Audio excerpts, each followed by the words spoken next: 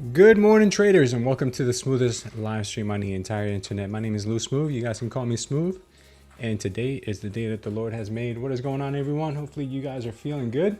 Ready for a exciting day of trading today. Today's going to be a big one, guys. Today we've got FOMC today, and I think we got some pretty big earnings today, too. Let me check earnings whispers, see what we've got.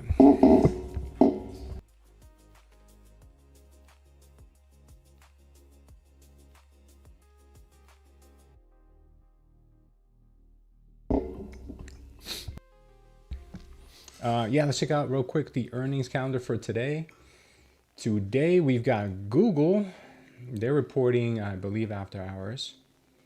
We've got Google, Microsoft. We got Google, Microsoft, Amazon, and Meta all reporting today. That is going to be a wild after hours today, guys. That is going to be a crazy one. So yeah, let's keep our eyes open for that. That's going to be a wild aftermarket today. I am going to stick with you guys all day today. I know that today's a big one. We have obviously some FOMC craziness that's going to happen earlier in the day. And then we've got the earnings, big earnings. So we're going to have some crazy volatility today, guys. I hope so, at least. None of this chop stuff that we've been seeing, lately. That is not something I want to see. But we've got right now on the NQ. Let's go ahead and check out the Nasdaq first on the 30-minute. I will say that we are a little choppy right now, just because I know that we have big news coming up at FOMC. Usually the books get kind of light before then. We do right now have a profile here, a volume profile. Then we have the value area high around 290. Value area low is right here around 27,126. And we have a point of control sitting at 27,178. And an interesting level that I marked out this morning here, and it bounced from it. We might see a continuation to the upside here. I'm not 100% sure yet. We will keep our eye on that. Yesterday I did go long after I closed out my session with you guys and did make I made pretty much all my money back yesterday. I tried to hold a runner, but yesterday's price action was just too choppy and I couldn't get that runner to go. But did well yesterday, and today we're hoping to do well again. Let's see, on the 30-minute, the targets we have right now, none. We have no 30-minute targets, but we do have some 5-minute targets that are at 27,150. Another one here at 27.89. So we'll see and what happens there. But we do have some pretty big targets above us, 27.7. Pretty big target below us, 26.6. So the market still can go any direction. Right now, I do have a little bit of a short bias that I think we could hit this morning. There is a level that I'd like to see get hit. Maybe it's at 27,150. Maybe it'll be on the 5-minute. If we look, there is a level here that we just missed this morning, right at 27,186. Let me go ahead and clone that. Put that right there. Yeah, babe. On TikTok? Yeah?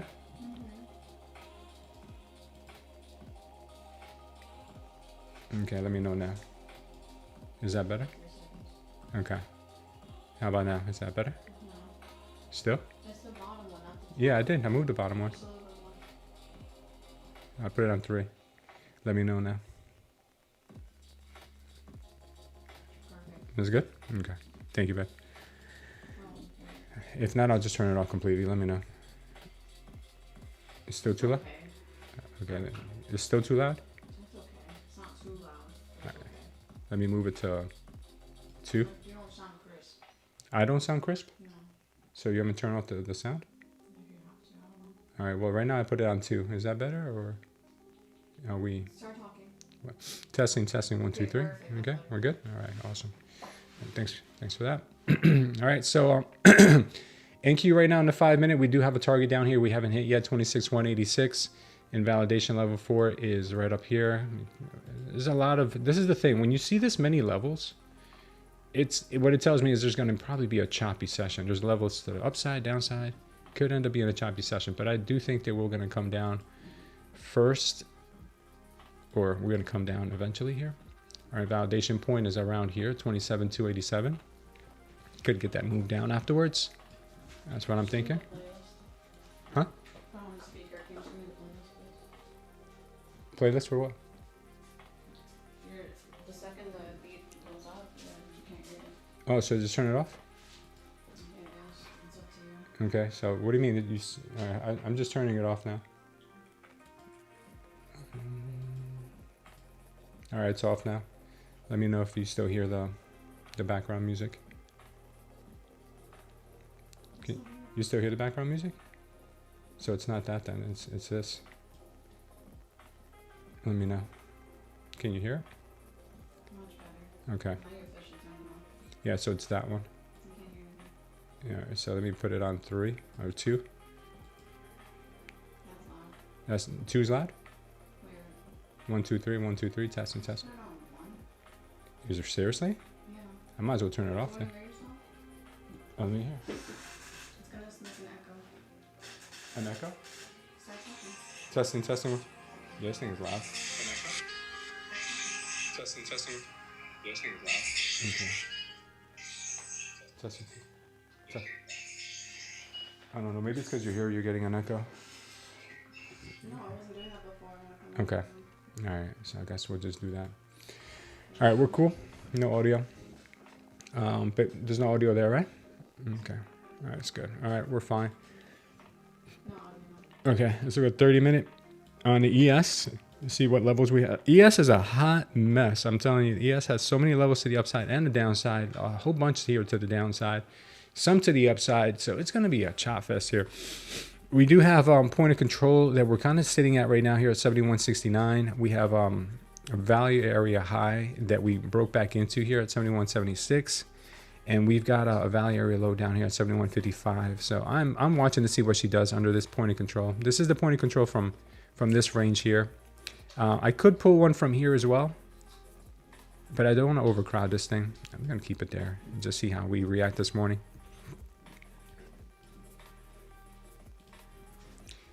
Yeah, it is a lot of stuff going on. Let me check the 5-minute real quick to see if there's anything new that came up. Yeah, there is. 5-minute here just got hit, so that's fine. We've got more 5-minute targets though. We got some to the upside, some to the downside. MOAS power long we had here. That one's taken out. All right, so we got to keep our options open here, guys. This market can go in either direction. We got a 1-minute forming right now in the ES. We got a 1-minute MOAS power short forming on the ES. We've got right underneath the point of control. So this would make a nice short, maybe down to 71.56 or maybe the value area low. And right now on the NQ, we just got a little bit of rejection up here.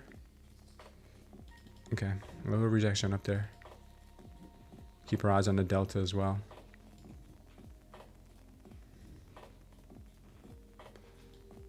A little rejection right here. Okay, let's take a quick look at the overall markets here. Take a look at the Mag 7. Mag 7 finding some weakness. Nothing really good coming of this Mag 7 price action right now. We'll wait for the open to see where she goes. But kind of weak. Let's look at NVIDIA. NVIDIA right now looks like we have a target to the downside on NVIDIA on the 5-minute. So we could continue getting this rejection off the VWAP and maybe a move down. Volatility right now, it has fallen. They might be making a quick shot back up. Bitcoin did have a move to the upside yesterday. I'm waiting for more downside, to be honest with you, on Bitcoin. So we'll wait on a possible short on Bitcoin. Oil is actually moving higher. We pretty much made a base over 100, and now it looks like we are reaching for 105 today. For those of you who trade gold, gold is looking like it's also taking a bit of a break and heading for lower prices. We have a target here at 45.35, another target at 45.29 down here on the 5-minute chart. So we could be seeing these levels on gold today.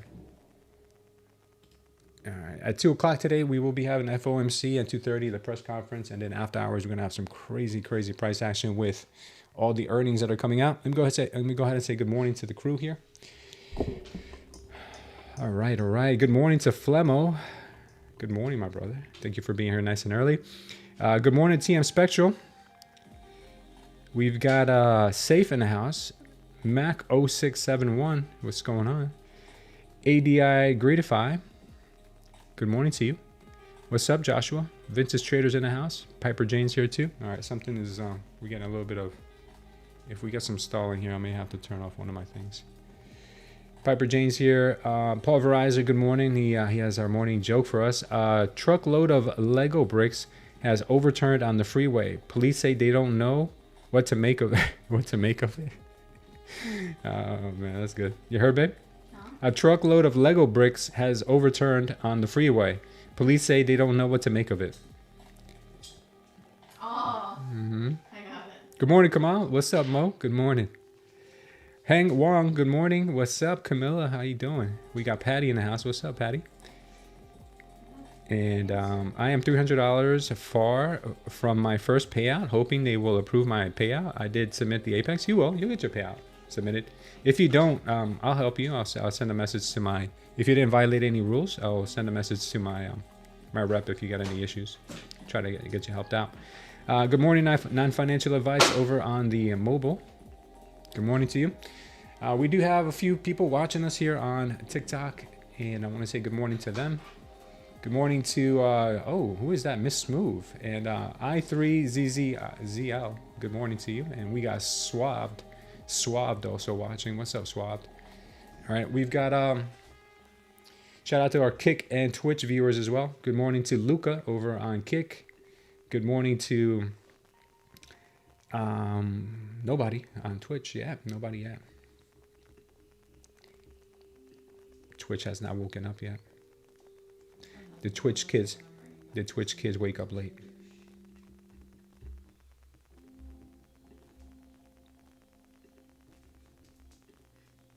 All right, guys. Guys, get those likes in early today. If we get our goal met today, 100, we'll do 150 likes today, guys. We get 150 likes, we'll do a 25K. We'll do a 25K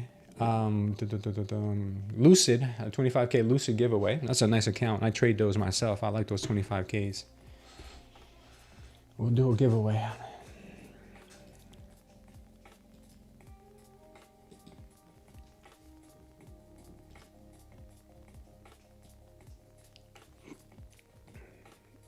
All right, guys. Right now, I am looking at a possible support where we currently are right now. This level here has been support once already. It might be support twice. We could get a pop here on the open. If we do get a pop on the open, I could see us going above the VWAP here to grab some liquidity. We got some relatively equal highs here. There's probably a lot of liquidity sitting up here. So I could see us popping here at the open, grabbing this liquidity, and then heading off to the races.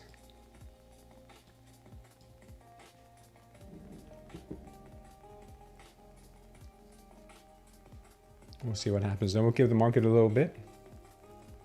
Mrs. Smooth doesn't have a payout yet. Unfortunately, that one funded account that she did have, I messed it up for her with some really bad trading. But she has, she's almost to a new funded now. She's almost there. Good morning, Gothakov. I'm sorry, I had a hard time pronouncing that. Gotham. All right, we do have looking like we're gonna push here on the open, guys. I think we're gonna get that pop that I was talking about. But at the open, anything can happen, so just be careful. I wasn't watching. Yeah, just be careful. Thank you, babe, for always watching me. Oil is moving higher. Forex Master, not sure why on someone else's live talk bad about them while promoting yourself. Is that you, babe? What? Did you? Oh, did you write something? Yeah. Oh, somebody was saying some junk? It's just like an automated system Yeah. saying to not waste your time or whatever. Oh, it's a bot. Yeah, it's a bot. I don't care. Yeah, Just stupid bot bots. whatever. Yeah. All right, we got a possible push coming here, guys. I wouldn't be, I would be in a long here if it wasn't the open, but it's the open. So I think we can get a push.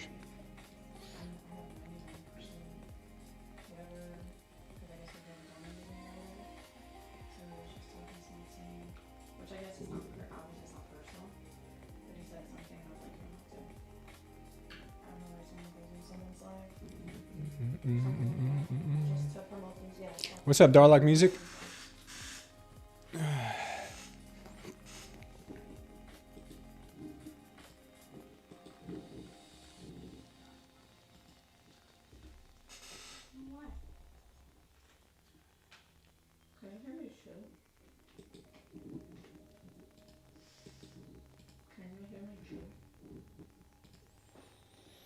Market opens up in 5 seconds.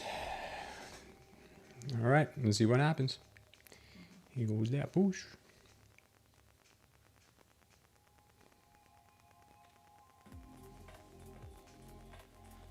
When the opening happens, probably don't.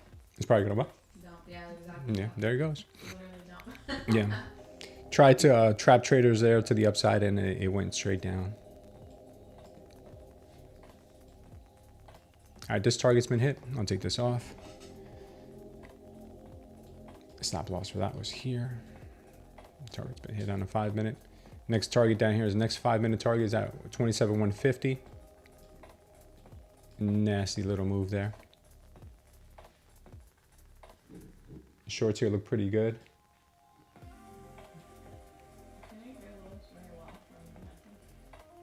Wow. Really?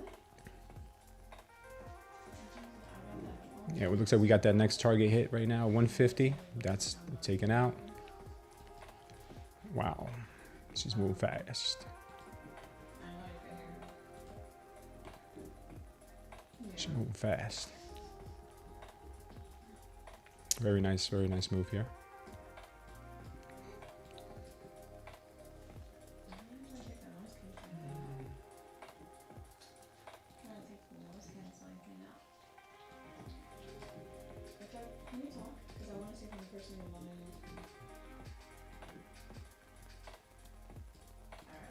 There's resistance.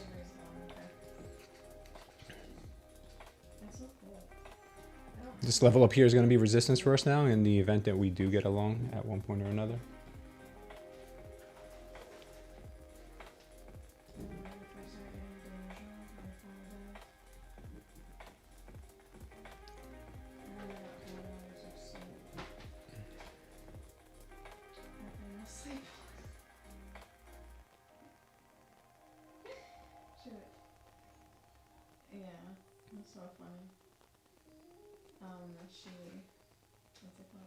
What's up, Cheetah Real? Back from vacation? That's what's up, man.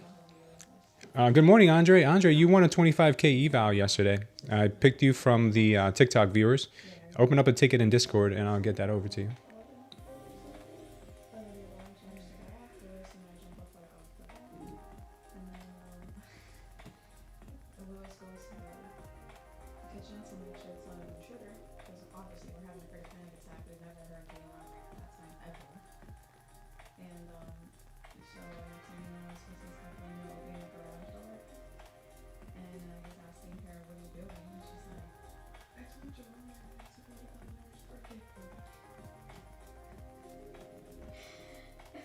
All right, we are coming on the valley area low here.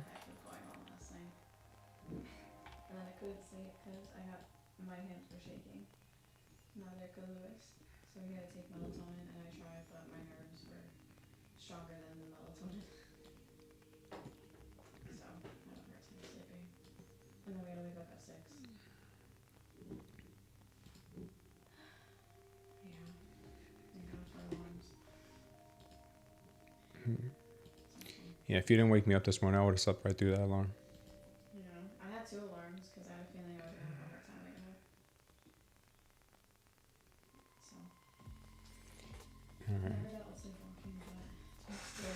up. So. All right, guys, we are seeing beginning of a possible stronger move down.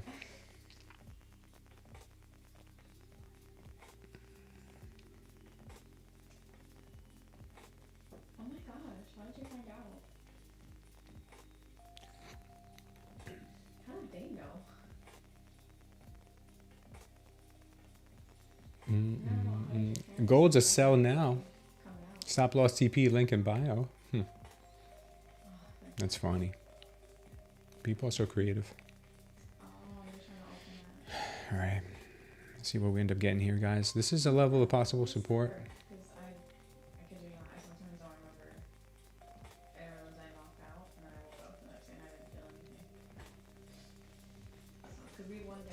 Overnight low was here at 189, 190. For the ES, our overnight low was here at 161. So both of those have been taken. Previous day's low is at 146. Previous day's low is all the way down here at 2712 for the NQ.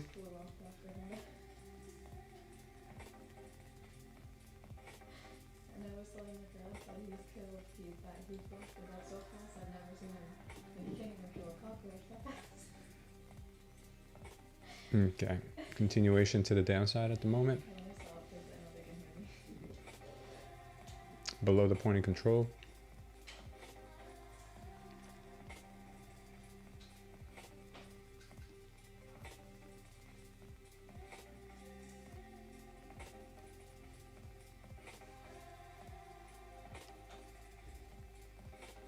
Below the point of control, put right on the value area low. So this is going to be a difficult short here.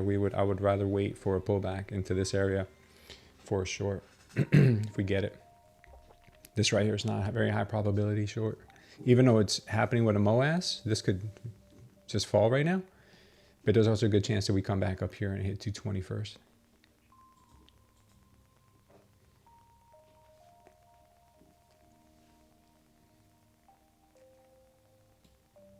Target on that one last MOAS is 2732.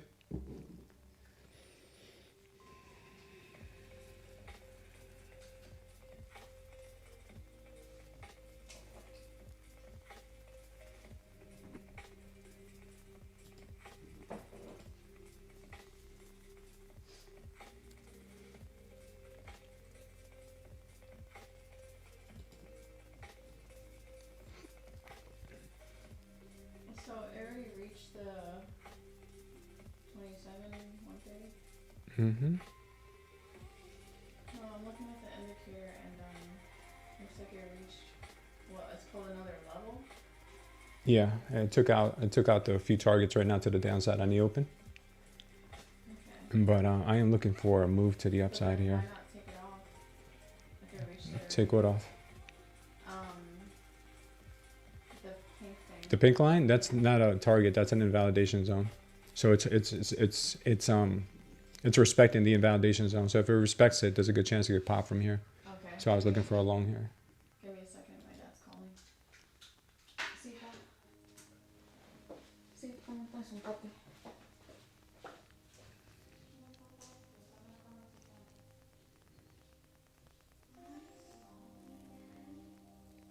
Looking to short between 21,100 to 27,000 a bell. Nice.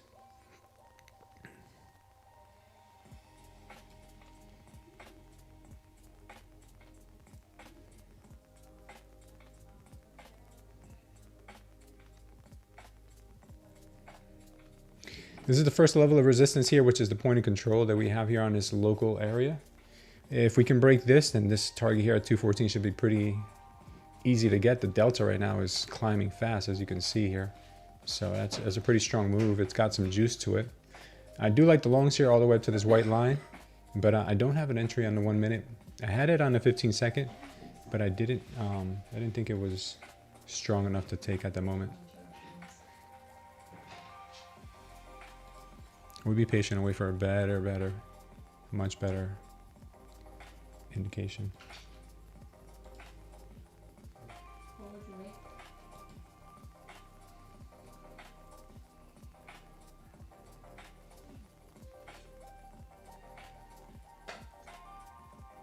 $24 on the ATR right now in the 1 minute.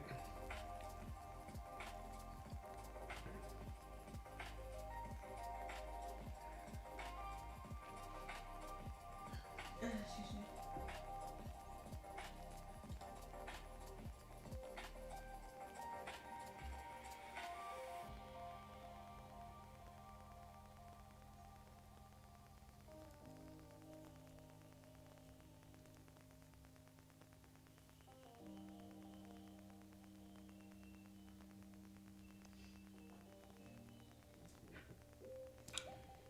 Buyers are in control of the delta at the moment. Buyers are still very strong here.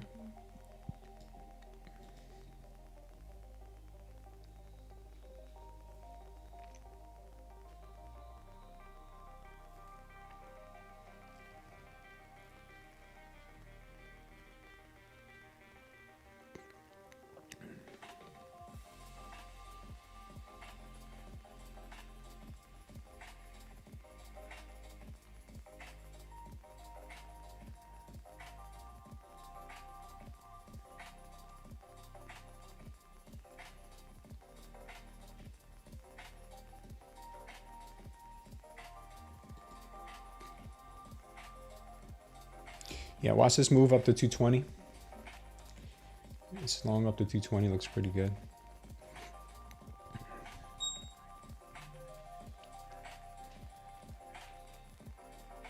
Wait, what does the purple line mean? The purple line up here is No, no, on a regular, like mine. On Not yours? the indicator. On your what? On your Tradeday? Yeah. Do you No, have? not Tradeday. Yeah, Tradeday. Yeah. There's a purple line on Tradeday. Yeah. It's probably that's the moving average. It's just an average of the price. On the 20, you probably have a 21 or a 9. It just averages out the last 9 or 21 candles. It gives you an average. That's it. Okay, so nothing bad, right? No. Okay. Purple line? How can it be bad? It's just sitting there. Not bothering you.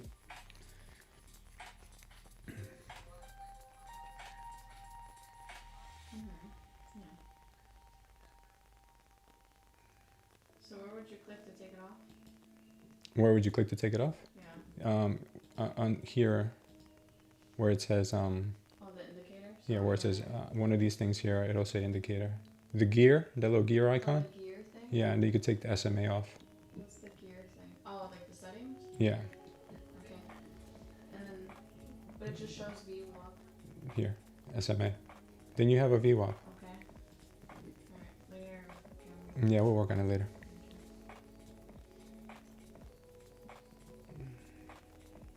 Buyers are still pushing.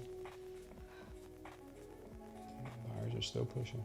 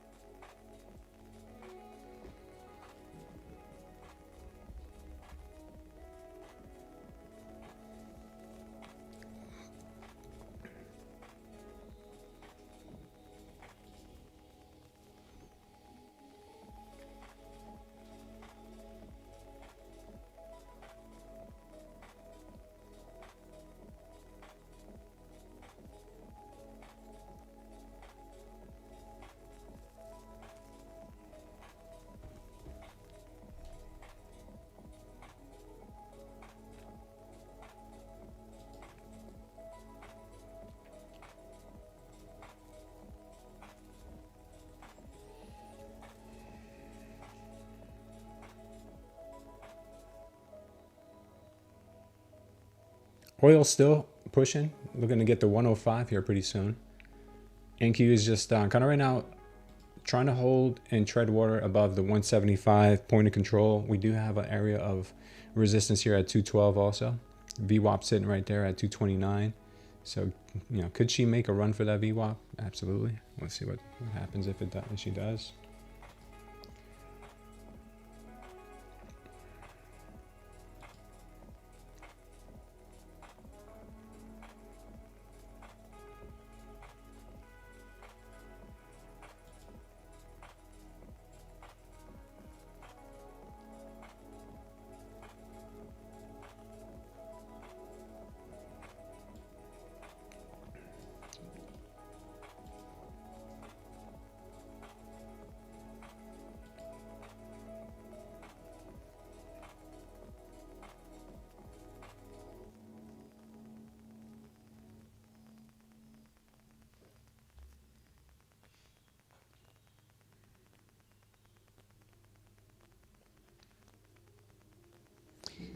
Could up getting a little bit of a move down here.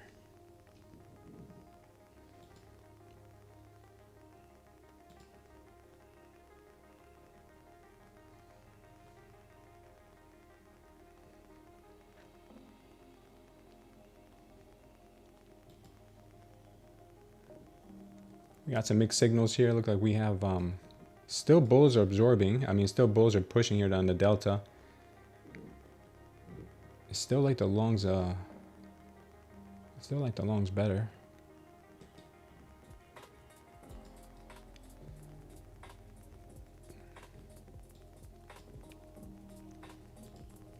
Getting a bit of a pullback here. See who ends up winning this.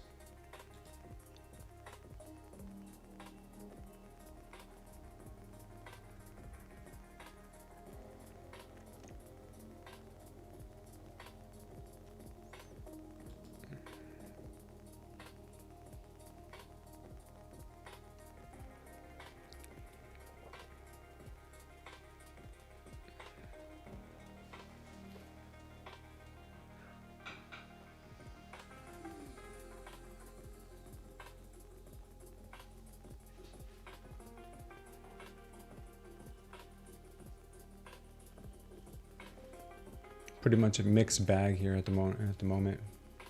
We do have buyers holding this 123, 125 level pretty strongly. A lot of aggressive buying happening in here, but we are getting the sellers building up some strength above the opponent control, pushing price down a bit. But if you ask me, I believe they're going to make a run for higher prices here. That's what I'm kind of thinking right now, based off the price action. I'm sorry, the order flow. The indicator says we could head down here, but maybe not without coming and hit the VWAP first, because our point of invalidation is up here at 250. So we could have a move up first before coming down. That's what I'm thinking.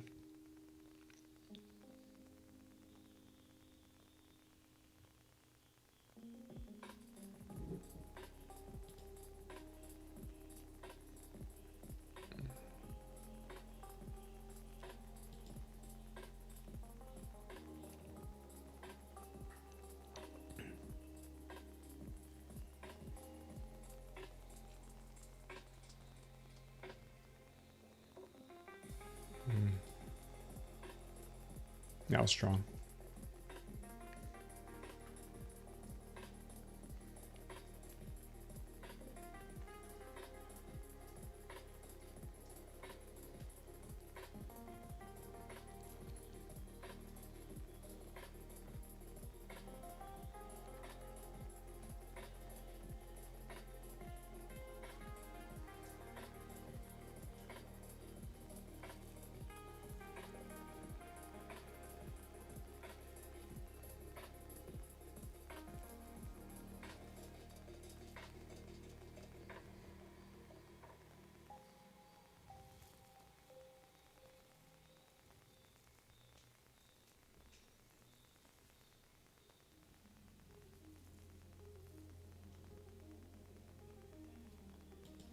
This is point of control here. So careful here.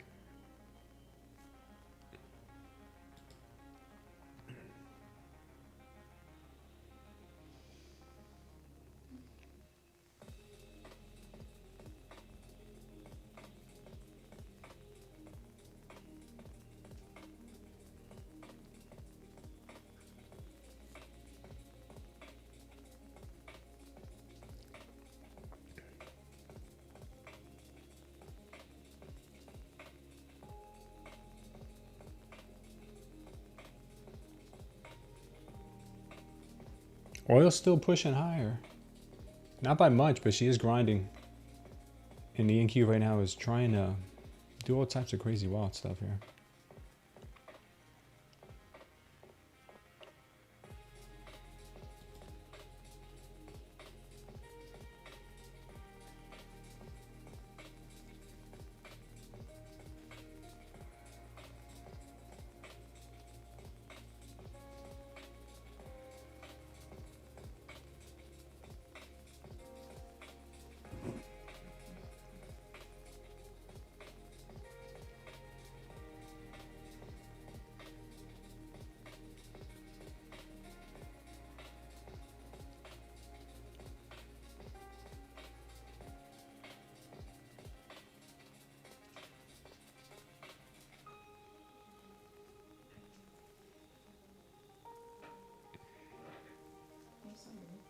Mm-hmm. I can hear you, man. Anybody seen Joey? I haven't seen Joey in the last few days. Oh, there he is. Oh my God, look at Joey. Joe must have heard his ears ringing. Yeah, we got the push here. Why is this push up to the white line? Yeah. That's not Joey, or Joey Glass.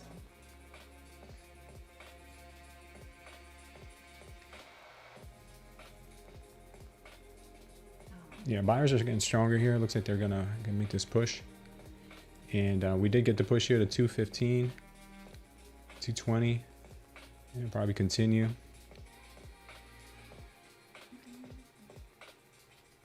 That's why I said I like the longs better this morning. Longs here looked real good.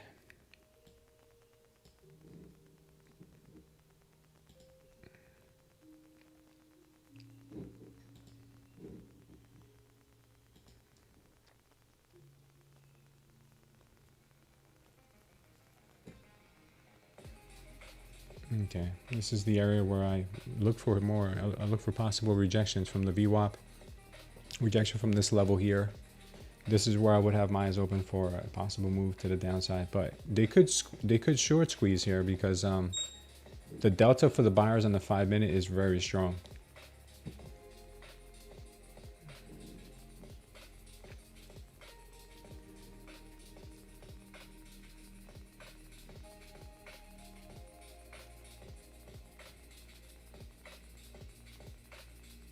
Buyers are pushing pretty hard right now.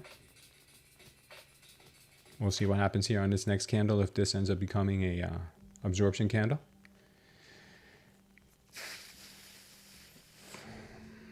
Actually barely absorbed.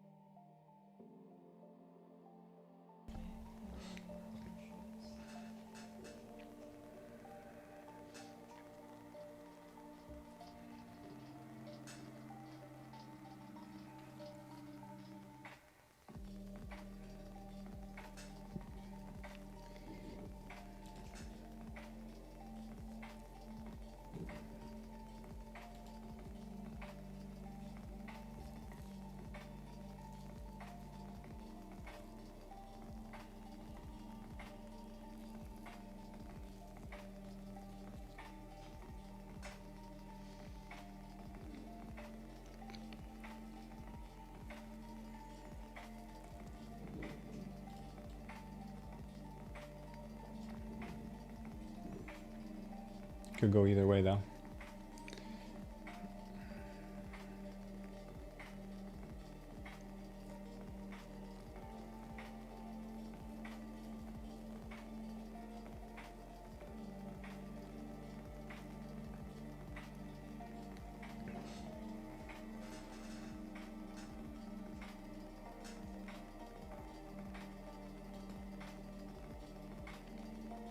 Yeah, buyers are still strong. Got the VWAP now on that last push.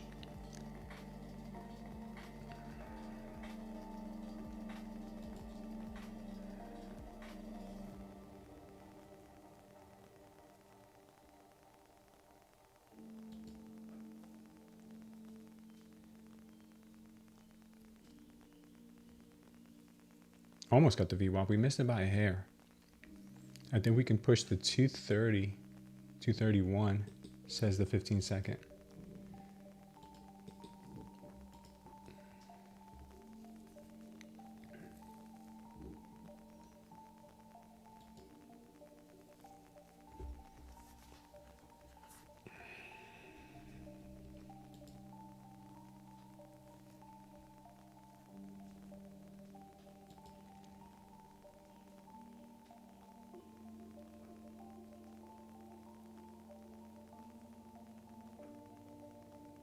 Very strong moves.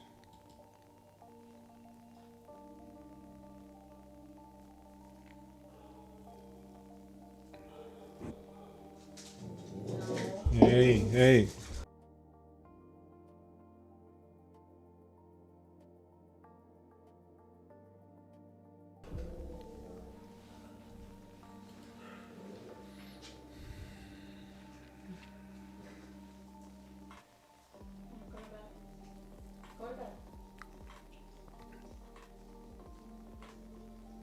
Delta still accumulating really strongly for the bulls.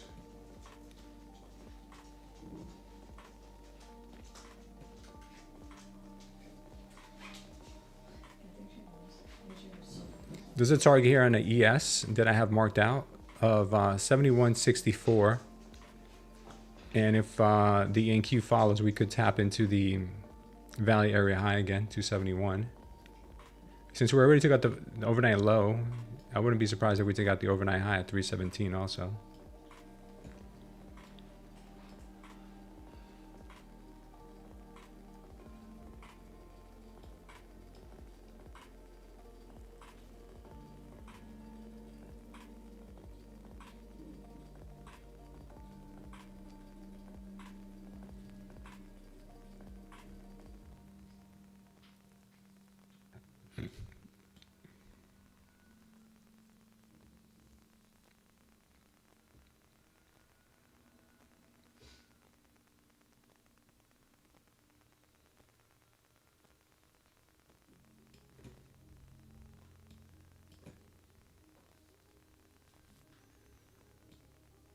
Yeah, I'm gonna wait here.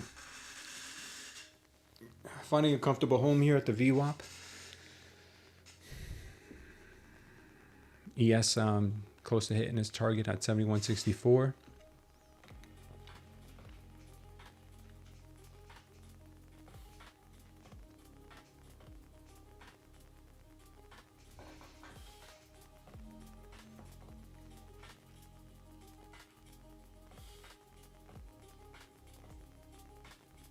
$30-minute candles looking extremely aggressive to the upside.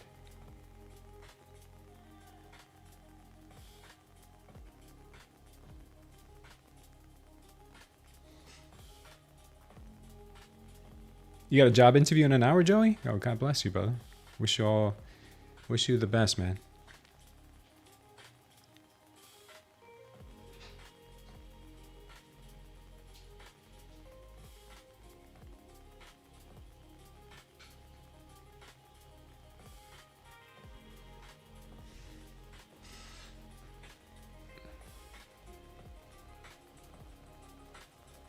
ES still hasn't hit its VWAP.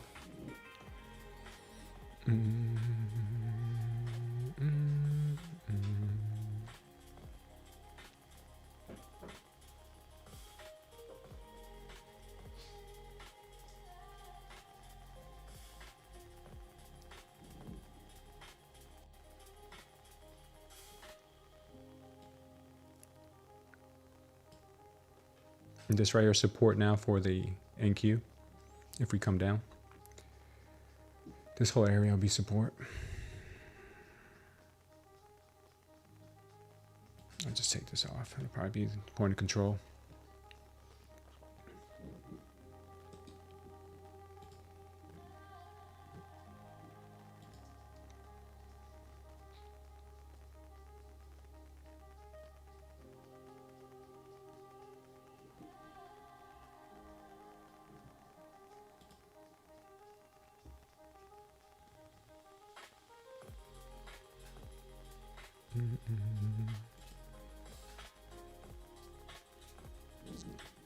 Might be trapping longs up here.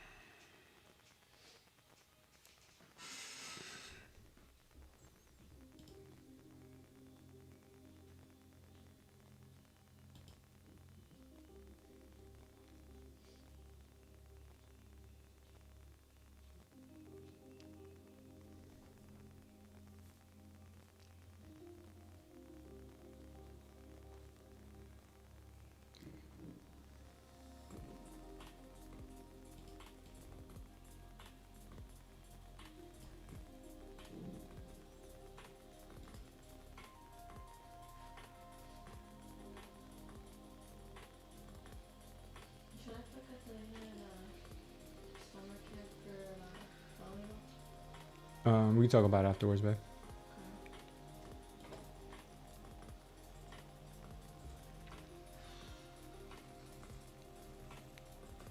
The short here looks pretty good. Looks really good.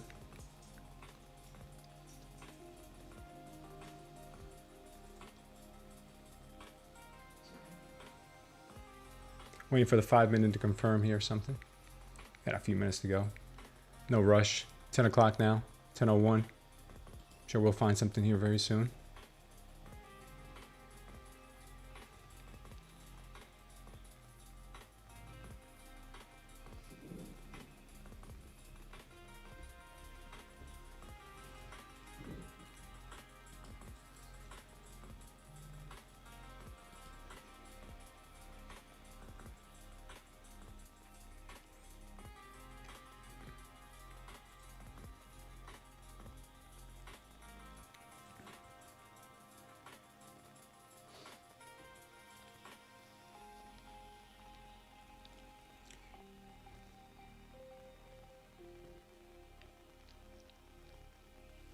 Shorts here look really good.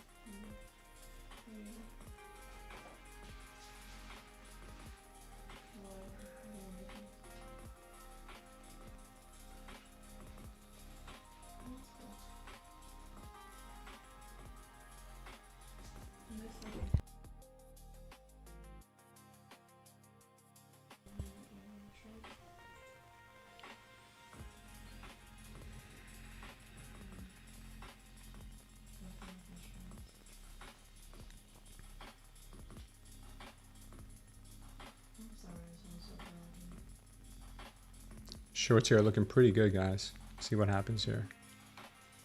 We'll see what happens.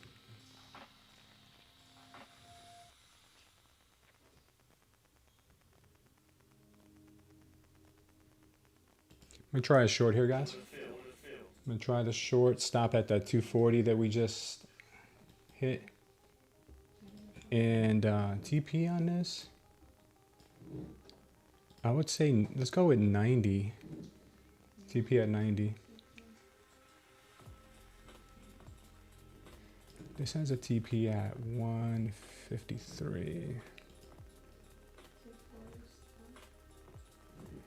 Let's try 90. Okay. You can hear me in the background. I'm sure you can. Sorry. All right, we're gonna try this right here. Yeah. Could be wrong, but we're gonna try it.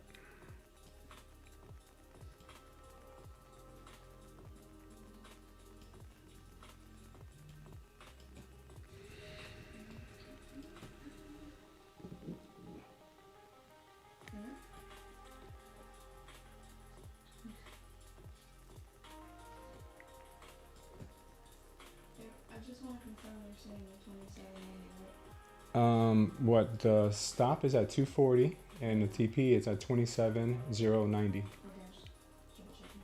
Okay.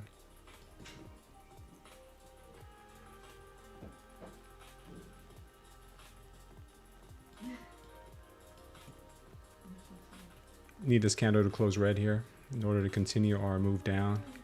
If it closes green, this could be a whole trapping area.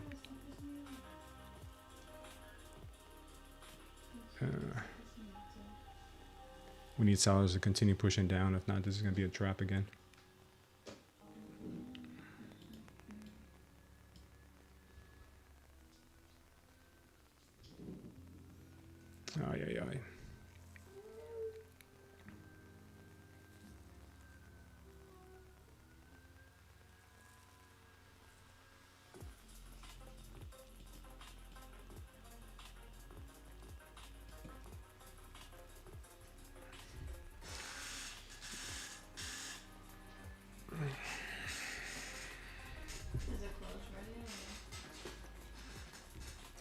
What? Is it closed red yet or not?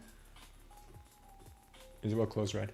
The candle. Oh, that candle closed green, but there, I'm looking at the 5 minute right now. This 5 minutes more important. In the next 3 minutes, if this 5 minute closes red, then we should get a flush. But right now, the sellers are still in it. They're still keeping price around 200. So that's good. Oh, you're in the NQ5? Hmm? You're in the I have a 5 minute right there, and I have the 1 minute on the front chart. And the 5 minutes looking real good for the downside currently, so we might be still in this thing. Yeah, it's looking pretty good.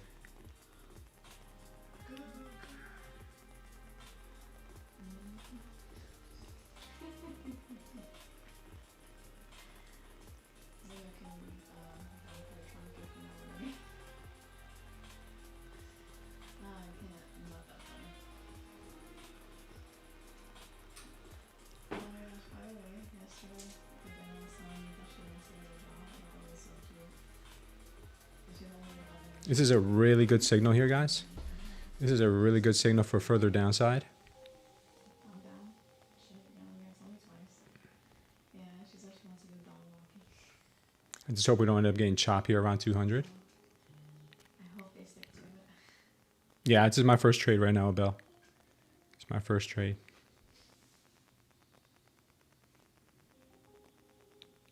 And this might be my only trade today too. Oh, do you guys walk the dogs yet? If we hit 90, it should be a really nice trade. Do you guys walk the dogs yet? No. Why is it making you wait 10 minutes? In the next minute and a half or so, if the 5 minute closes red, which it should, That's fine. we'll get further downside.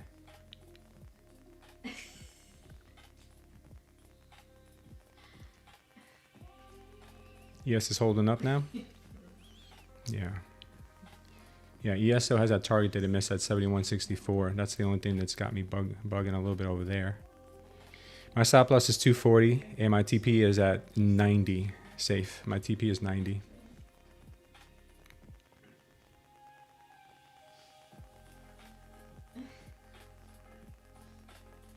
Should put on that t-shirt. You guys should make say you and Patty should do t-shirts where she has you have the PG version, she got the rated R version. Push NQ. Or she says dump with the F dump. Yeah. She's funny. Yeah, ES is holding while NQ is moving. So I like the possible move down to 90 here. Let's see if we can get it.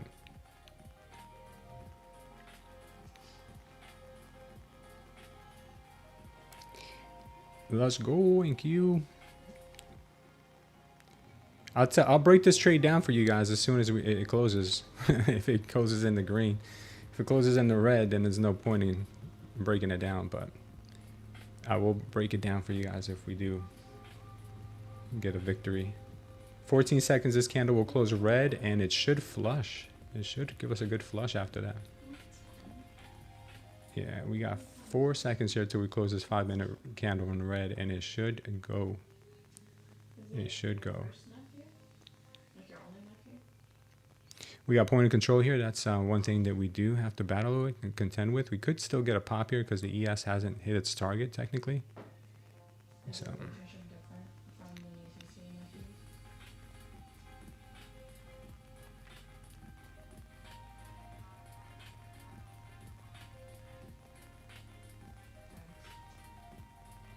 My mom said it. Mago says we could bounce here. Yeah, I know. I'm well aware of that point of control here. I'll break it down whether it's red or green. Okay, Bell.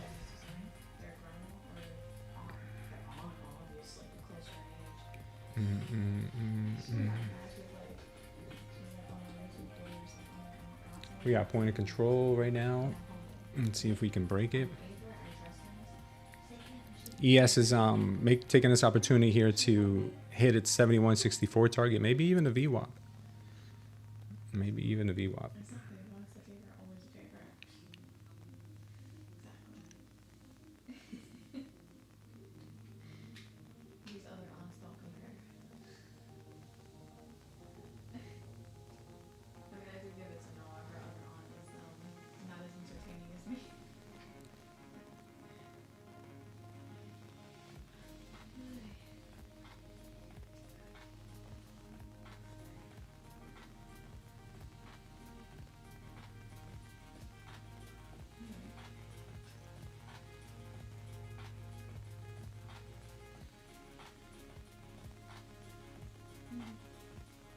And buyers are stepping in here on the 1 minute. Buyers are stepping in on the 1 minute.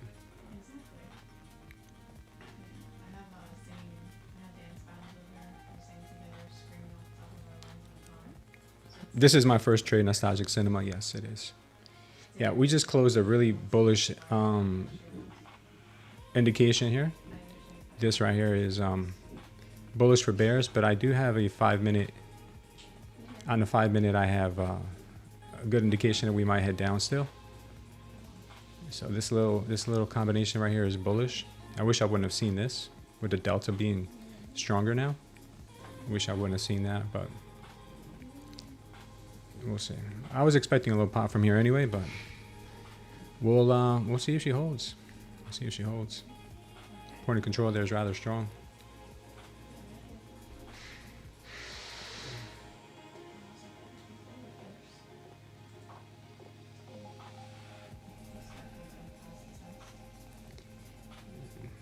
All right, so the ES hit its target. Let's see if we can maybe start to get a push back down now.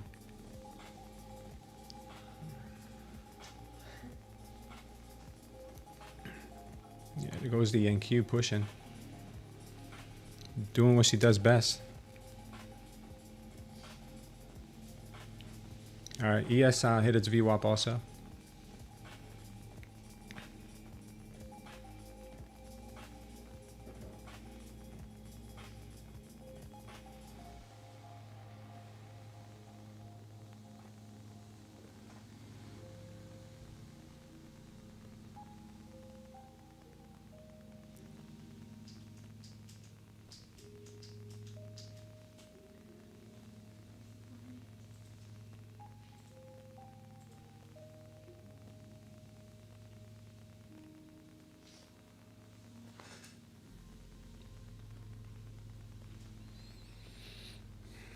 Roy Trey says he thinks it's because the QQQs kind of contradicts the NQ for some reason. They have a different setup. Yeah, sometimes they do.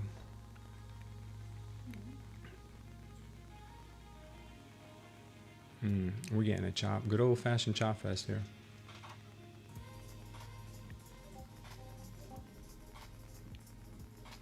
Getting some bullish absorption. Your live was discontinued due to inactivity? What? I'm not on the live anymore? What happened? I was discontinued due to inactivity. What was that about? Yeah. Yeah, my live from TikTok. I had to go back on since I was discontinued. Inactivity? I don't know what does that mean. I wasn't active enough for you? I don't know. It just disconnected me, so I was deactivated for inactivity. So I don't know. All right, market's still pushing. Yeah, probably should have taken profits at the point of control. That would have been probably a smarter idea. But I have, I have an idea here. Hopefully it works.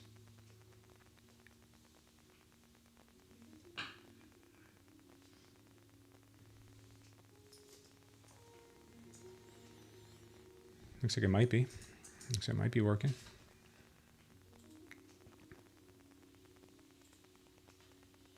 If we can close this candle yellow here on the NQ and the next one closes red, it should start getting pretty dumpy.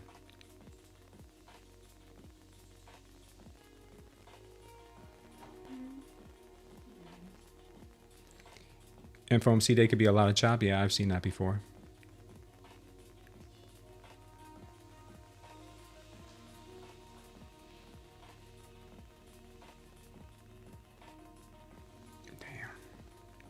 Yeah, we need to start closing these candles red now. We're going to close this in the next 4 seconds. It's going to be an absorption candle. But if the next one closes red, then we're in great shape. If it closes green, we're not in such great shape. So I'm hoping this next candle can close red here in the next 50 seconds. Buyers have just been on a moon mission recently.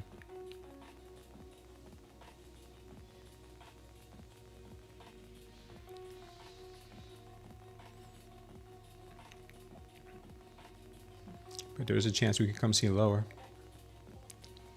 Good chance we could come see lower. Right now she is pumpy though.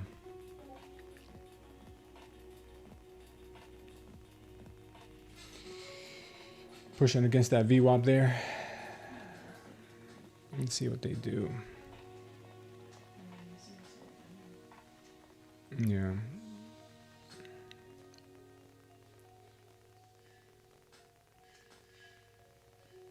Damn, what a chop fest here.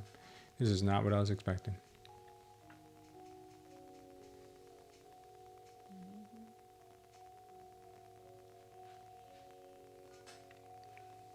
Should have probably waited for the ES to have his VWAP hit, but I didn't. And there's a point of control above that on the ES too, so maybe they push even more here. Yeah, probably gonna get stopped out.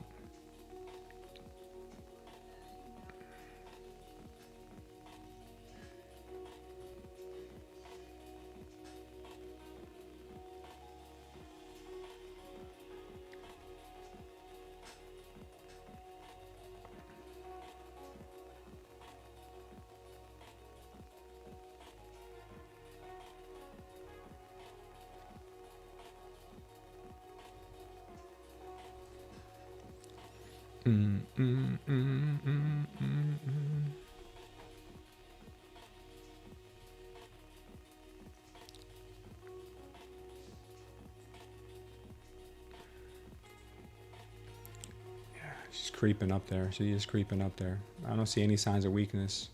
This is just strength right now.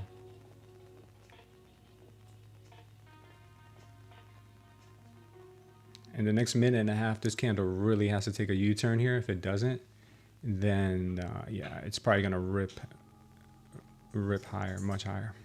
And at that point, I would probably switch directions here to the upside if that's the case. Oh my lord. Yeah, she is pushing here. Of course she is.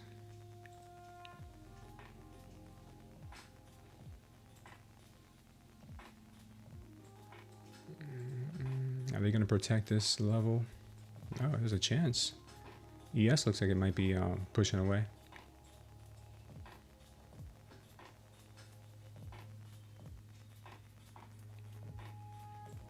Got some sellers stepping in here.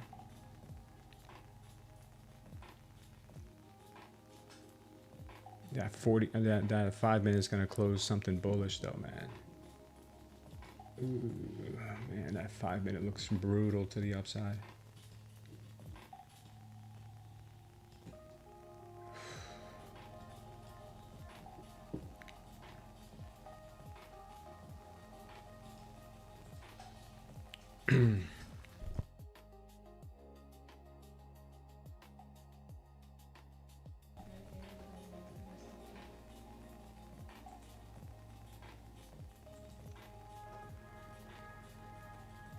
Yeah, this thing is still pushing. We need this. We need this next candle here to close red. If it closes red, we got a chance. If not, it's Dunsky probably there.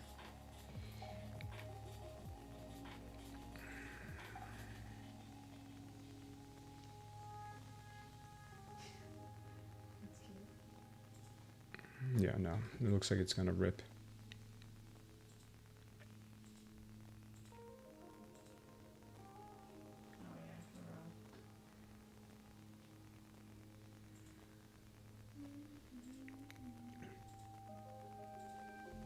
Tough, tough, tough, tough.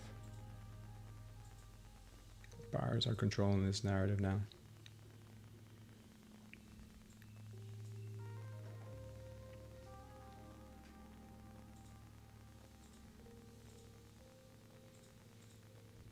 Oh, was there a chance? Are they going to close this thing red? They're trying. They're trying, but no, not likely.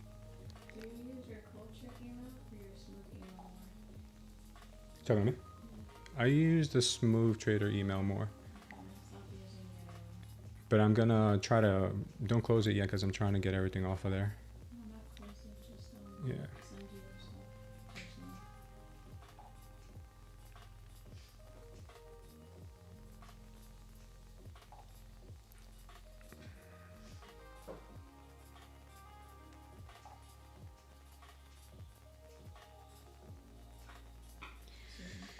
Hey. Man, this is not looking good. Not looking good. Buyers are continuously pushing here. Buyers are still pushing.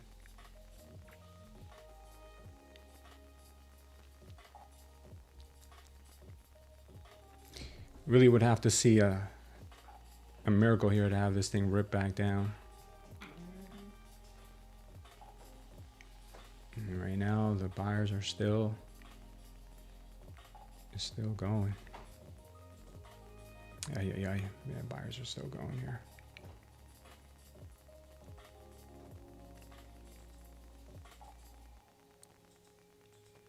Should have scalped these two trades, one to the downside, one to the upside, but I was looking for a bigger move. That bigger move just bit me in the butt. The 5-minute right now looks extremely strong.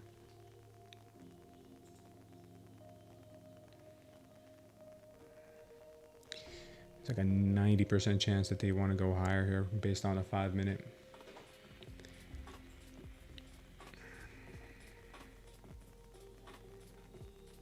All right, looks like we're going to get stopped here pretty soon.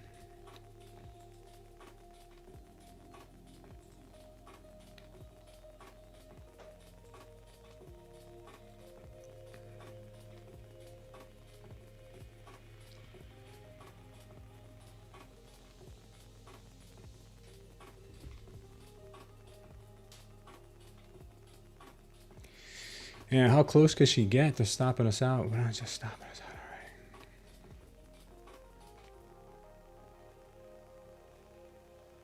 already. Okay. All right, it is what it is. We'll probably get stopped here.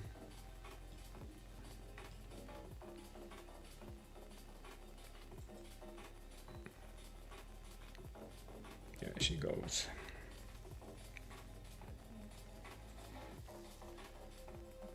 Stopped out already, babe?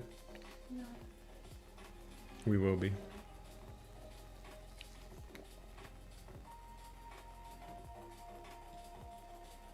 It will be. I'm sure it will be. And then it'll dump.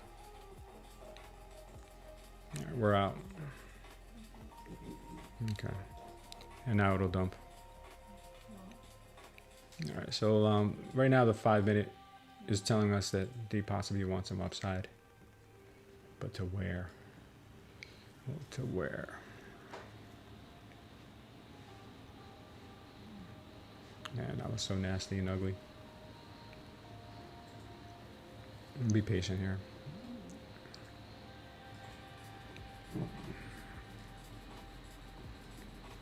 Maybe you want to push to 306. That's what they're saying.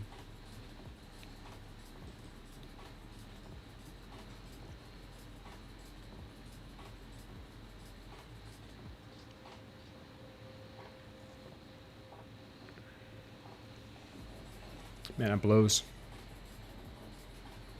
Yeah, we're here for a marathon. Oh, man.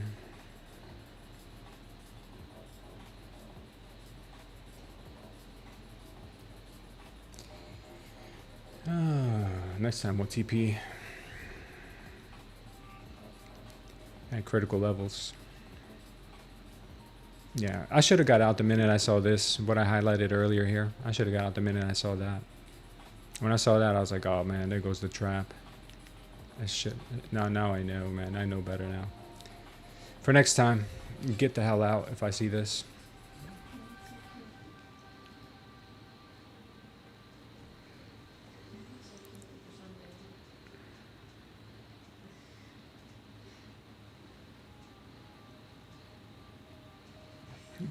Excuse me.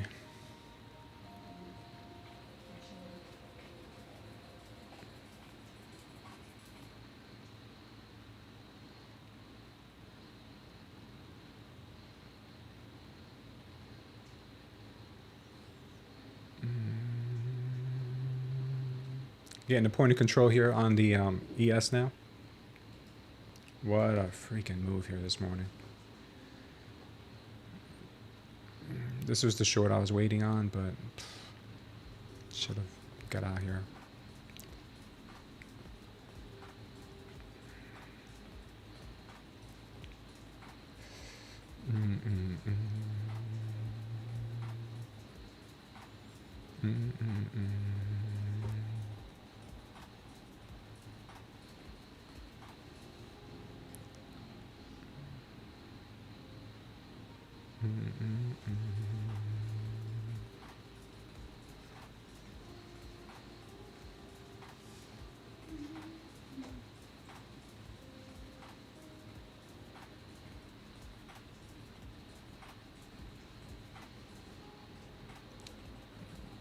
Might get a good old-fashioned chop fest this morning.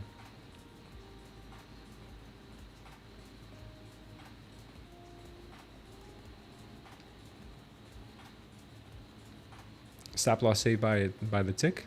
I hope it did save you. Sporting a camo like a true Floridian redneck. Yeah, for sure. You know my name. Smooth redneck. You're not a true Floridian unless you have camo. Nice job, Mago. Good job, bro.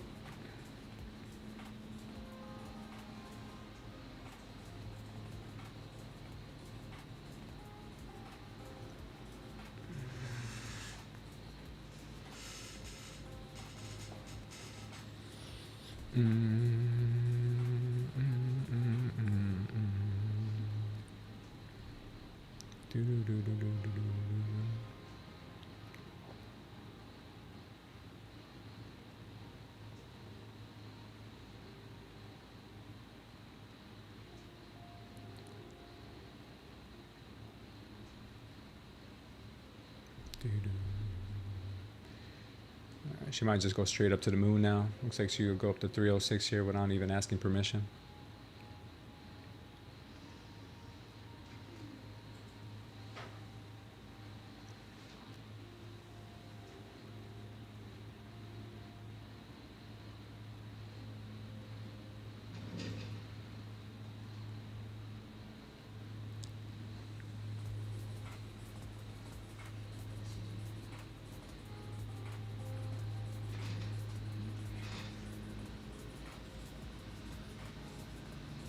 It sucks.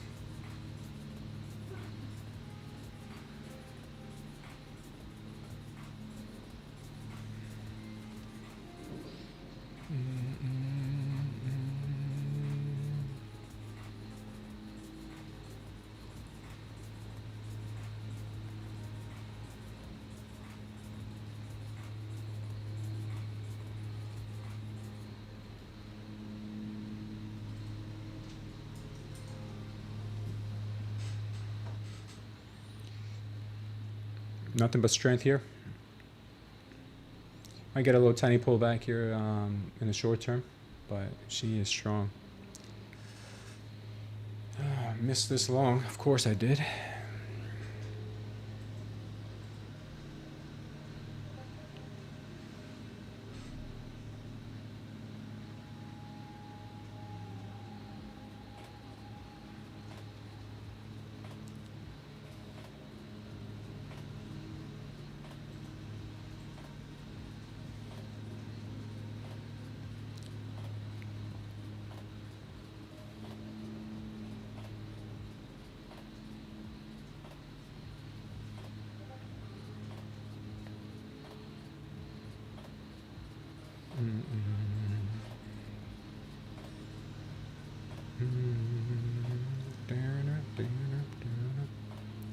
Wants to pull back maybe to the VWAP here.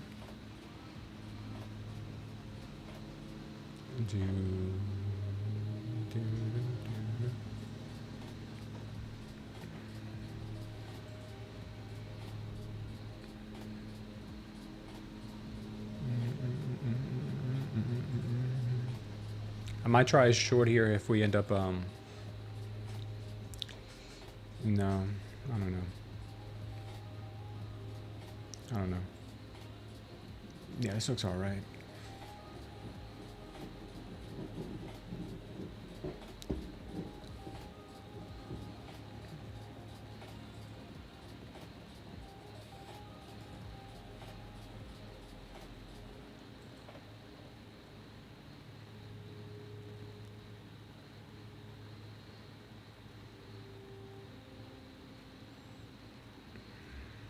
Buyers are still in here.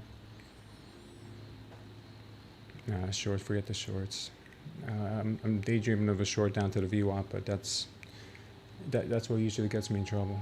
Trying to play those cute little trades.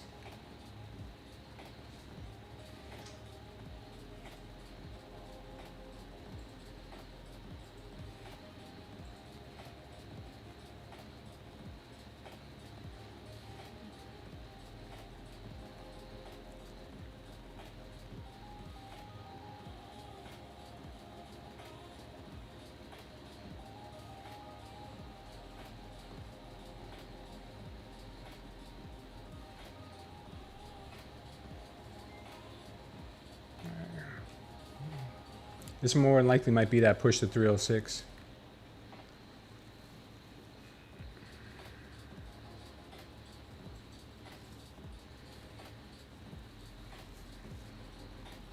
Damn, she's strong as hell. Oil inventories fell 4.49 million barrels. Yeah, they're looking strong. Oil on NQ from 60 to 300 at least. Yeah. Oil just had that spike there. Hans, is, that's your middle name? Okay, no problem, Andre. Cecile Siller, welcome. Cecilia Siller, welcome to the channel. Thanks for being here. All right, we're battling against that value area high there at 280.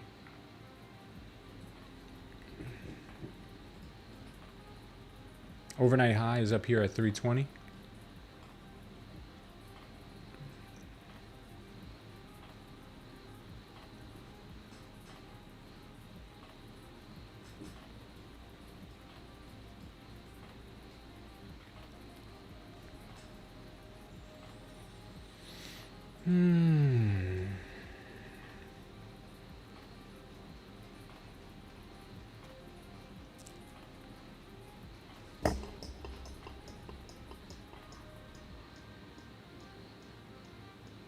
Overnight high is a lot higher for the ES.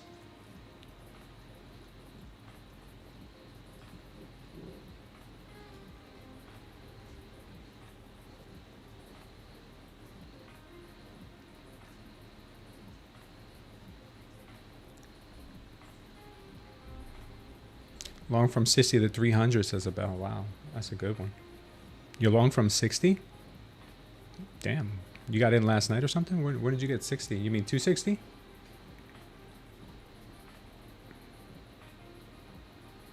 $160?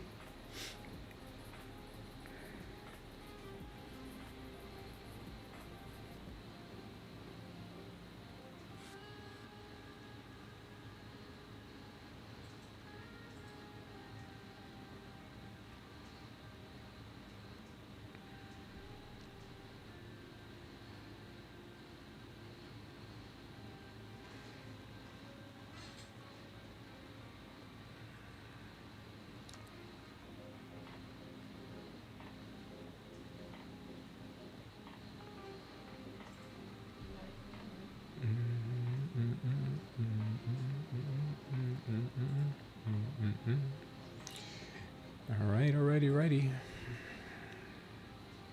This thing got vertical on us real quick.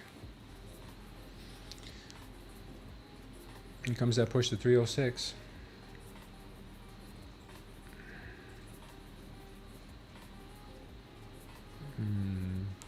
I love it when it doesn't pull back and I'm not in it.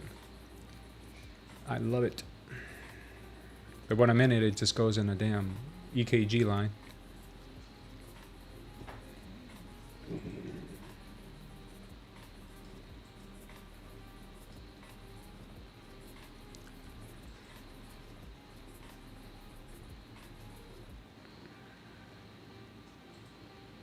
Yeah, it sucks. I hate warnings like this.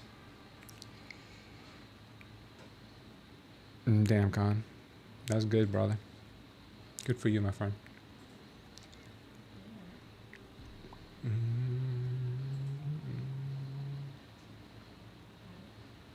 This thing got retarded. He got retarded. He sure did.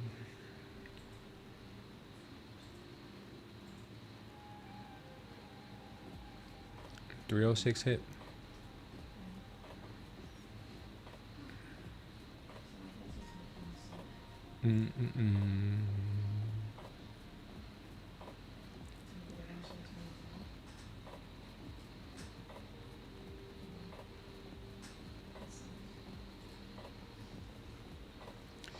All right.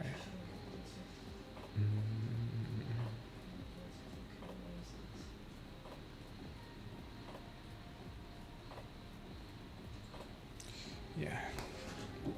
I'm kicking myself right now because this right here that I circled earlier at the point of control, this is such a beautiful long from here.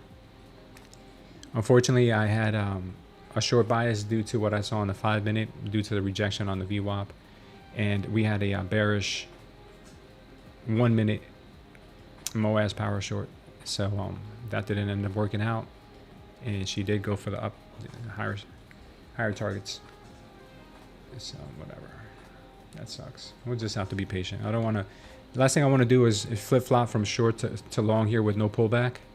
That is a lot of times a recipe for disaster. You go short, and then it takes you out. You go long, then it goes short. And like, that's a recipe for tilt for me.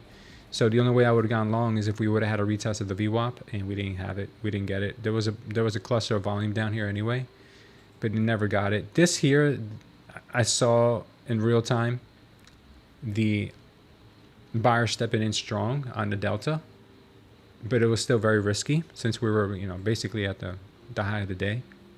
No pullback, nothing.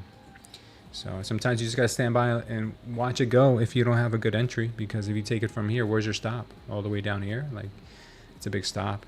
So sometimes you just gotta know when to say when.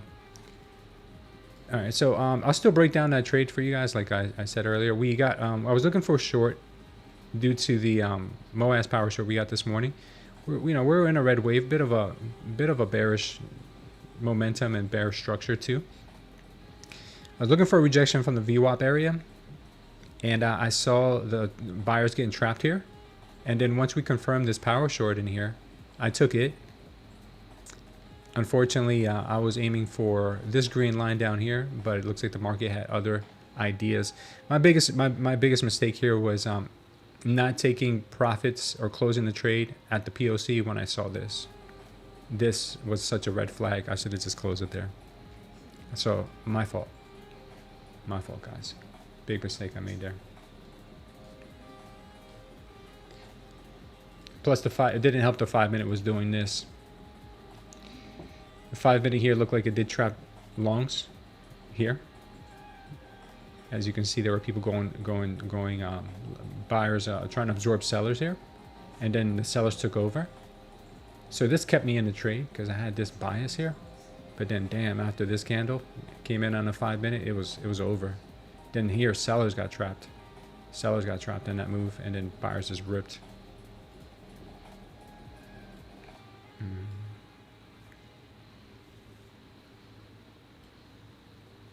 We got the overnight high. We bumped up against the overnight high.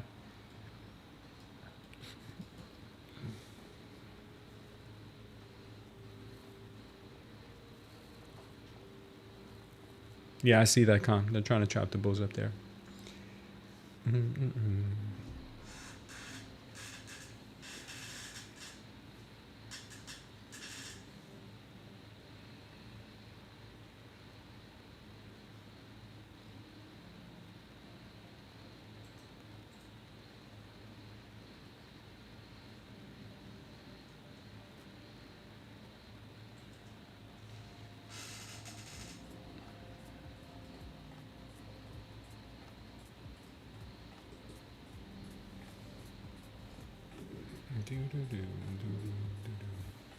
All right, right now we just hit the overnight high right there, exactly almost to the dollar. It has a little bit more of a pump here, probably just one more little juicy pump. ES has a way to go before its overnight high, all the way up here at 71.88. So does that signal more upside? Possibly. Look at the size of the green wave right now. I don't see much weakness, unless right now buyers end up getting trapped. We'll see that in just a moment if they do.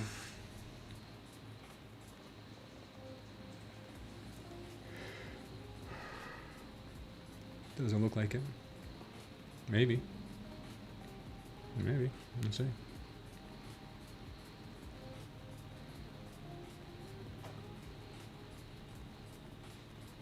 Bell says, I'm leaving my long running from 260. I'm going to close my laptop and come back after I'm looking for big upside today. Okay.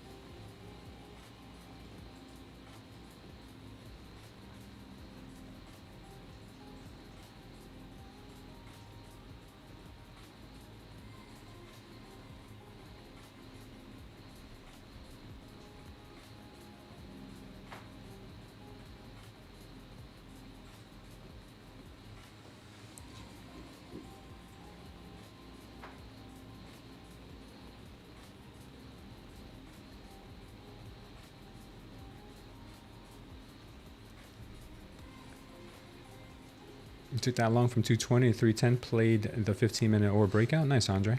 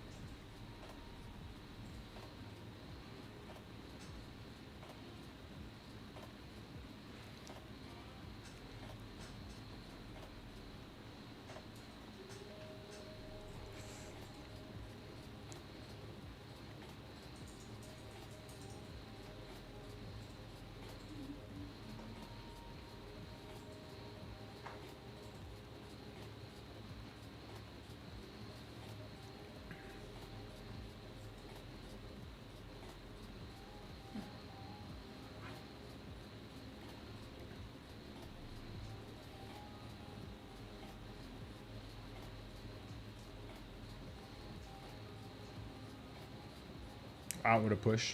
Yeah, what a push there. I'll probably end up sweeping this 300 level here again.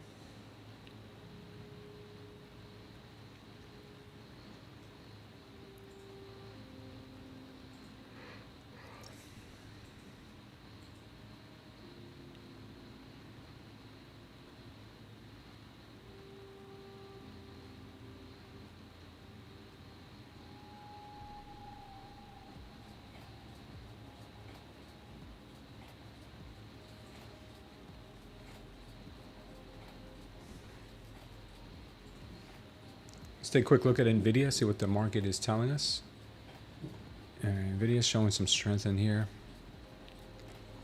Targets on NVIDIA probably much higher, maybe up here to close up some of this. Maybe the 212 area. Quick look at the Mag 7. Yeah, Mag 7 took off this morning. It could be topping though. It looks like they could be topping here, so we'll keep our eyes on this Mag 7.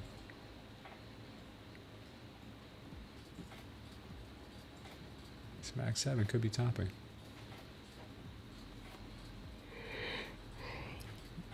Oil hit 105. Kind of chopping this range now. Gold also caught a bounce after hitting these two targets down here.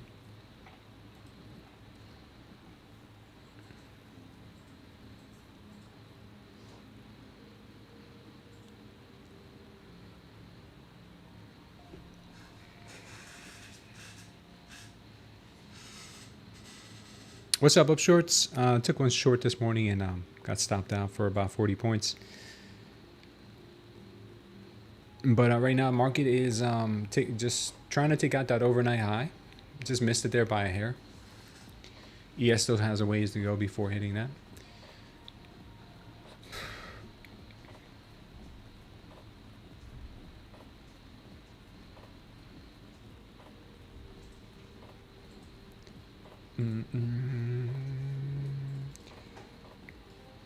Oil still looking for more upside. Looks like 106 the next target on oil.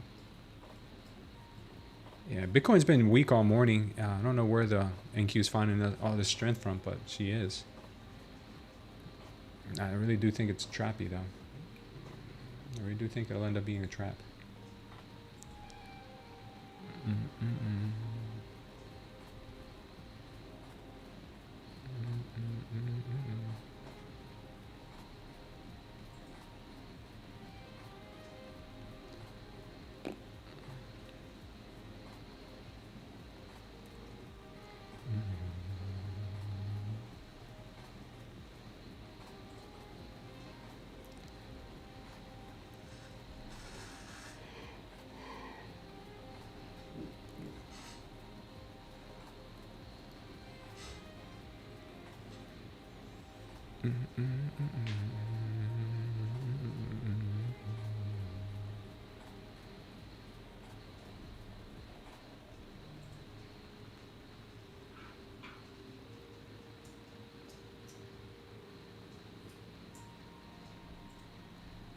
They're still going to try to make this push to 315, guys. That's, or maybe 320 at least. ES is looking weaker.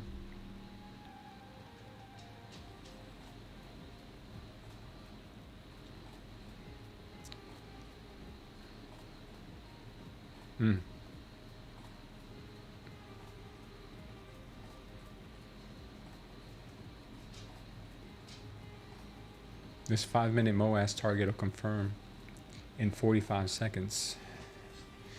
We got a 5-minute that's trying to confirm right now. And she might just do it. That target's going to be up around 480. That'll be a wild target. If it closes green. It would take a lot for it not to close green right now.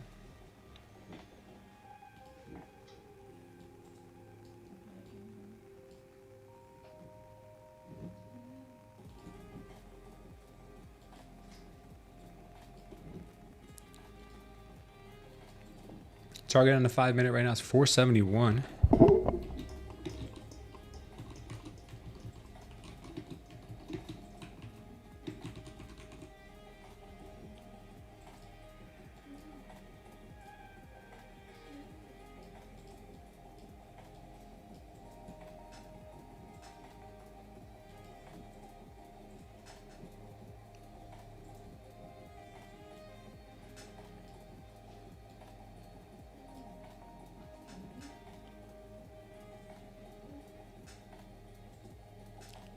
Looking for long somewhere in here.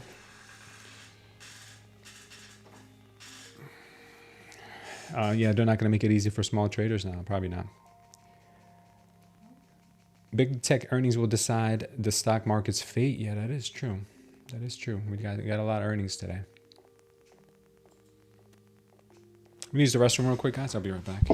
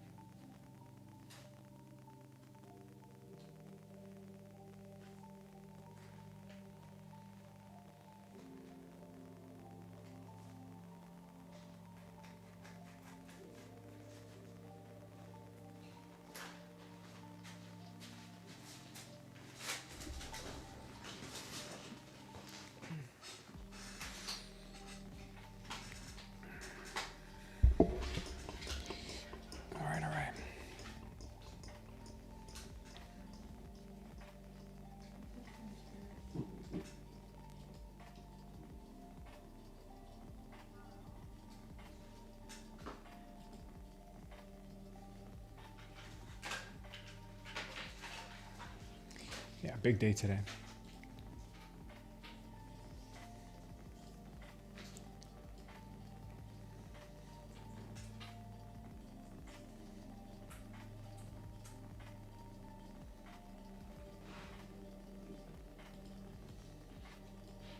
Market's looking for upside right now.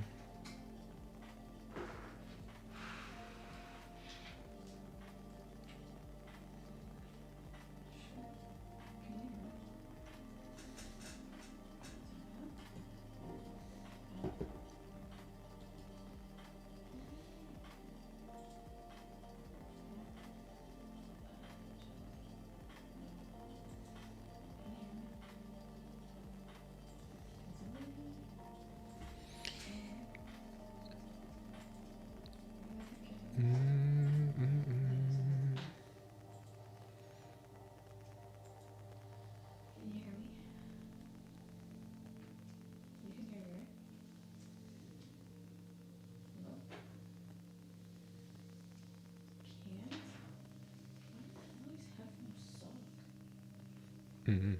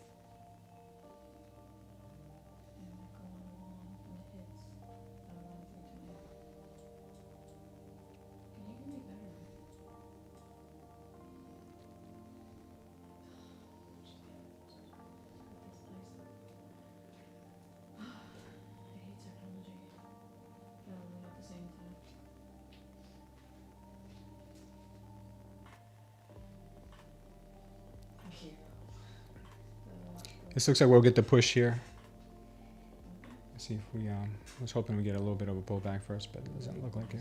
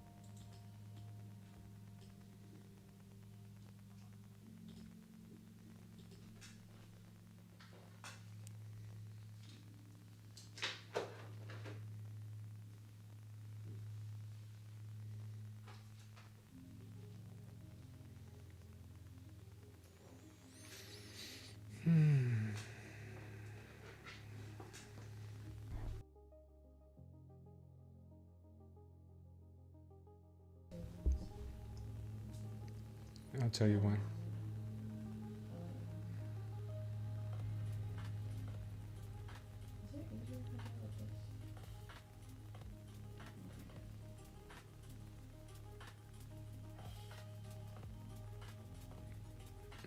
Try now. I'm gonna try to take this loan to 320, guys. See if we can stop is at 280. Stops at 280.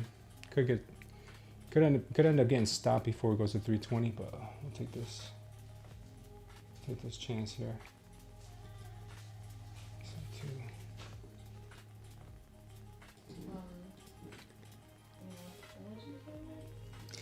Stop at 280. It might come sweep 280 first though.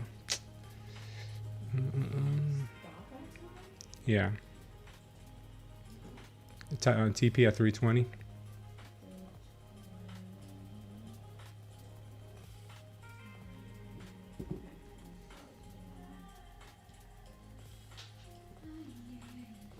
Looks pretty good. Looks pretty good. Hope keep our fingers crossed. Yeah.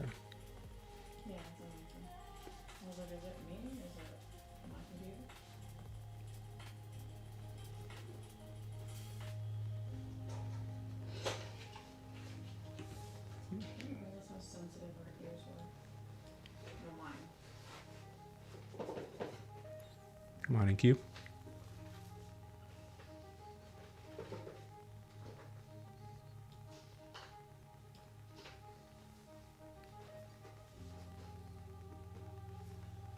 Good push, good push. Keep going to 320, baby. Go, go, go. Let's get this run going. Let's get this run going.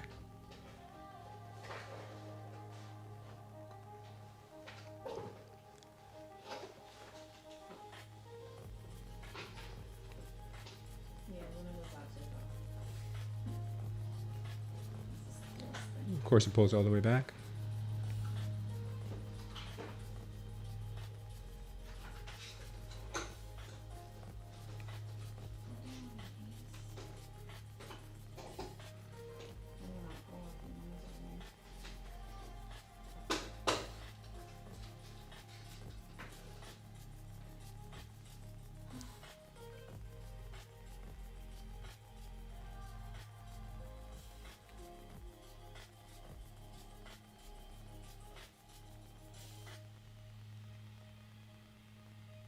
Let's go in cute. We need you up at 320, baby. Let's go. We are battling the value area high here, so that's not going to be easy. There'll be sellers here trying to keep the price under 310, I'm sure. And yeah, I'm sure they would rather stop us out first, then hit the 320 level. That's another idea they might have. Let's keep our fingers crossed. Hopefully 320 can hit.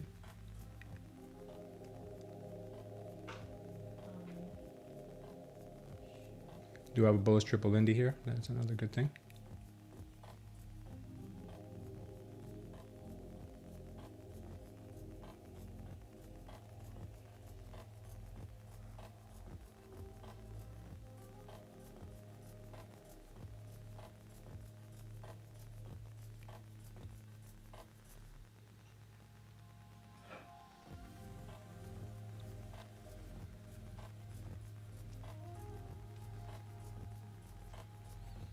What's up, New? Or Nin? Good morning, brother. Yeah, my trading today, I have one loss. Hopefully this one brings us back to break even. We'll see.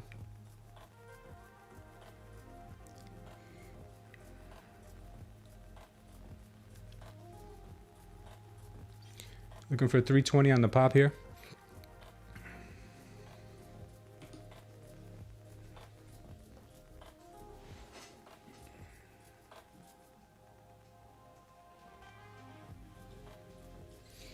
We are stepping outside our value area high. That's the only caveat here, but we do have that overnight high that we didn't quite take out. We need to see a strong push here. We're seeing good volume come in with on the delta, but that can change in a heartbeat here. That can change quickly.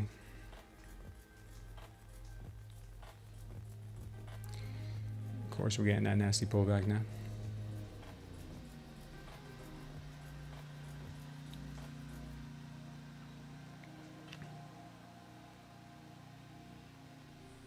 That was nasty.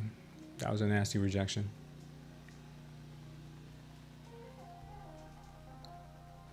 Another sweep, maybe? Another sweep? That's what I think they're going to do, another sweep. Because, you know, they can't just go without sweeping me again.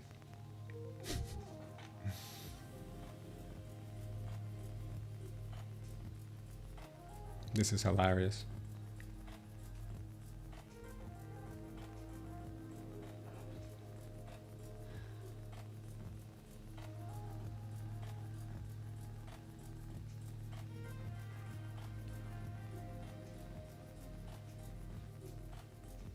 Yeah, he'll come and sweep us again before going higher.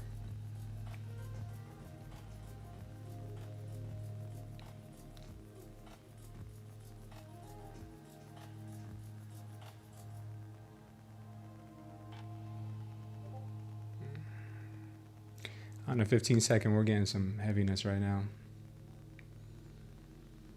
Let's see if we can get a green candle close on the next 15-second candle. That's the only thing that'll keep us alive here. If not, it's gonna dump and take us with it. And yep, and here it comes.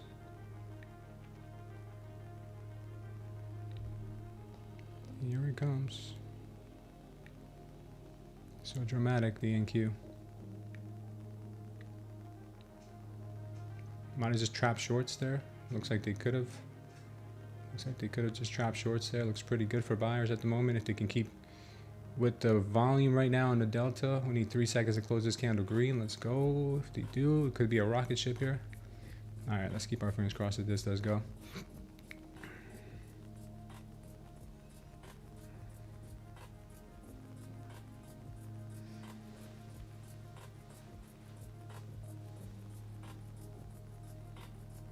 If we get stopped out, babe, just get ready to re-enter if I tell you.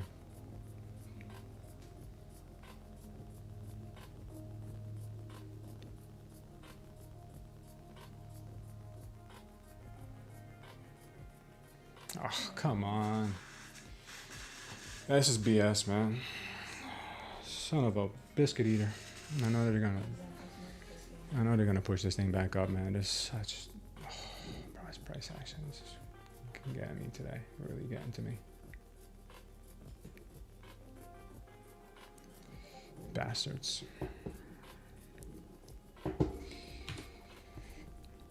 Okay.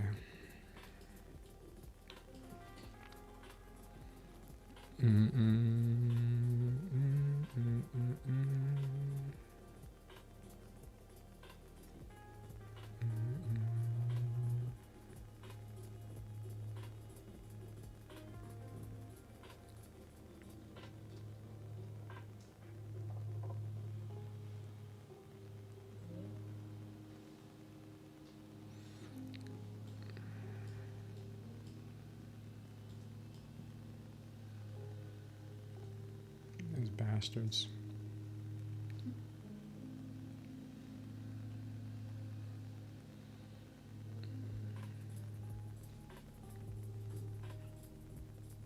I guess they don't want 320 until they do.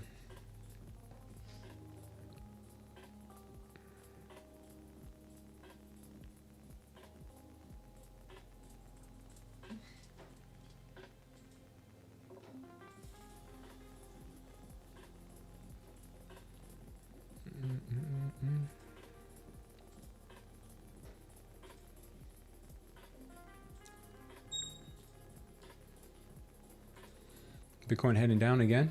Oil still holding, looking for 106.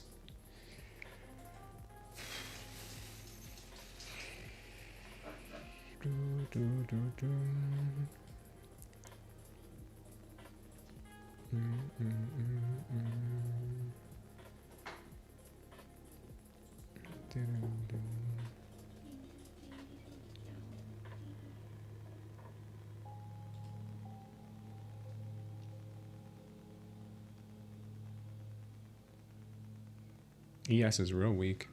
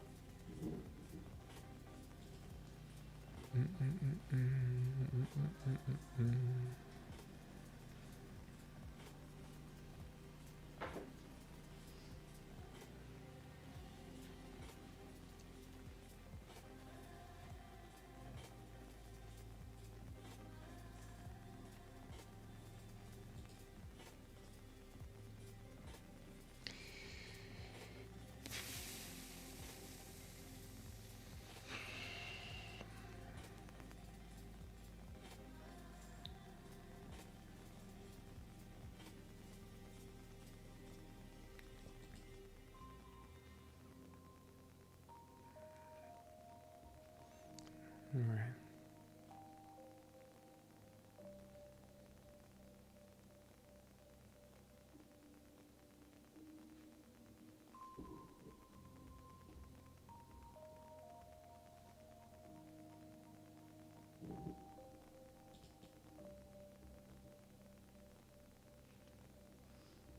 This thing's dumping.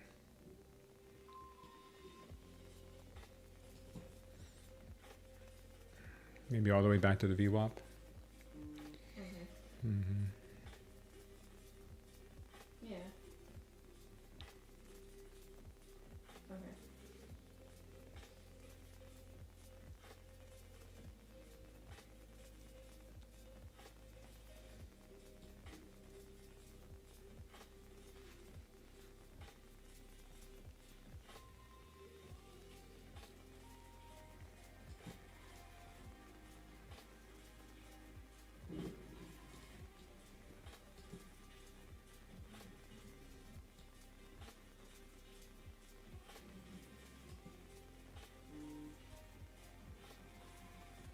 God for stop losses.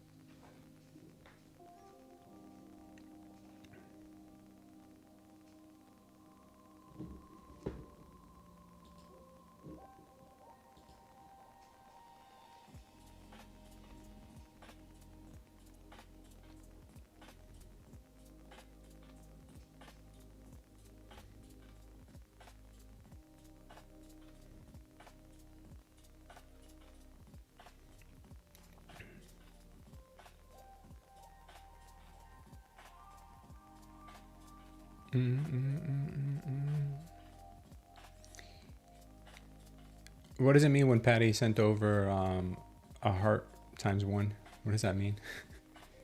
On TikTok, babe.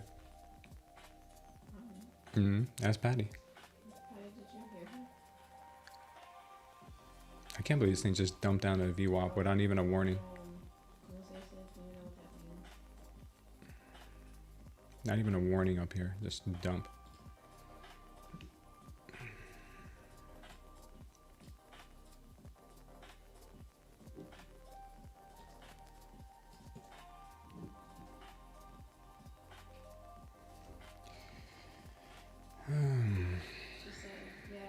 Today's not the day? Don't say that.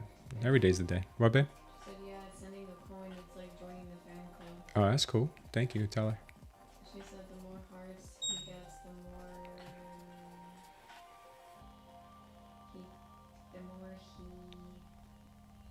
pushes out. Oh. Damn, we just ripped through the VWAP. Oh my God. Oh, it's like those people that say, thank you for the roses, because like the more roses you get, the more like happier you get. Oh, I got that. I swear I'm not judging people. I'm just saying. That's how I remember. Damn, Chinatown. Yeah, look at this dump, man. No warning whatsoever. Just started selling off.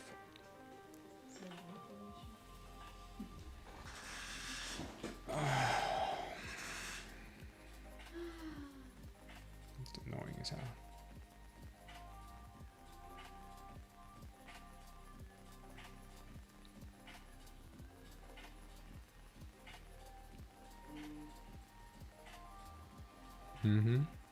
Yes, looking for that 71.50 level, con 71.53.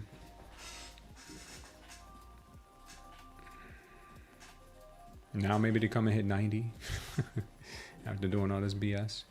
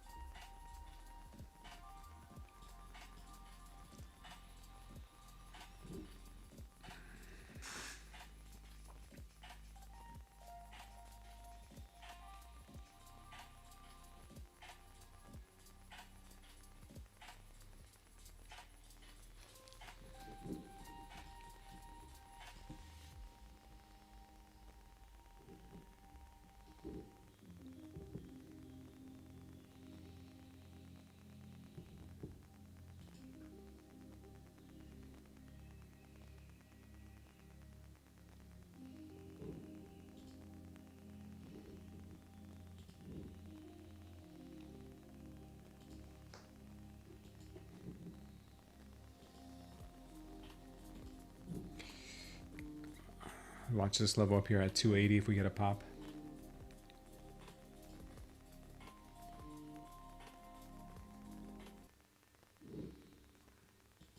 Babe, switch back to 1, okay? Yeah, I was on. You're on 1? Yeah. Okay.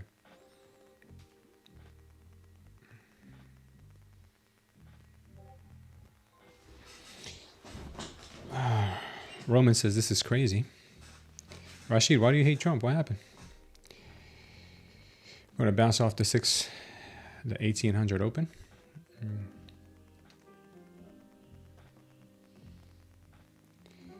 I'm getting a MOAS power show right now on the 1 minute. I like it. I like it.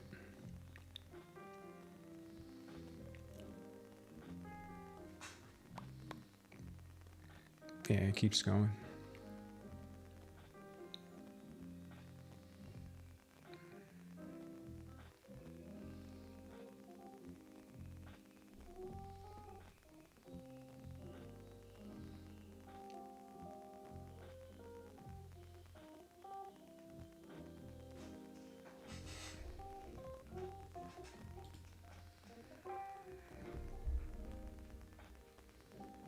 Wow, what a push on that candle.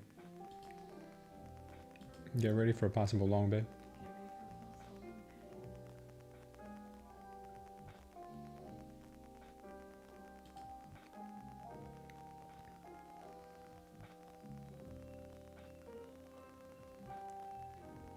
Unless this one candle does it all by itself.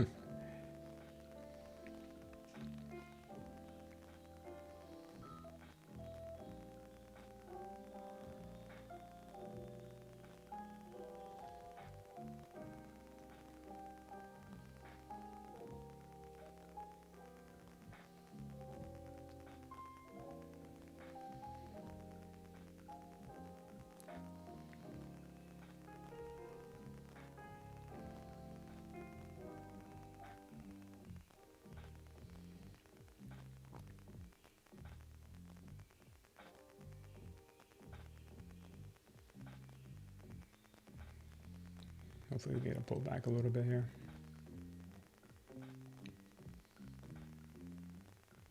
Come on, give us a little pullback. Make this worth it.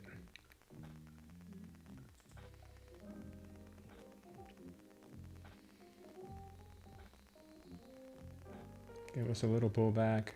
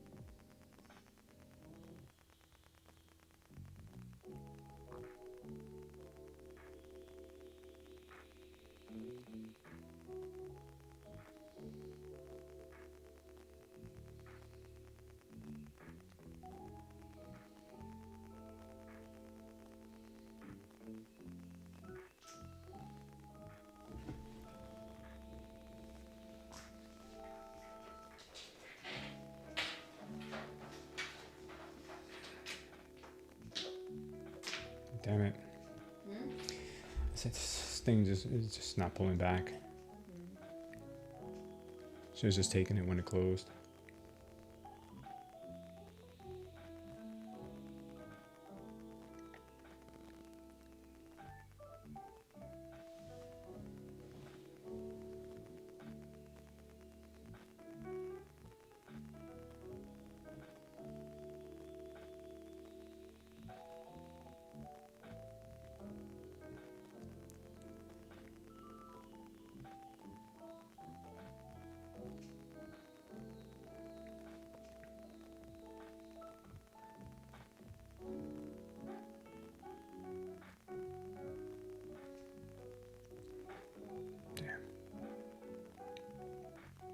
FOMO's real.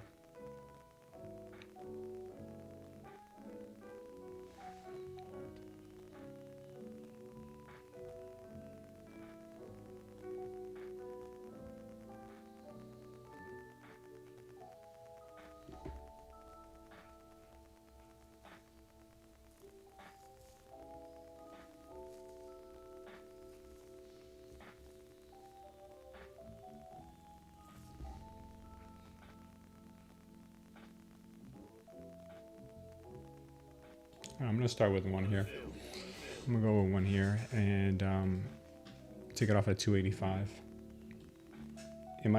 It'll end up pulling back now that we got into it. Sell one at 285. Stop is at it might go to 320 now. That's the funny thing. It might go to 320 now. Stops at 219.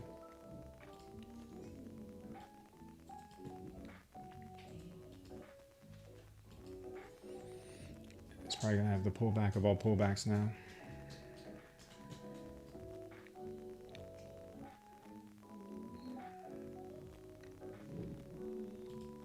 All right, I'm long one right now.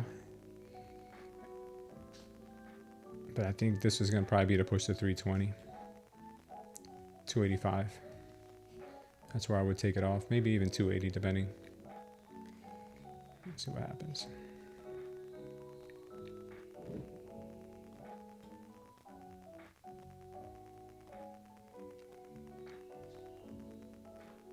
Man, I'm talking trap after trap today. Trap after trap after trap after trap. All right, the 5 minutes looking pretty good though. The 5 minute looks like it is creating a base here at this 219 level, 220 level. In the next 2 minutes, it will definitely confirm whether it wants more upside or if it's done. Where did it find support? 15-minute orb high.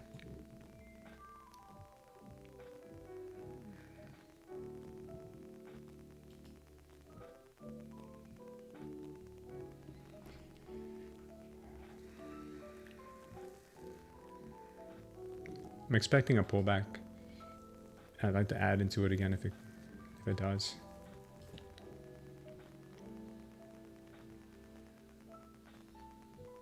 We'll see, we'll see.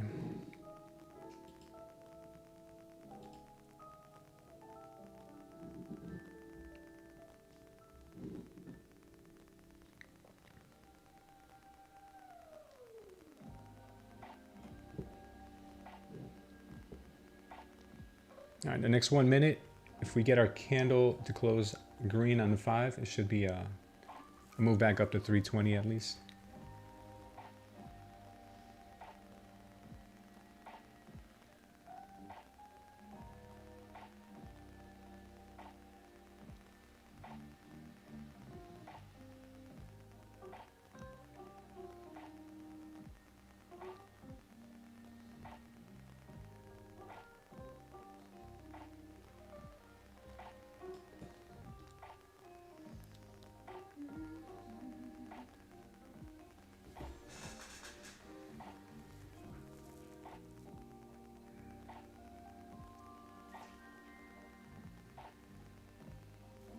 All right, 10 seconds, we get that candle close, that bullish candle close on the 5.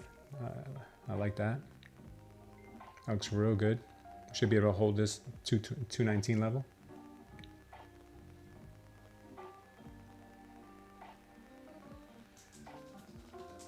All right, that was a nice bullish close on that 5 minute.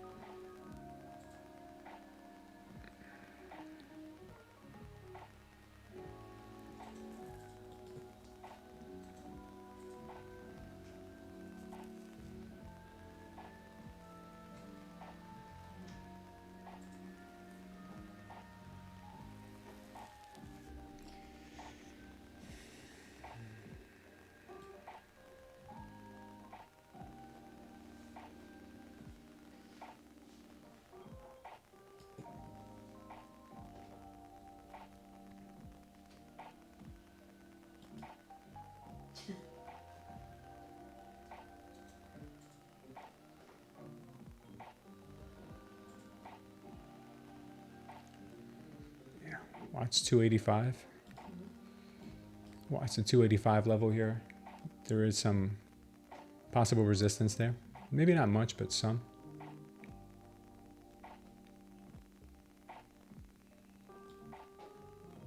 That's our 1 hour orb here at 276.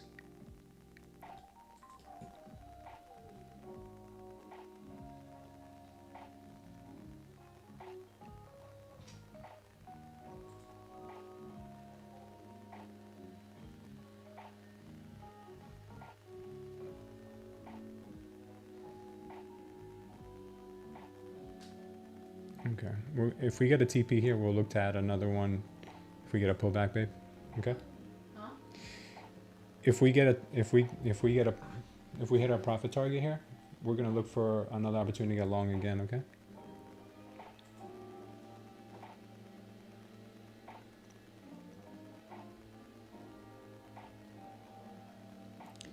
Missing my TP there by just a hair.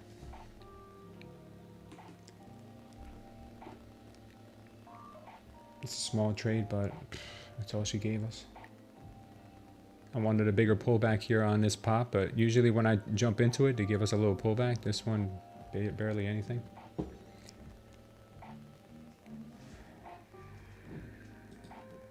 Barely anything. It's so slow today. The market, yeah, it's waiting for 2 p.m. At least it's moving and not just in a range. Oh, here we go with the pullback. Are you serious? Missed us by like a quarter.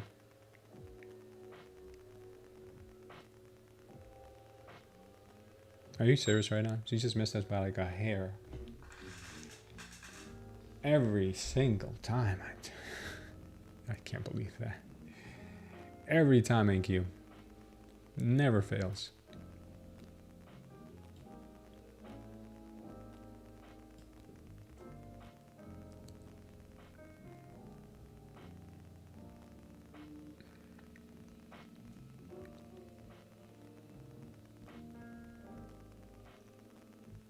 It's not a good sign for us here. We got to close this bullish. If not, we're going to get hammered.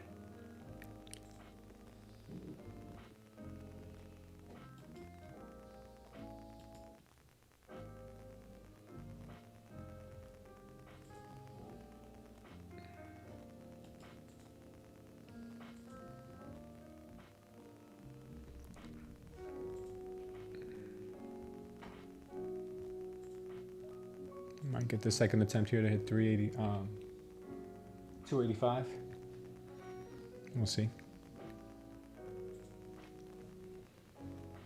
What's going on, Stock DJ? Yeah, K-Dog, that's right. Push. Push is right.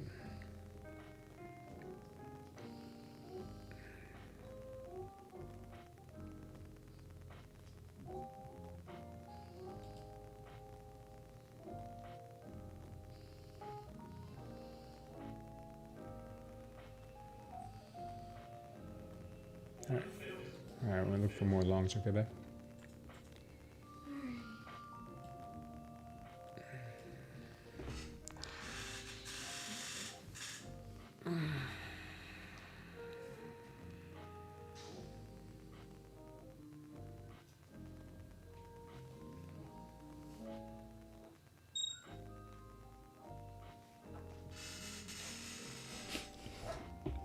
we'll probably end up seeing that 320 level now after market pulling back this much. She'll probably hit 320 now.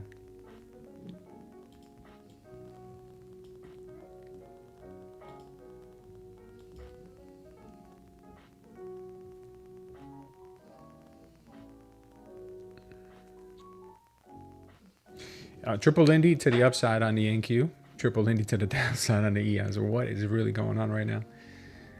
Oh, man. This market, when it does something like that, you just don't know who to believe. Yeah, exactly.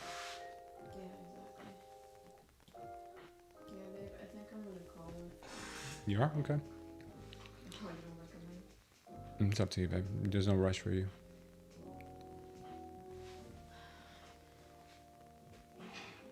Want tacos? No. Thanks, babe. Are you calling it? You talking to me or Patty? Are you gonna call it? Looks like it wants more upside. His tone is like, don't believe it. His tone is like, don't believe it. You doing what? Yeah. I'm gonna tell someone. What? Oh, actually, I guess, never mind, I'm just sending stuff. Alright, can I get this stuff off for a minute, okay?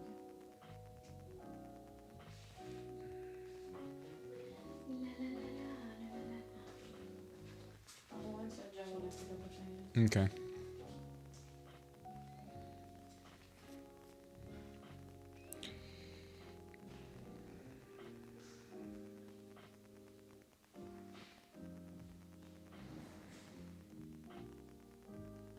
Oof, look at that pullback. Holy smokes. Yeah, it's a pullback.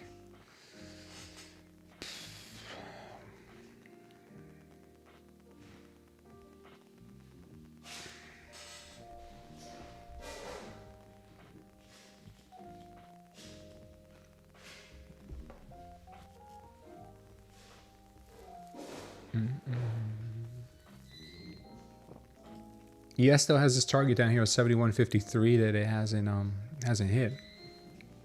Doesn't have to, but it usually does.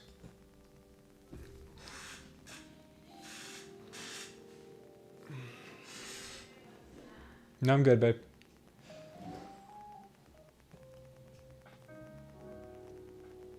You want cucumbers as a snack? I don't want anything, babe. I'm good. Thank you so much.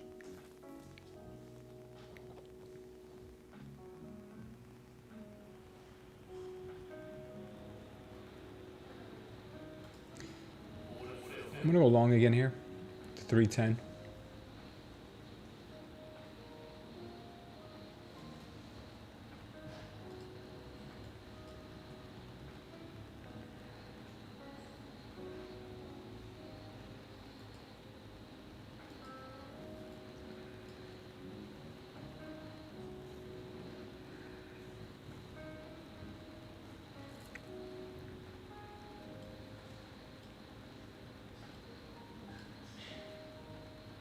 I don't know where my volume profile just went, but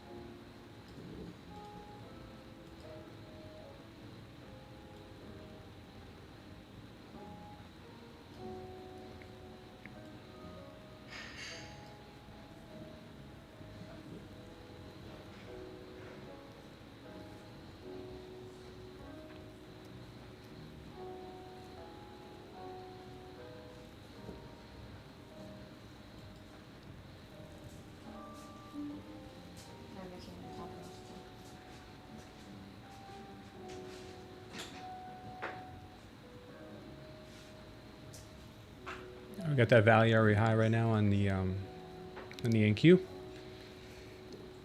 Still got the VWAP up here on the ES.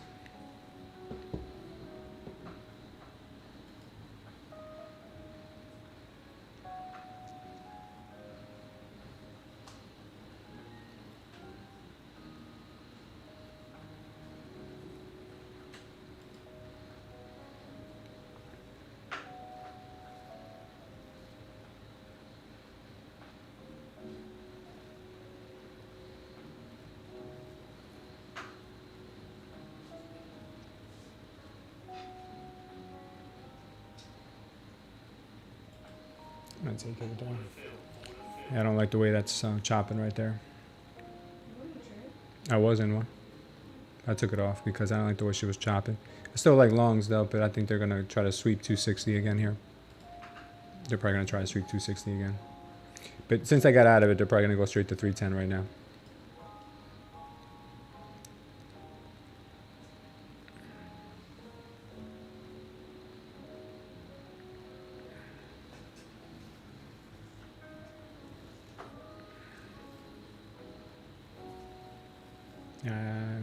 I'm probably right about that, but we'll see.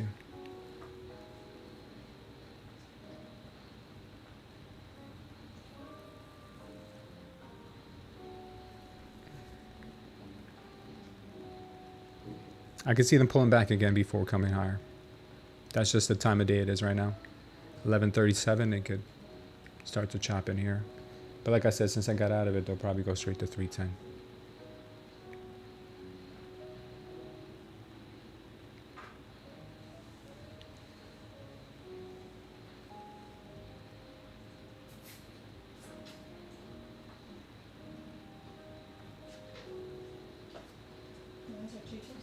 I'm good, man. Thank you.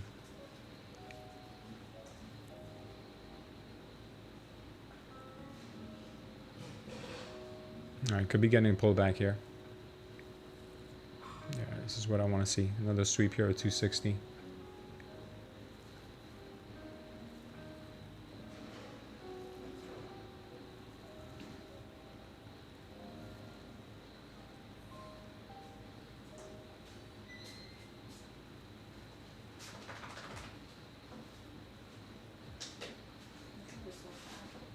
Huh?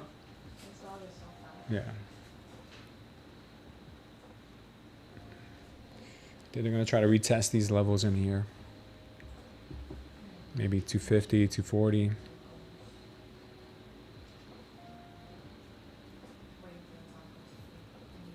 Thanks, Samby.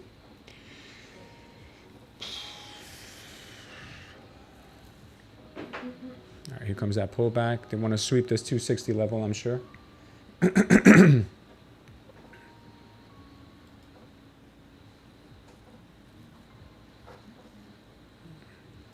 Yeah, I guess I was right to get out on that because looks like they do want to sweep down to where, I don't know. We'll see once they do. ES still has this level down here that it could come back for. It hasn't done it yet.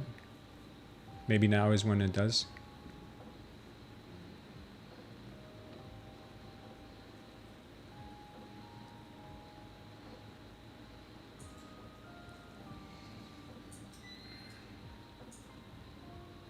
She might come all the way down here.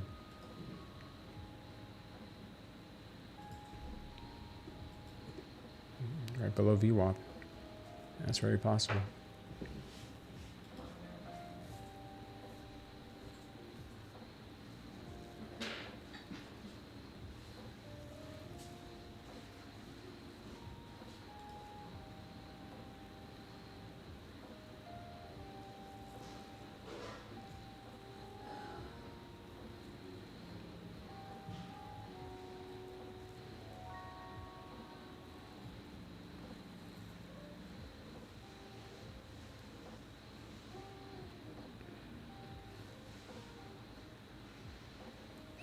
Yeah, this is starting to get bullish again. We'll see what happens here. This could be the long. Nope. This is getting rejected.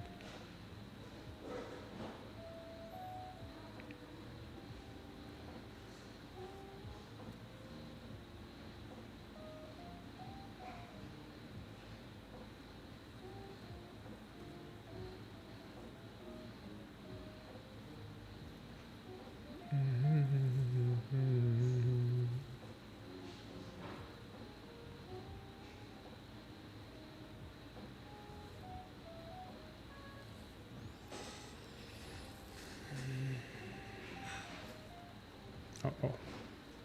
This might be a short.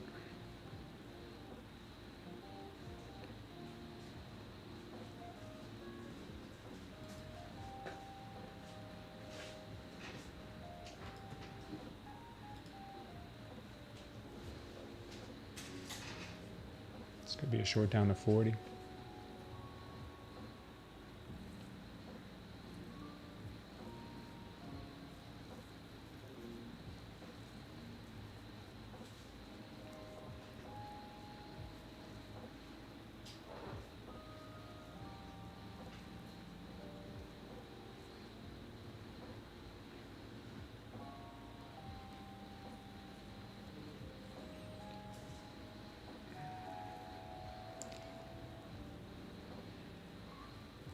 Yeah, looks like they want to bring this price maybe down to 40 before bringing it up. Probably not going to take the short because we're in a green wave and the 5-minute still shows that we have a bullish delta controlling the move, but it could easily roll over back down to 40. I like this little trap in here. This trap pretty nicely. So I could see them pushing it down to 40 without any remorse. Just give this a little bit of room here, because I think it could come down to 33 even.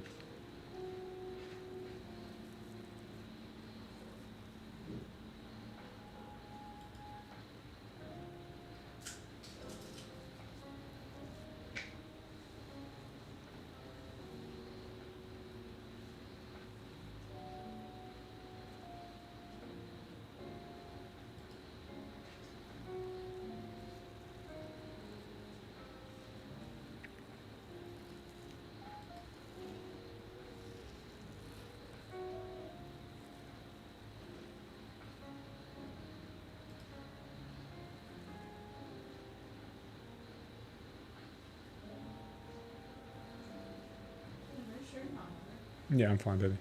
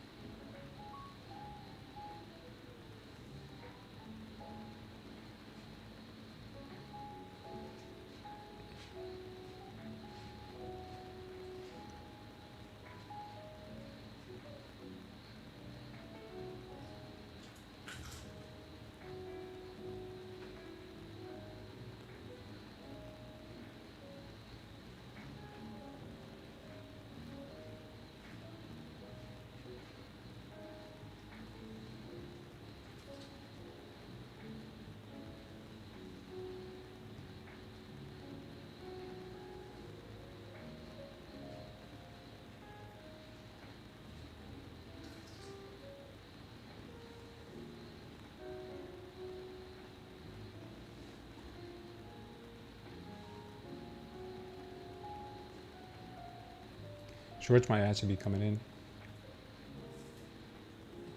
Shorts might actually come in.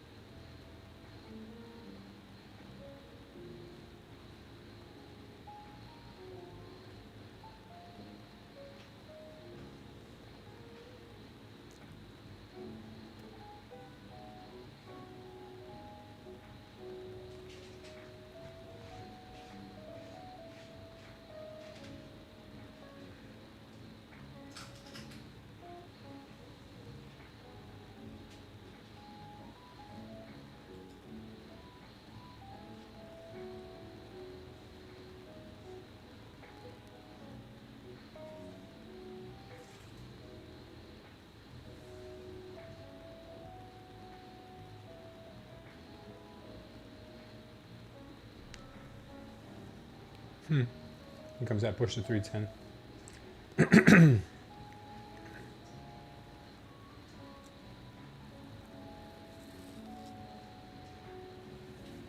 Here comes that push to 310. There it goes.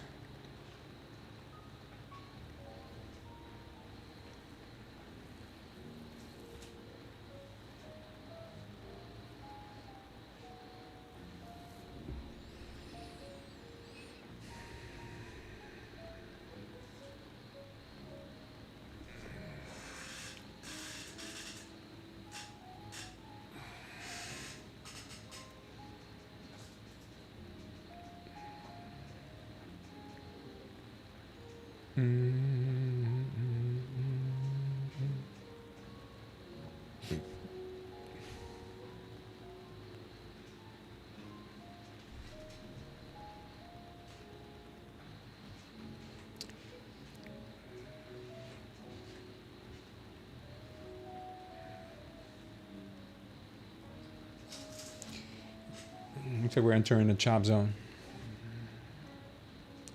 Getting real choppy here. This is unfortunate, but she is getting choppy. The move here to 310 is what I'm looking at right now, possibly where she could go next. But if she gets held up here at this value area high, the move to the downside could be 240.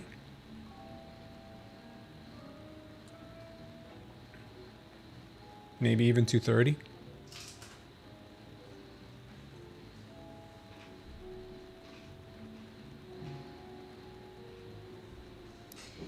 Let's take a quick look at the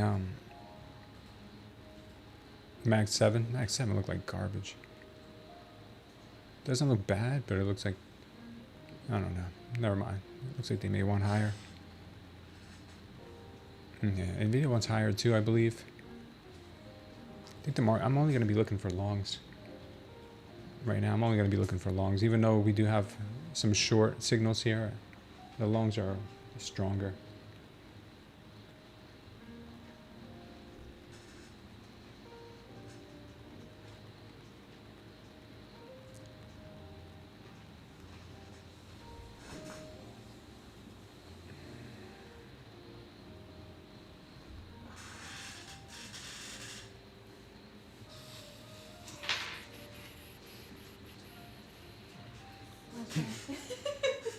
You got me. Last chance neutral. No, I'm good.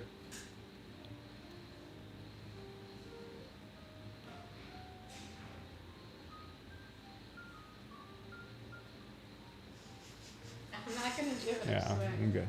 I don't trust you anymore.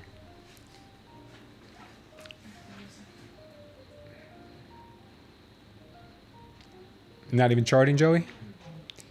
Yeah, I don't blame you. Yeah, today was tricky for me, man. It wasn't a hard day, but I just played it wrong. I took two trades that were just not good in hindsight, but whatever. Hindsight's 20/20. So I'm trying to be real patient here with the next setup. Mm-hmm.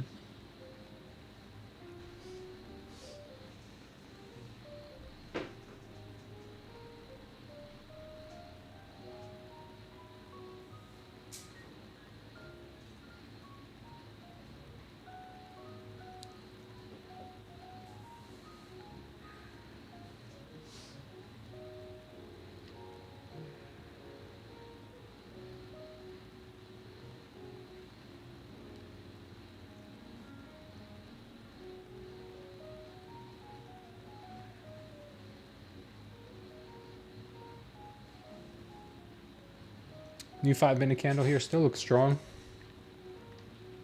Still look like they want more upside. Oil's kind of chopping sideways, and we may not get any more clean trades until after FOMC now, but who knows?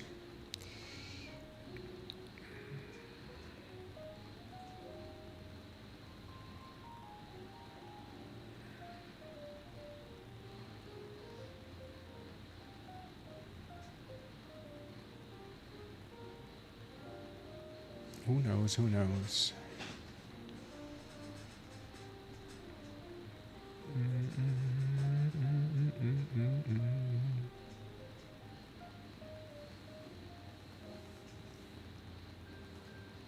You got the job, Joey?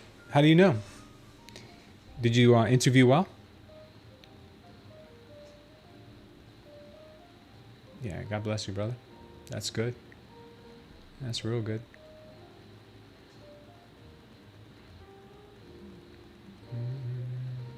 Oh, well, look at that drop. Oh man, that's why you can't trust the NQ, man. That's why that's why I have trust issues. Look at that. Who does something like that? Right to the target there at 27.3, 230. NQ ES looks like they missed their target here by a couple points. NQ missed the target here by just a few points, so I think we'll be coming back down to fill in this wick. That's hilarious. Yeah. News? You think that was news? Yeah, that was already predicted. The chart already told us it was going to go here. Wow, that's nasty.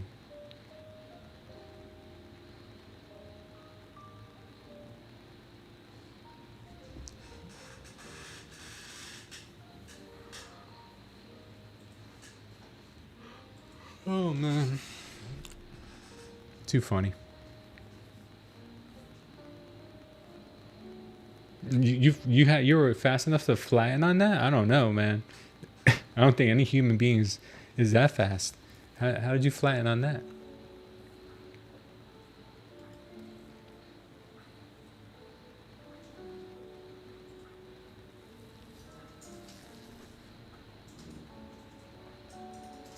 Babe, if you get a call, any calls, can you just that are you don't have to say, can you just give me your phone? Yeah, Because that might be enough. the doctor. Yeah. Okay.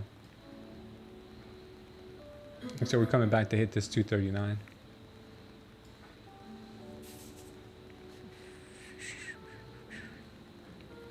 These bastards, man, these bastards.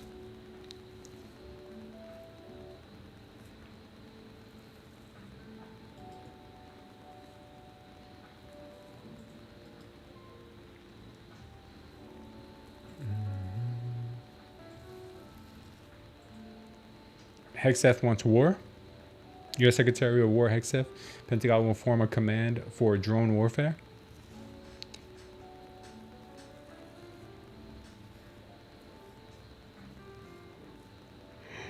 Oh.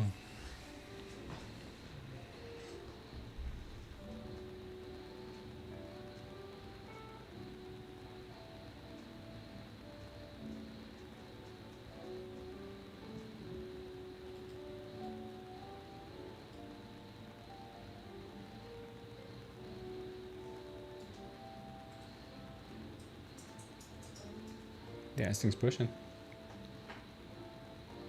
This thing could really push. Yeah, I said they're. Oof, man, what a move that I was not a part of. Yeah, of course they make the shorts impossible to get into, right? It's all good. I had a signal. I should have just taken it. It's my fault. Thanks, babe. Huh? Thanks. What? Oh, no, I thought you were talking to me. What'd you say? Nothing. Long here worked out perfectly. Short here worked out perfectly. I don't know why I'm not listening to my own indicator. Sometimes I just think I know more.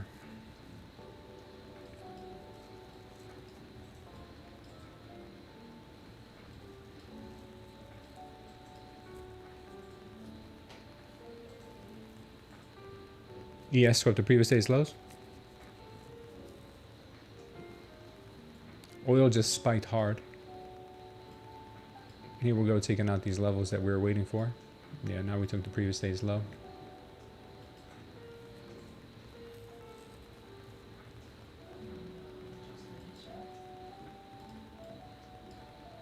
Crazy. Crazy move there. Yeah, the 30-minute just took a dump. That is nuts. It got real nasty.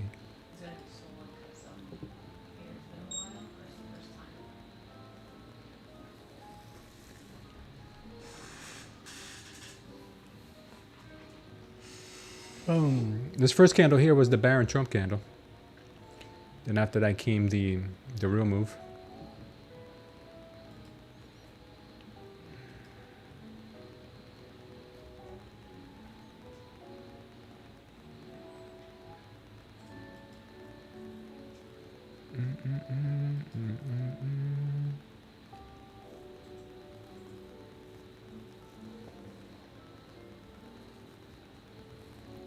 ES still has further downside. NQ has point of control here at 175. We did have some support here earlier. Now this might turn into resistance.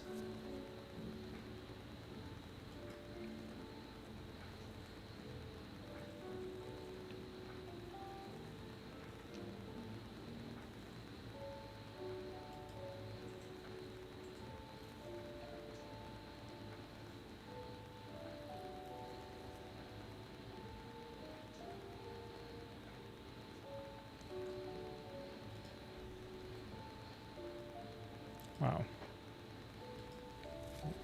Another MOAS power short here.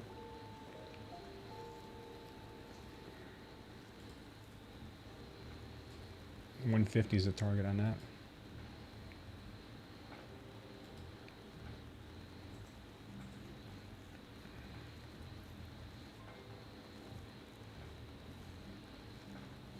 Yeah, shorts are going to be the play for now, I think.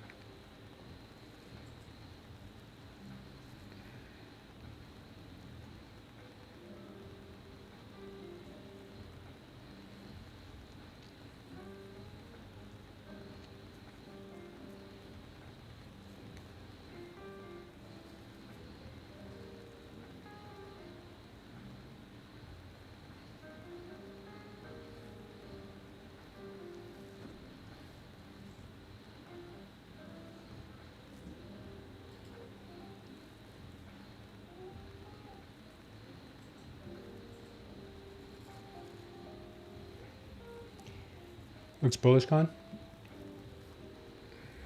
Yeah, if we can get back above this level up here, then it will be.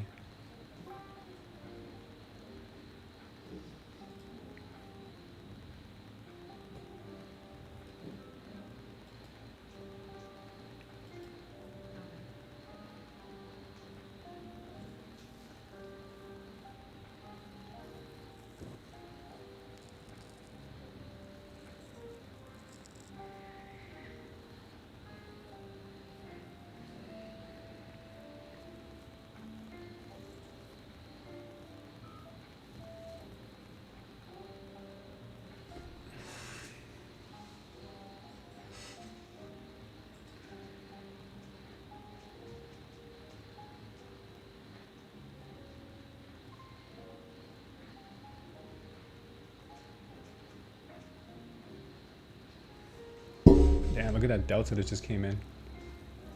Holy smokes. And a rejection.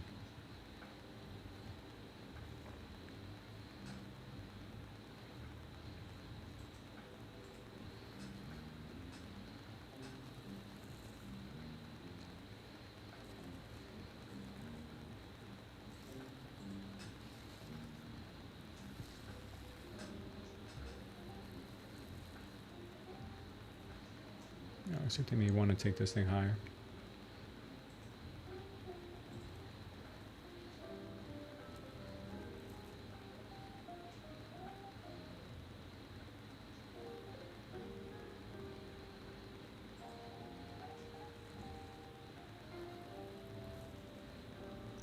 They moved to 270.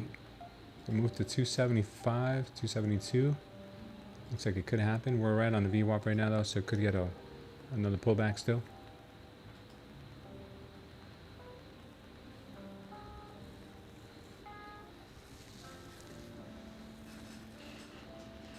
Extremely bearish right now on the 30-minute.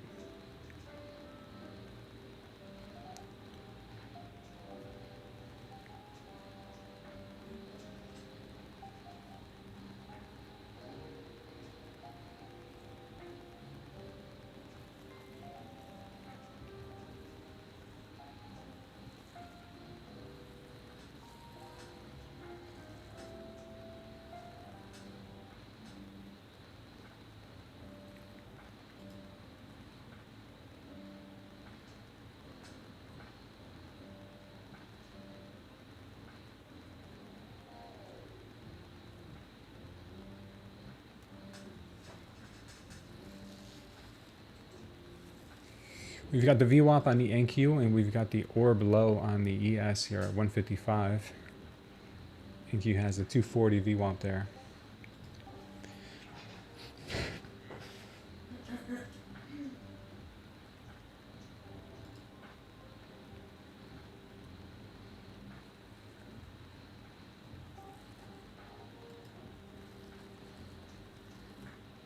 Looks like buyers are still in here, man. Still forcing their way through the door.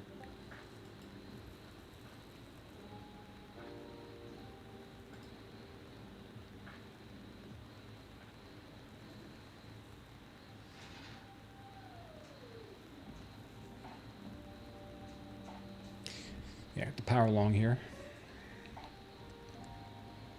Real nice power long.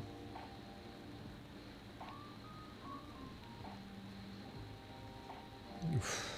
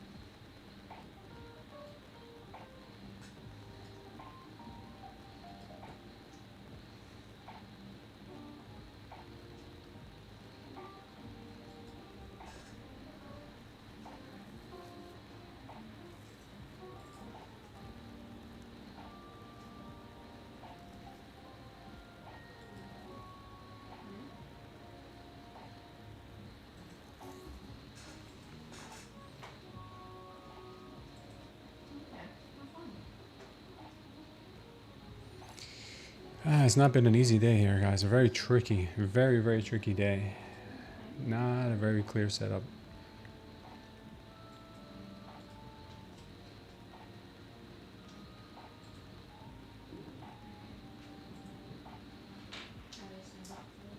Alright, I don't blame her.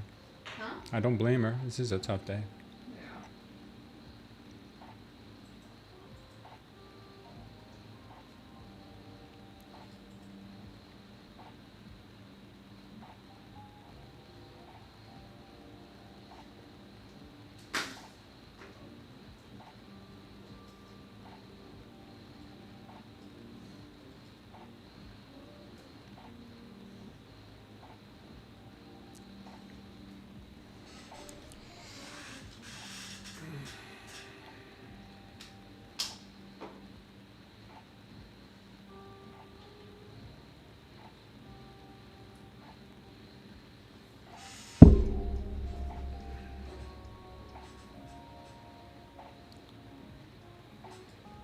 Yeah, really just push this thing all the way back up this.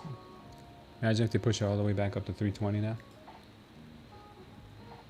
What happened? Imagine if they push it all the way back up to the high of the day Yeah. after these two drops. I wouldn't be surprised if they did.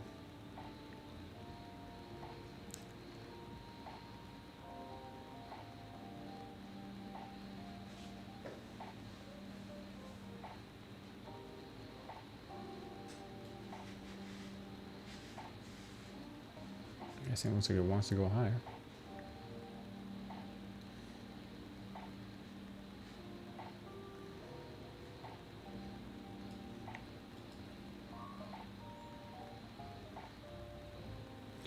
Gonna see how this next 5-minute candle closes. That one will be our determining factor, whether one's higher or lower.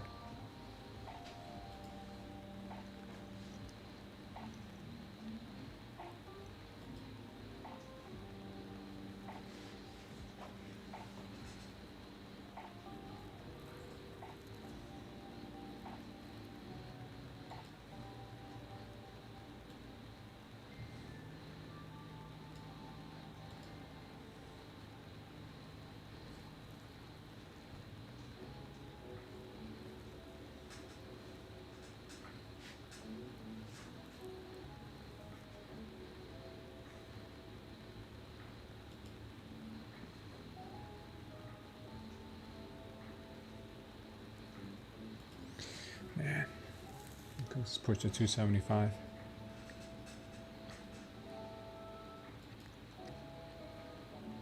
Crazy. 280's next, yeah. Looks like it.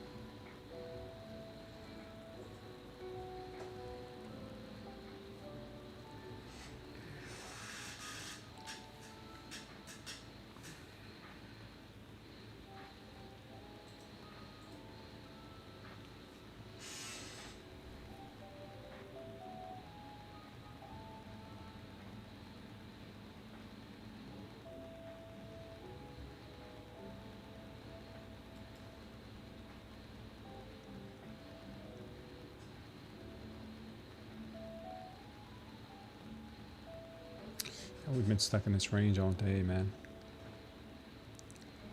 This is crazy.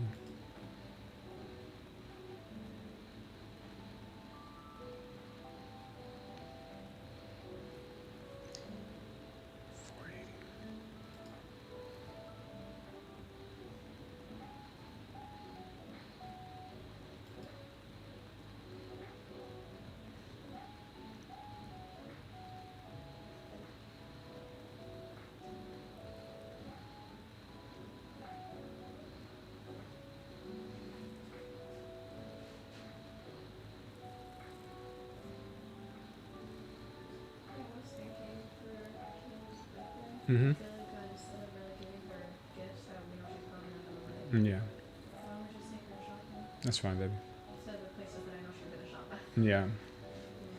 yeah. Even buy her a pair of shoes. Mm-hmm.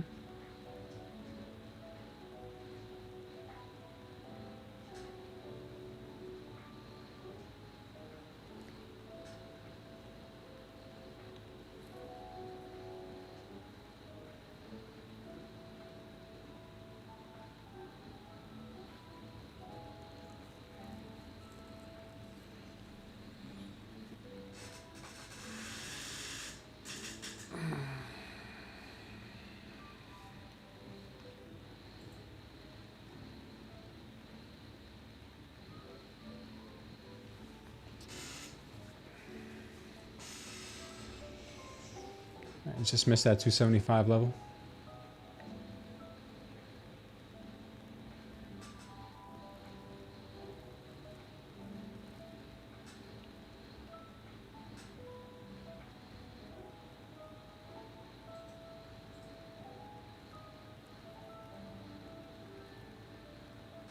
All right. To me, it looks like the market wants higher, guys. I just got a real nice signal on the 5-minute. Looking for more upside.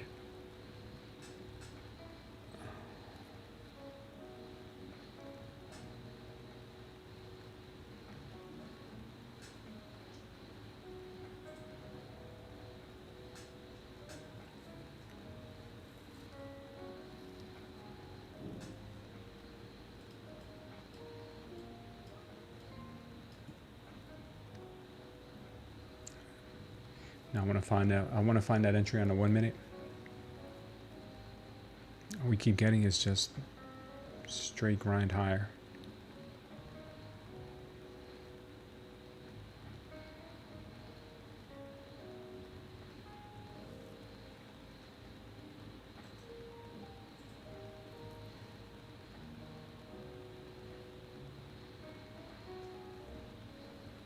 All right.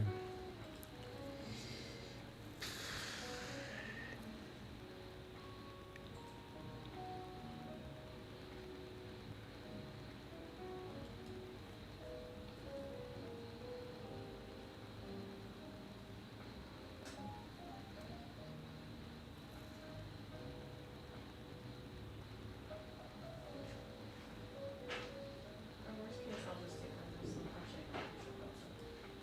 Take what, babe? Okay, I'm talking about her. Okay, so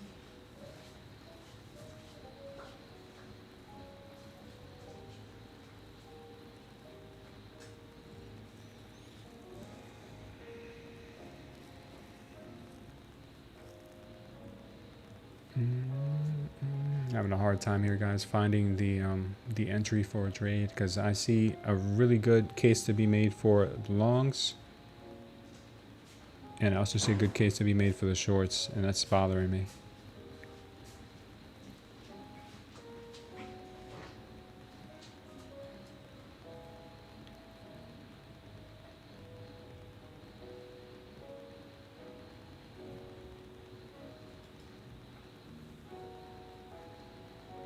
Target there has been hit perfectly on the 15-second to the upside.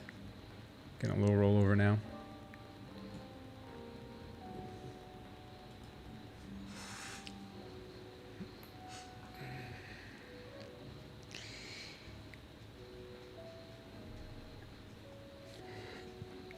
W pattern on 1 minute looks like it'll line up with the FOMC rocket. Yeah, this is garbage.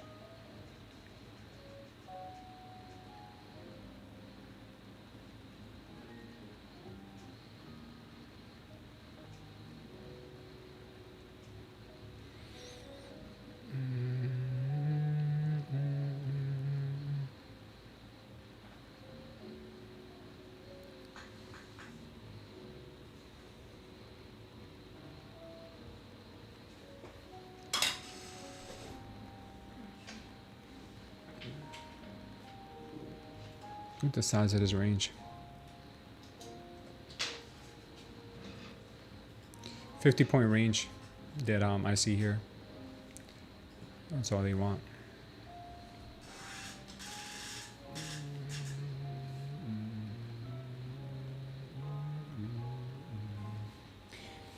It's a tough one.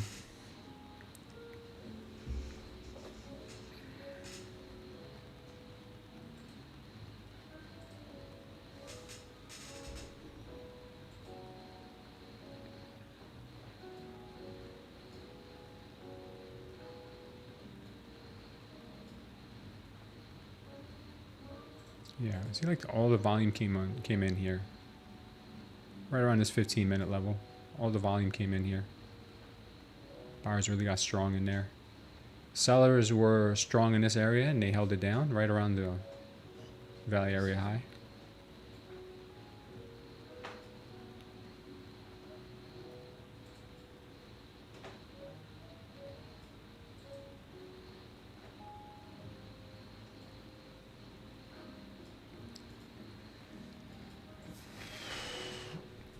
I'm getting a call, babe. I don't know who it is.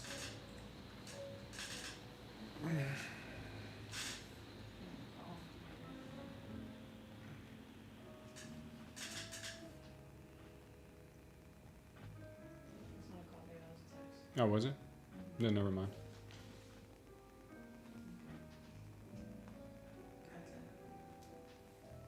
What? No, you didn't. I'm just double checking.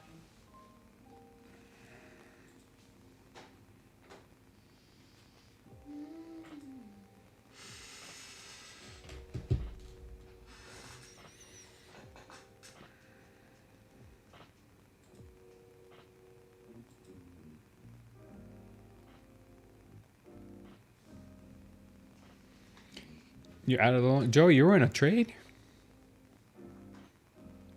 You're out on the long? I didn't even know you were in a trade. Good job. Good job, though. You probably got it from a good level.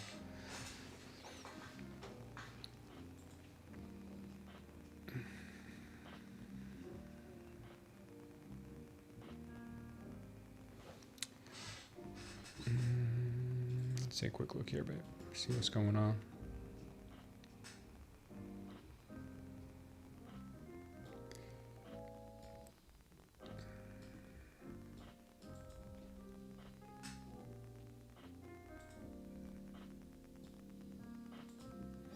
Point of control I have here at 176, 175.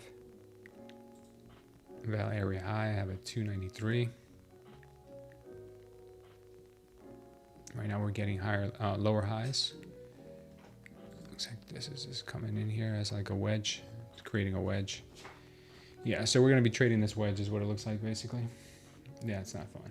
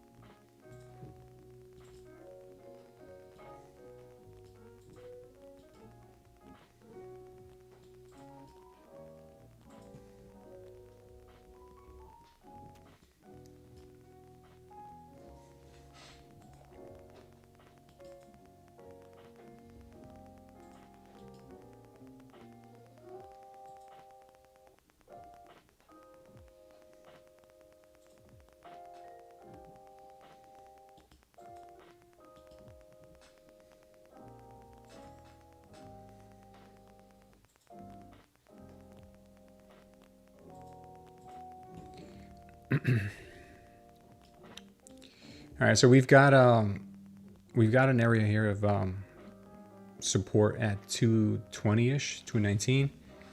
I could see a pop maybe from this area. That's what I would like to possibly play.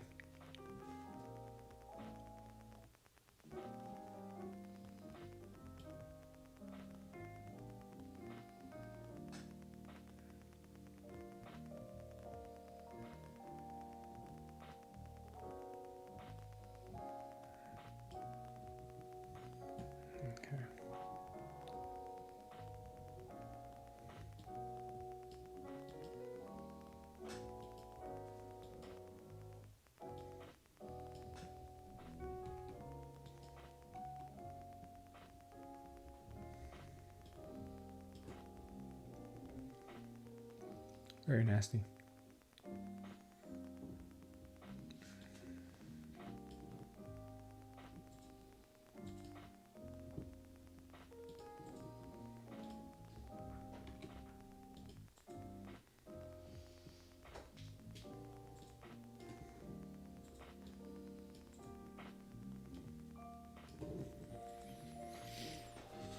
Okay.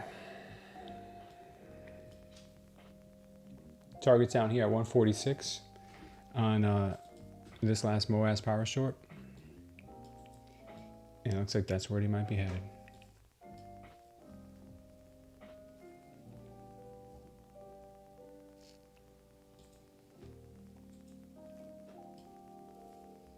No signs of a bounce.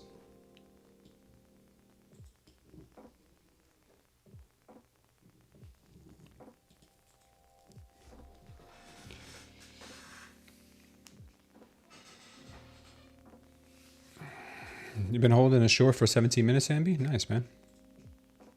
This is the descending Diddy wedge? It looks like it. Yeah, it looks something like that.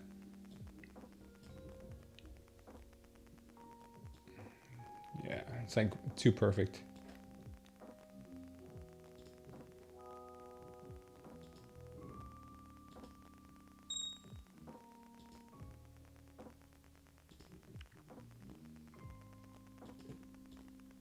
Might be a good longing opportunity here in just a moment.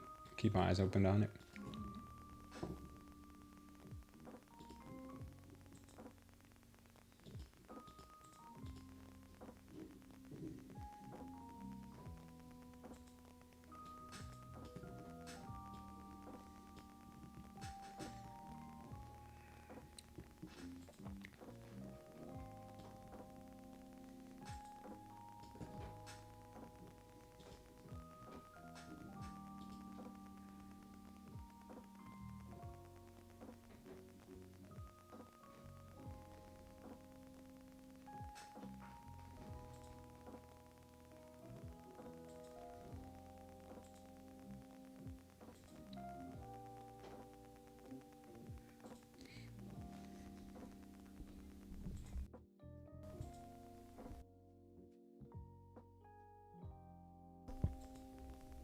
Still weak.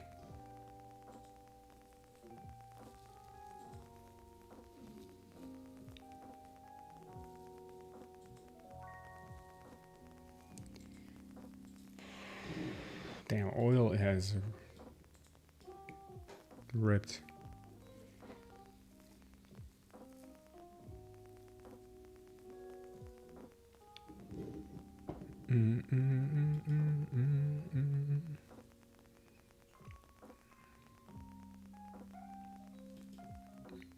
Looks like he wants more downside possibly here in a moment.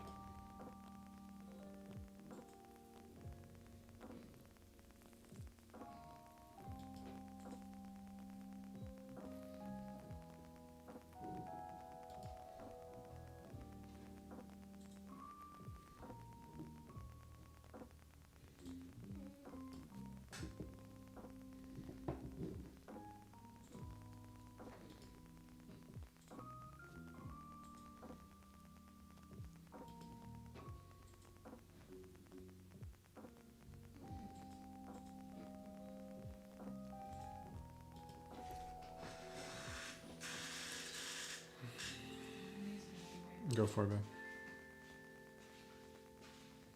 She'll be here in about 30. The girl? Yeah. Yeah, this is tough, guys. They're it's really non-directional at the moment with FOMC coming and all those earnings coming. It's probably a tough day to get any more trades in, but do the longs look good here? Yeah, absolutely.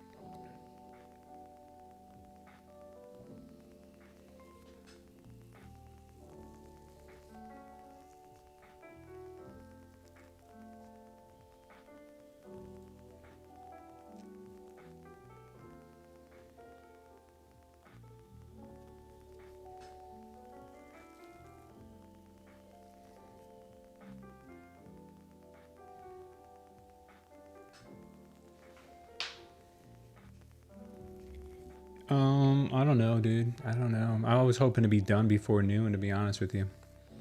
But I may just end up bowing out, man.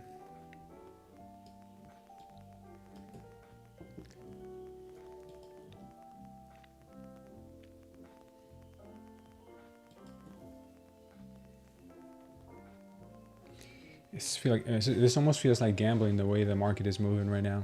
I don't like it. I don't know, man. Really don't like it.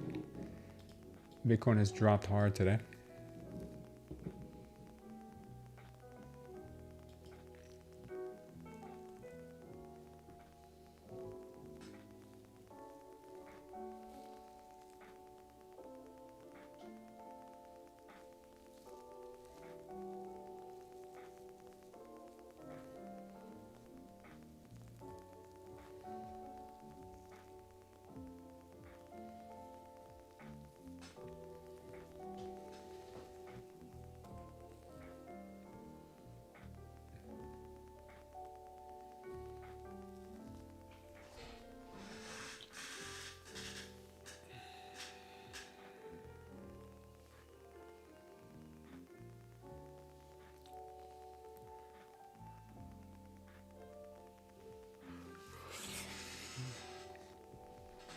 You're not putting risk on with Pal? What account size am I trading? I'm trading a bunch of different accounts. 50Ks and mix of 50Ks and 25Ks. Yeah, 10 and 15 point scalps. That's what it looks like.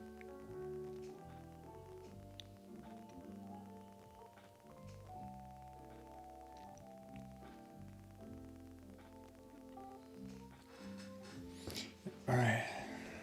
I don't know what they're going to do here at this 200, 210 level, 215. It was an area of support. And if they start closing some really high volume candles below or above, then I might be signaling the direction. But right now it's just chop. It's just a little choppy right now.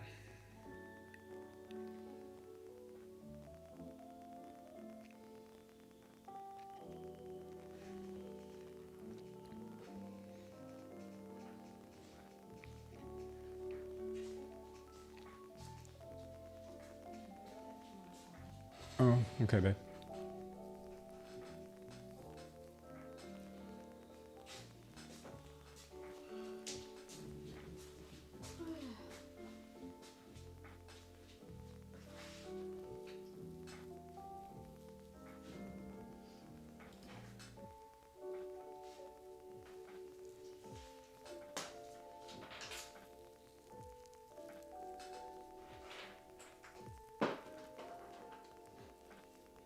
Really, K-Dog? Green every day during April? April's been the worst month for me. Damn, K-Dog. That's amazing, bro. Good for you.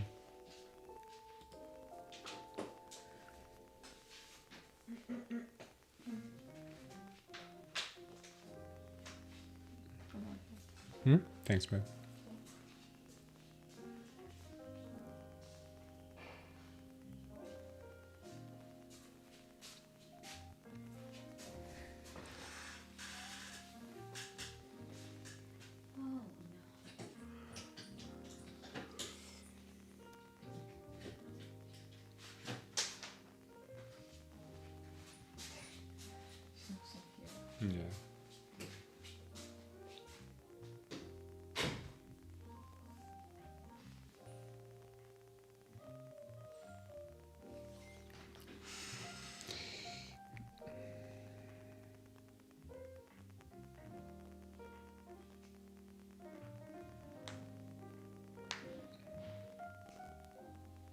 Peter Chapman, welcome to the channel. Appreciate you subscribing.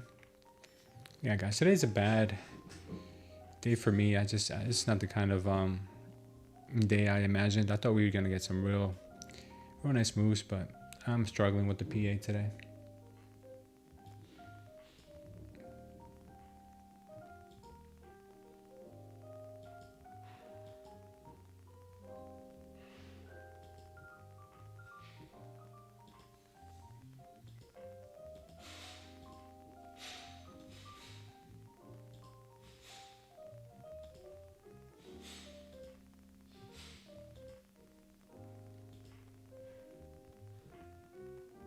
Bro, what's up with these lines?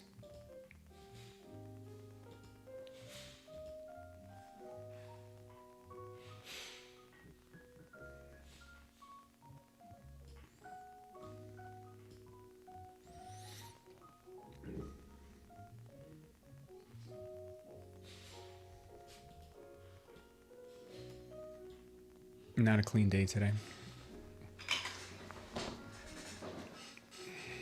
Not a clean day. Not for me. Let's see if we got anything on the ES on the 5-minute.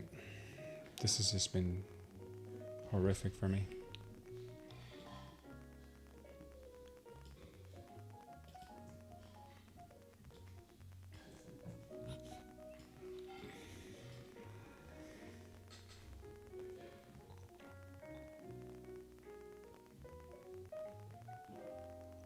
There, and they dunked it, huh?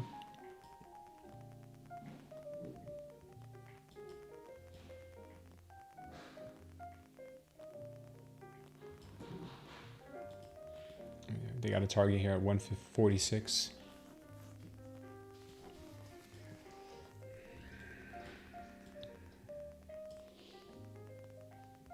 Again, another trade I didn't take because I didn't trust it. Too much analysis, too little trading.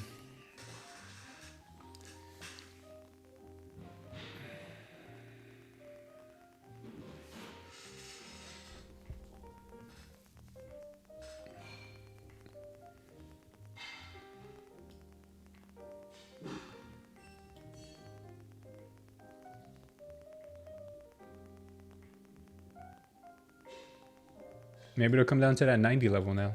That 90 level we were looking at earlier today.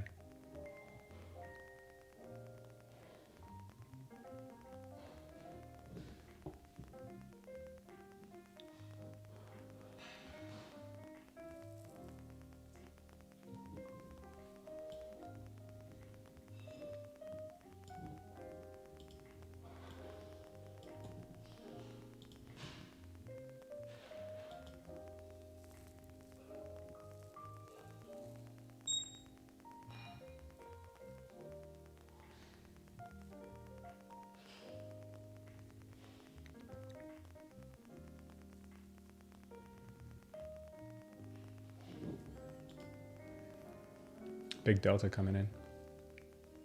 Getting slammed though. That delta's getting slammed. We got this level here at 145 that hasn't been hit yet.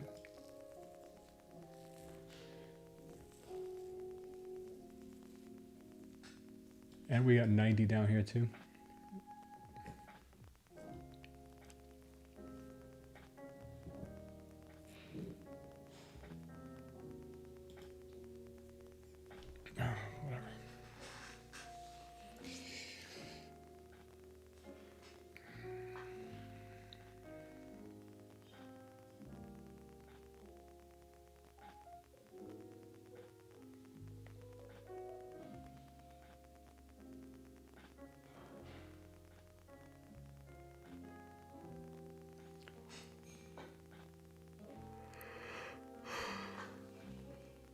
Yeah, could get a bounce here, Nostradamus. I was thinking the same thing.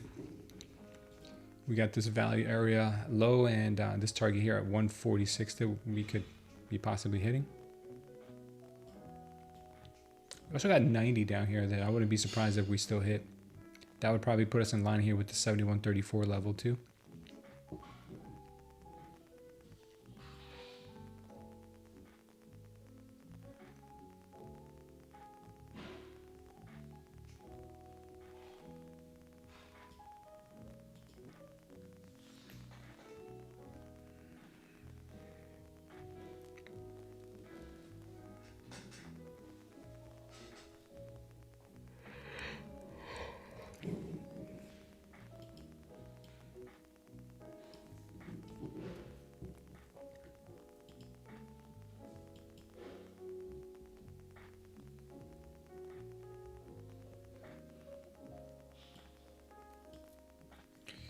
Broke the POC.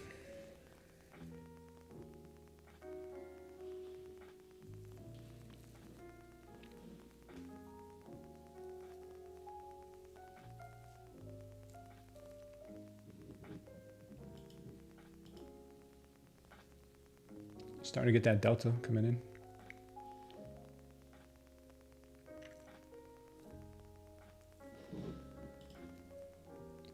I think once we hit 146, there's a good chance we move higher, maybe to 220.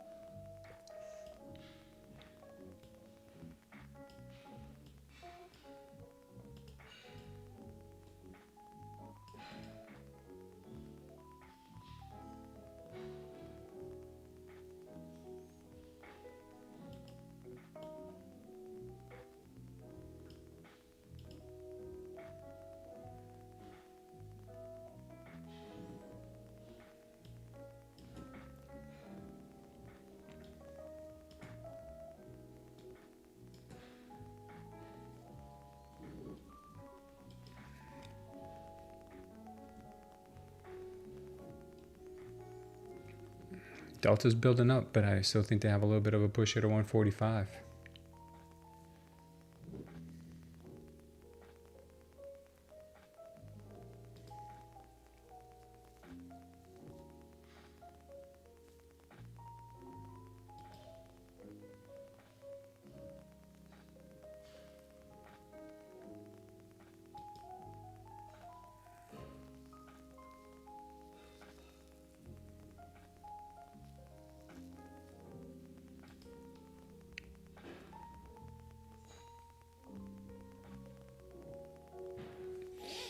You think 140?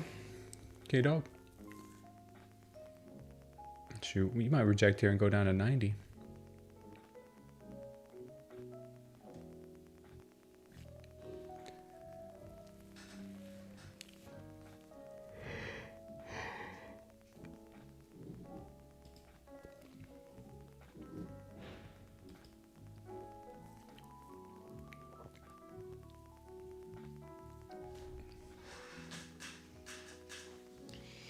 Yeah, it might be better to trade after Powell's speech, man, because it looks like it's a very tricky price action.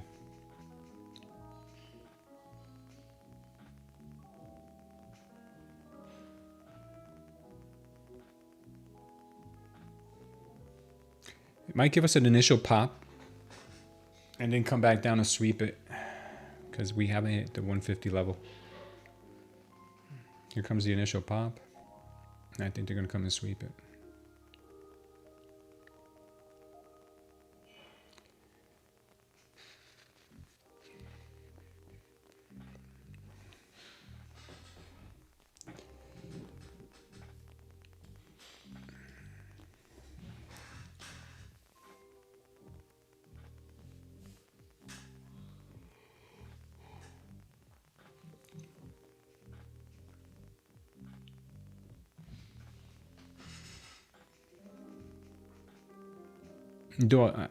You said I look alone? My wife's in the other room. She just got done trading with me. But I'm not alone as long as I got you guys. Yeah, take care, Joey. Thanks for stopping in, brother. And congrats on the new job, man. For sure. Might get a push here to 220 before coming down to hit that 140.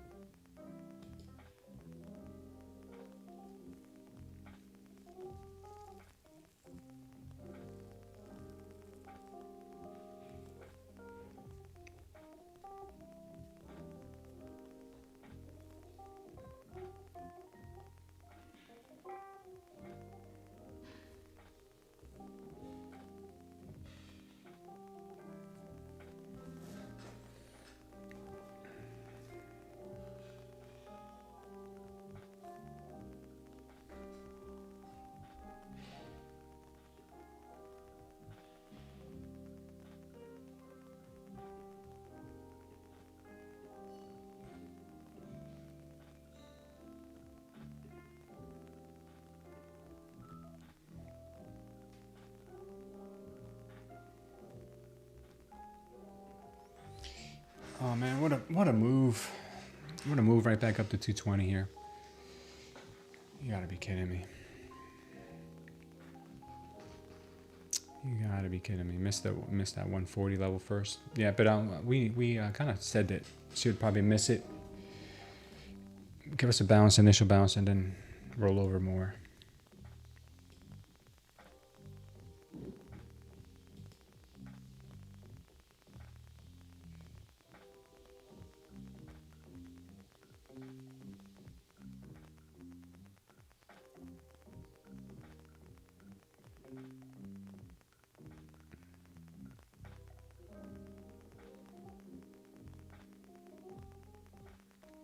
This could end up being the bottom for today around here.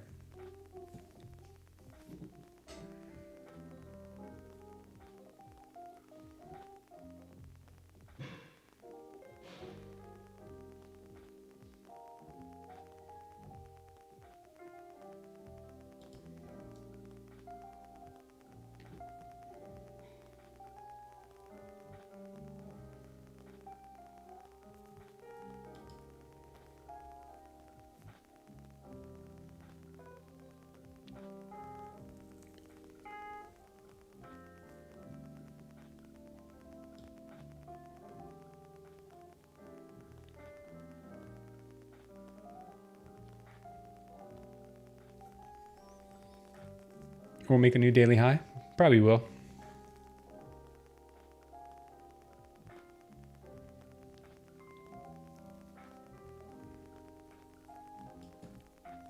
We got a target at 220 before possibly coming back down to hit this level here at 146. Or maybe we come hit 146, then I'll really like this trade.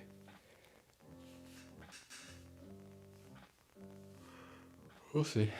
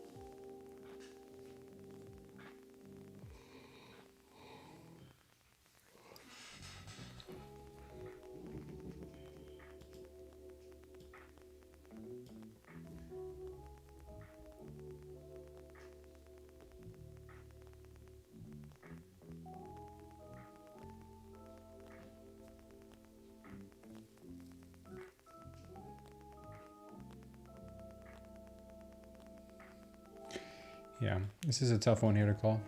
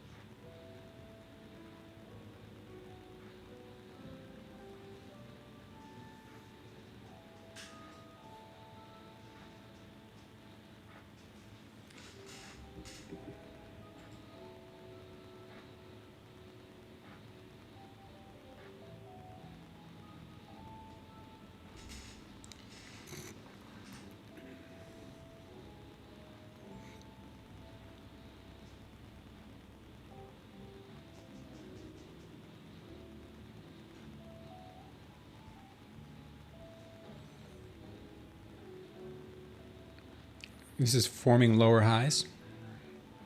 Yeah, it's been forming lower highs, man. The shorts are not out of the picture yet. We got a level at 150, another one at 90. So the shorts are still not they're not out yet.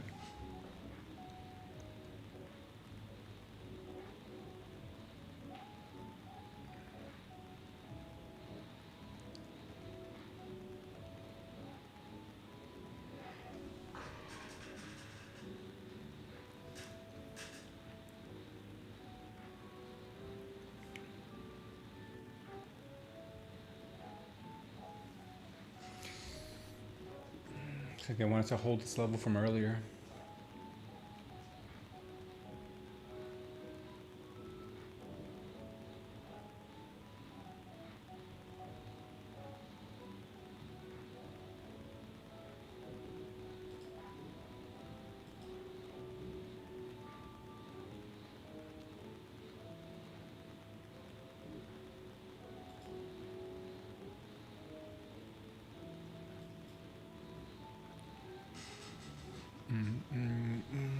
I'm gonna use the restroom, guys. I'll be right back.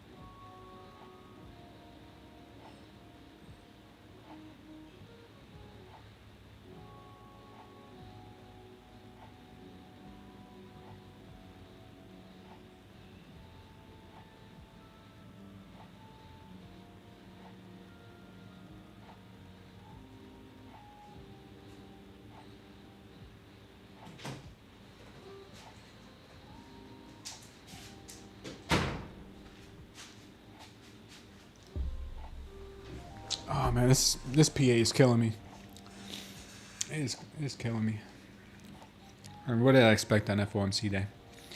Let's see whether mistakes could have been avoided today. Let's go ahead and search the open again. 9:30 open, move down. Trapping traders short here. I still like the shorts. I went short here. It was a good short. I could have TP'd at the POC. I still liked it. But unfortunately, the market just wanted to go higher. And up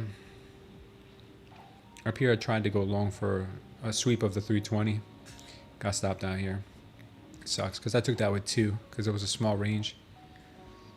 And then I got a couple wins, but small, tiny wins. This would have been a good long.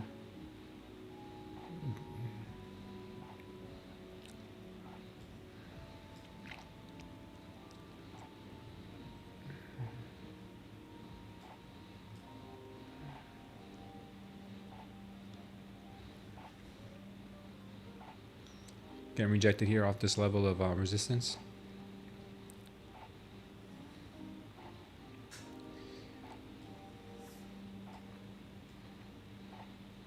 Got a point of control here. 180. Put in a power long above it. 2 power longs above it.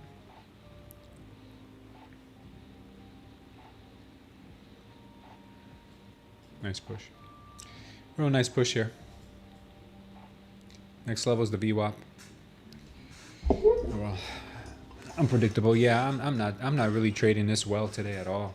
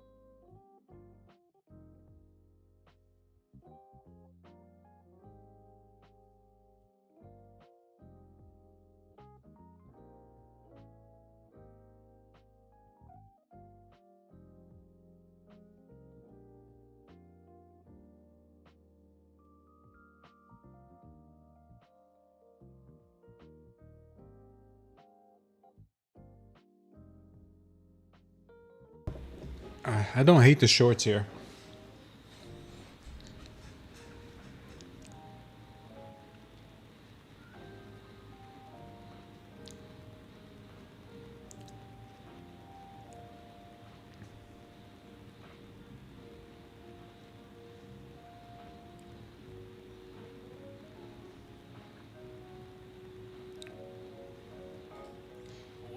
I'm gonna try the short. I'm gonna try the short here.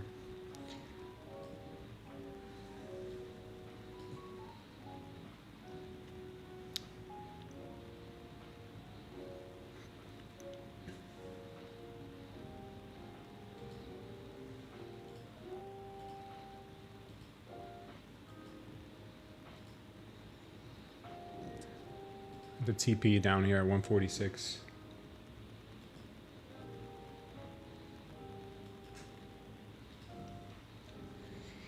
If we get stopped here, I'll probably just stop trading for the day. I just think this is the best setup I've seen. For me, at least.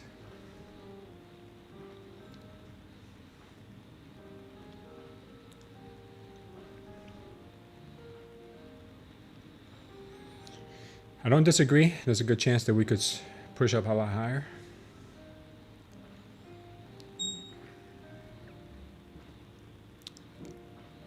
Oil's got a bullish triple Indy right now.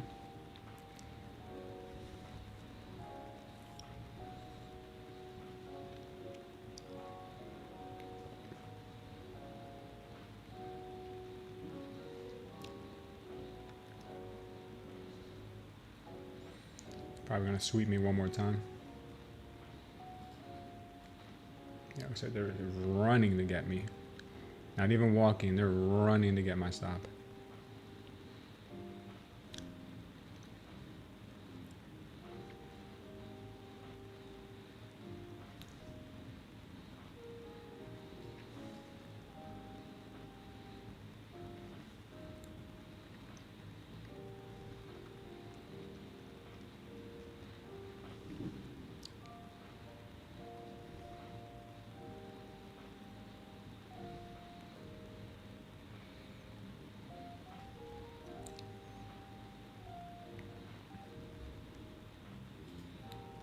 Let me put this on here.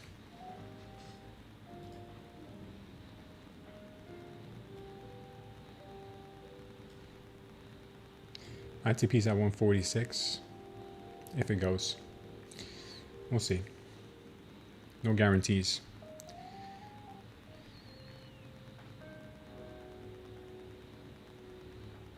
Point of control is here, 180. Maybe that's all she gives us.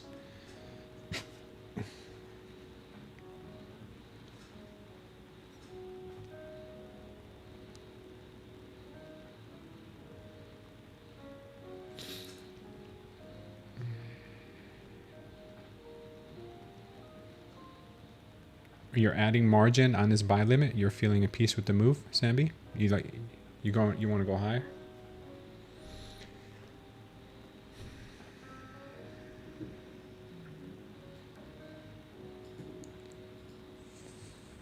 $63.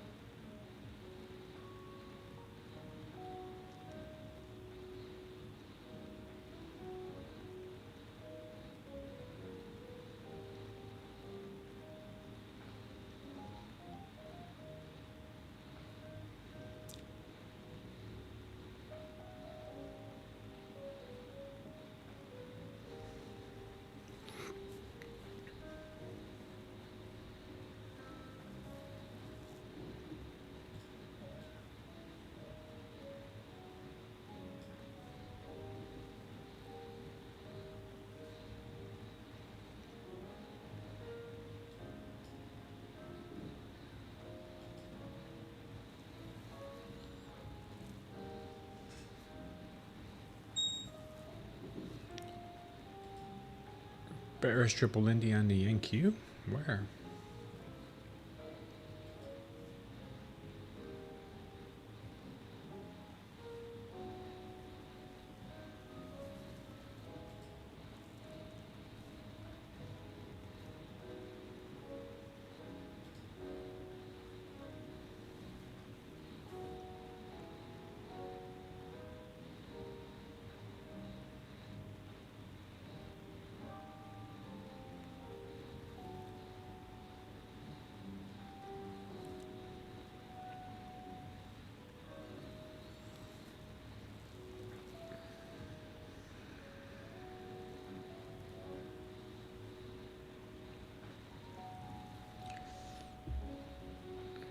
Damn NQ, why are you so dirty? Why you always move so dirty, NQ?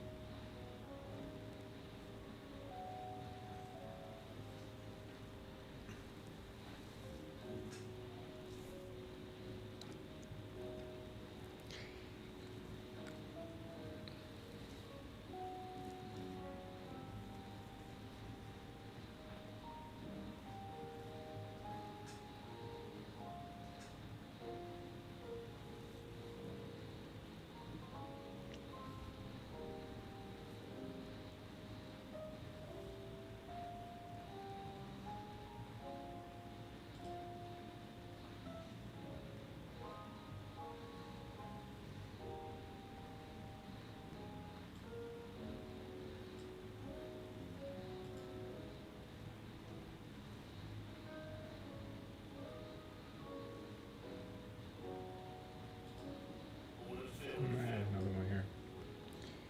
153.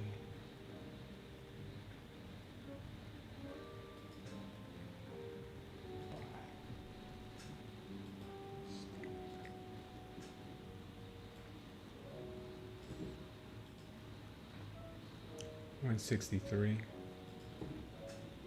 the downside.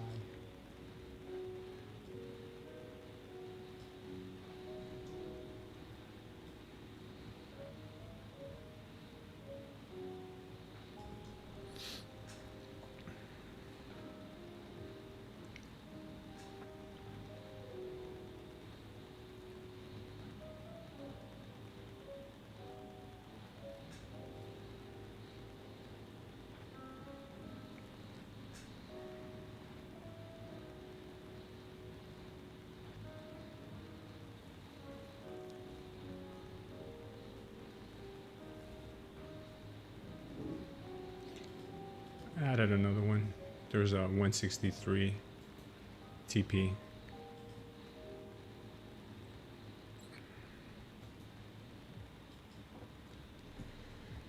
Hope we can break this point of control here, not like last time. If we could break it, 163, maybe 147. Two targets I have to the downside. She's been messing with me all day. I hope she doesn't keep doing it now.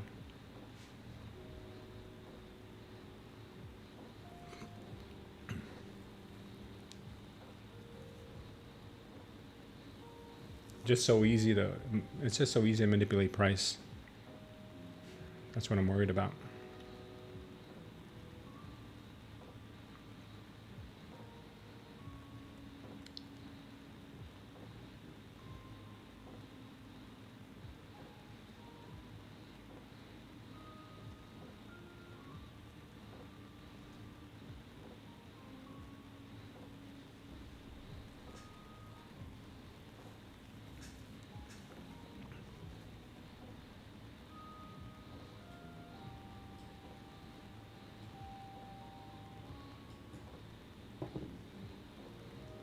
Good for this 163 hit on the first.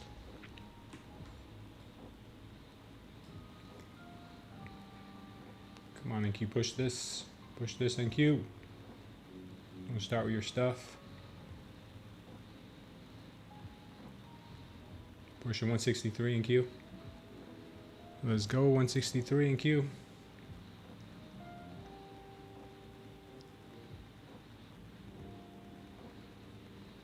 Let's go, NQ, 163.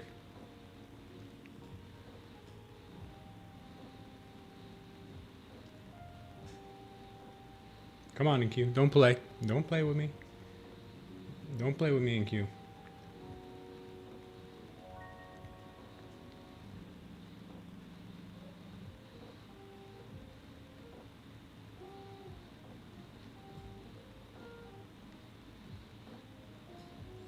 I swear this thing better not pull back all the way to my break even. I'll be so pissed. Oh, and that's look exactly what she's gonna do right now.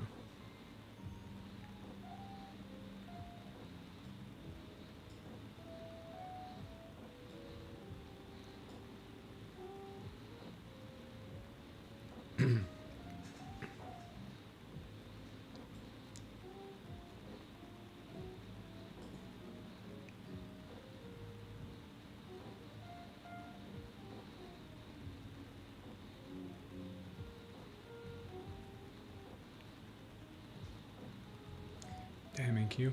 Push a little harder, baby. Push a little harder. This does not look like it wants to stay down. This does not. This is going to rip right now to the upside. This is about to rip. Bro, I am so... yeah, I'm on. This thing's about to rip right now.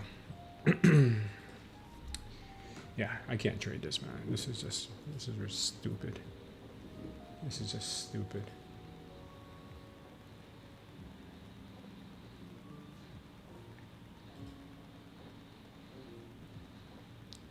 Missed me by like a freaking 2 points, 1 point. This thing's about to rip.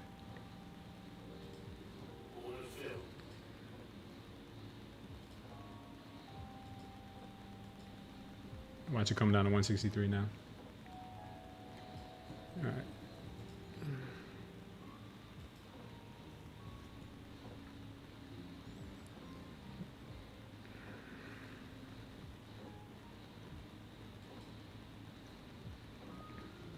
I swear I better not. 222 is the target on this move to the upside if it goes.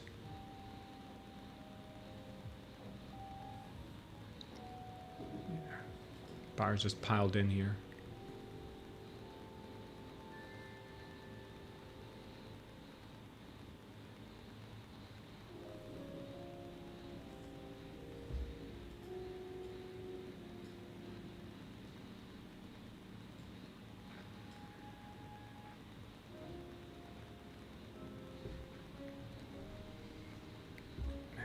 This PA sucks.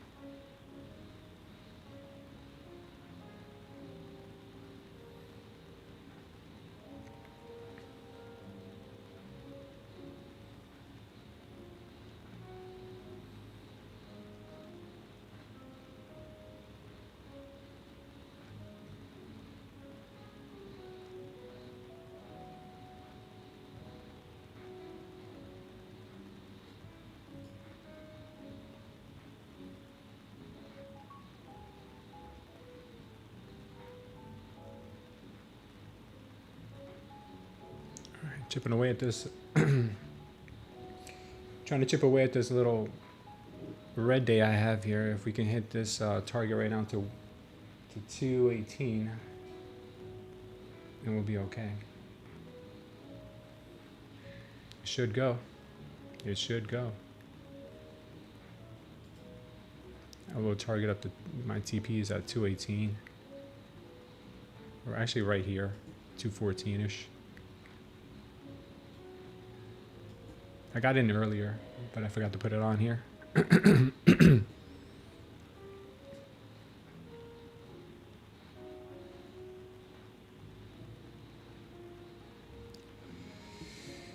Tough day, man. Tough day. Can't get anything to go.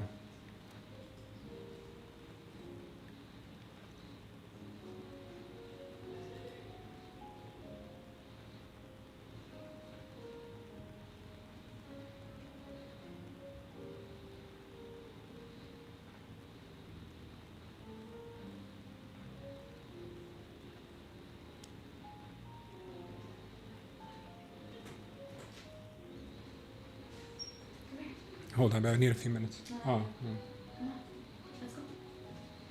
Oh, come on. Don't do this to me. Come on, bro. Let's go. all right, got this push here. Hopefully we can get up to 214 on this move. If not, I'm gonna be really pissed at her. All right, buyers are pushing through. Buyers, the delta for the buyers is pushing through pretty nicely.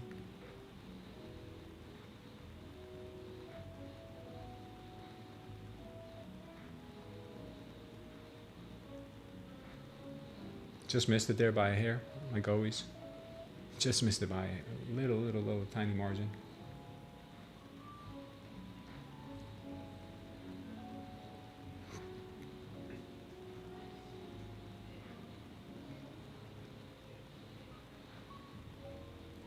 Come on, baby. Come on. Come on. Come on. No, I'm taking it, man. No, I'm not playing with her. Yeah, that's 2 times today I get done dirty by the point of control. Twice.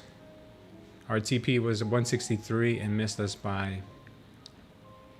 Our TP was 163 and missed us by 5 points to the downside here. That sucks.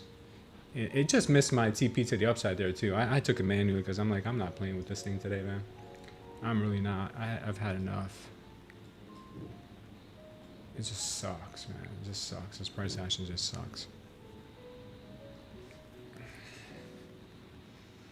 Yeah, it's probably ripped now. Apex accounts are like 29 bucks when they're on sale, bro. Today we have news. We have a lot of news today, man. We have FOMC today, and then after that we have about like 3 or 4 of the big Mag 7 tech companies reporting earnings. So it's going to be a wild day.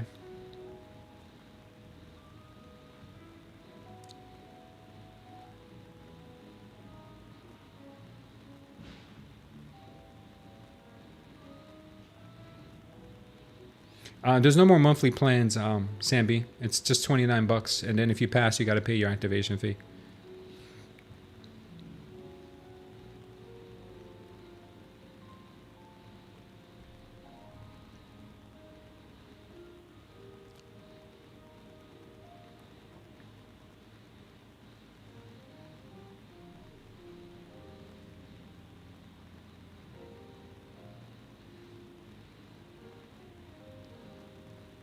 Is the Lucid Live program good to join?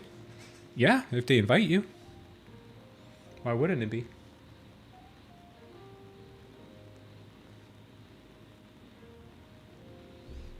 Lucid Live's program is not that bad, but if you do fail live, I think there's a cool down period of like 2 weeks, maybe a month.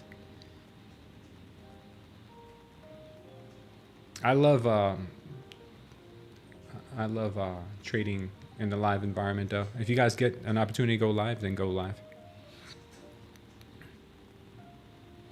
You're here for the camo shirt? Yeah, I'm just here to pass the time. You love Lacoste? That's not Lacoste shirt. I used to wear Lacoste shirts though, but the little necks used to get too wavy for me. So we're getting that pullback again. So we're going to be stuck in this range now.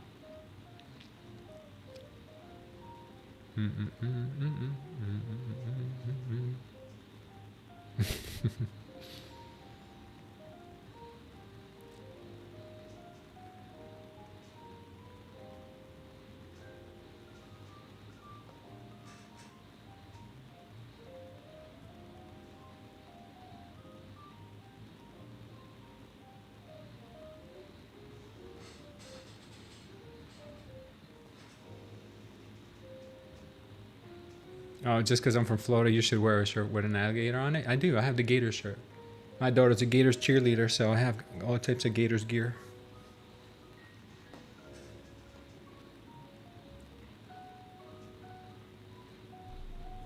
Damn, I could have broke even on that trade there too, man. Except for that stupid NQ. Always wants to do the same thing to me. Do me so dirty like that every time.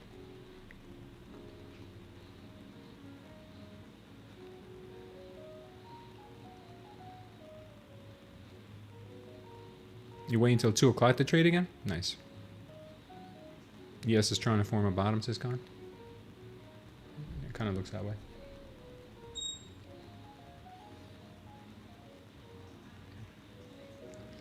I'm waiting for the 5 minute to tell me something.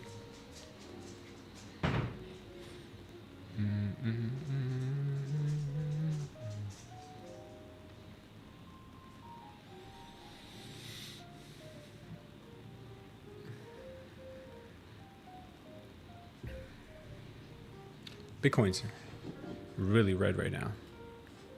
BTC has a bearish triple Indy on the 4 hour. On the 30 minute.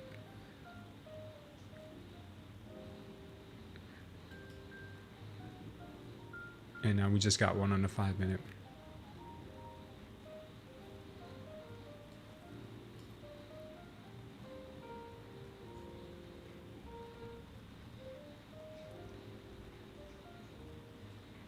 Could get a pop here.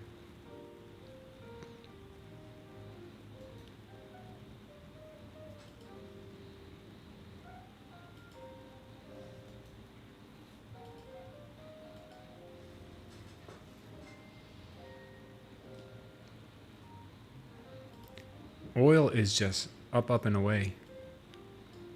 That's crazy. Oil has not retreated all day. The NQ has gone up and down. Nvidia is looking weak. Yeah, she lost her strength. I don't know why we keep getting pops on the NQ. Maybe it's because the Mag 7 are, they haven't even hit their target yet. Mag 7 still hasn't hit its target either.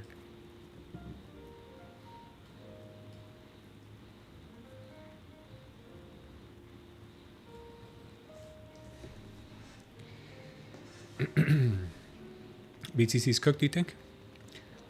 Yeah. I'm going to wait for a pop on BTC to short it. I like to short it today. I like to short it.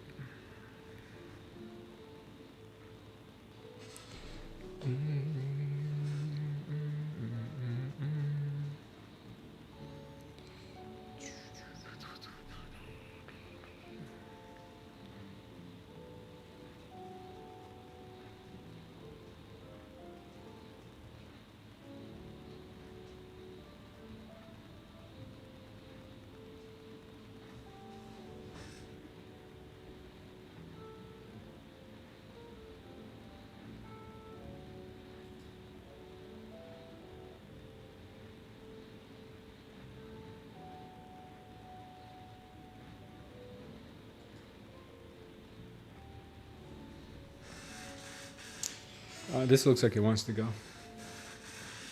It's a VWAP maybe here.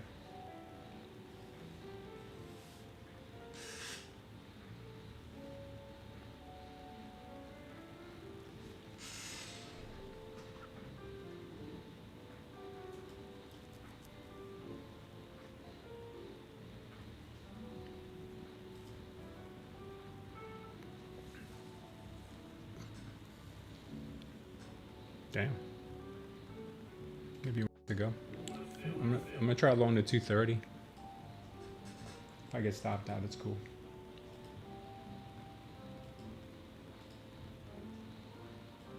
Hopefully, I really hope this is not a fake out. I would be very pissed. 192 is my stop. Buy to 230.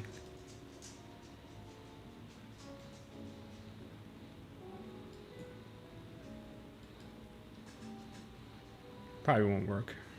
Probably just a fake out. Had to try it though. Do see a really killer combination here, with the sellers going short here, buyers coming in, possibly trapping them. Only thing worse is if we get the buyers to get trapped here and then the sellers come and dump it. That would be the only thing worse. Which is exactly what they're doing.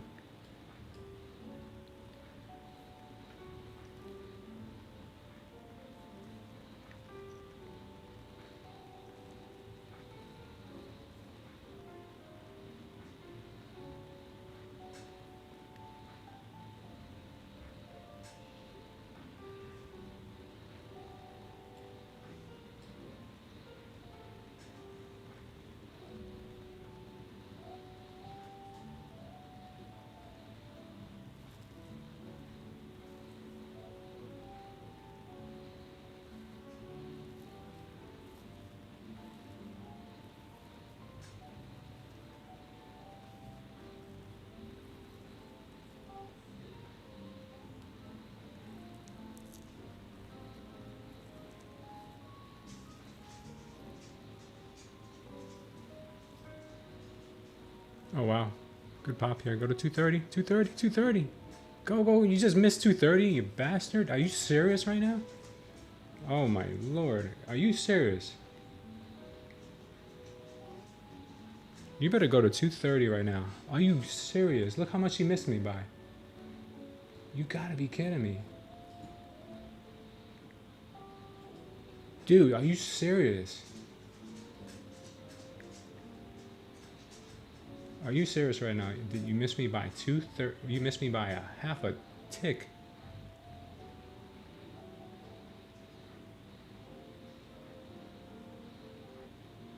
Are you kidding me right now with this? I'm out. I'm out. I'm out. I just can't buy. I can't buy a trade today. I really don't know what's up, man. I can't believe she just missed me by this much. I really can't. I really can't. Yo, dude. I can't. I can't believe that.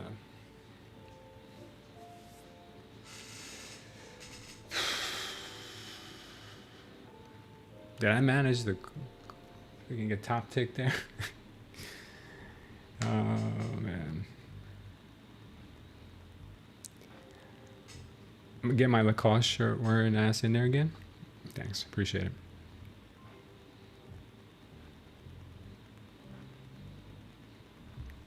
Yeah, this is just BS. This is just BS. This is BS, man. It don't get much worse than that. It really doesn't. Give it time? Yeah. I'll give it time. Time to do me dirty. Yeah, I shouldn't really be trading this close to the FOMC anyway. The books are real light, so they could do crazy things. Look at the delta on that though. Holy shit, this is crazy.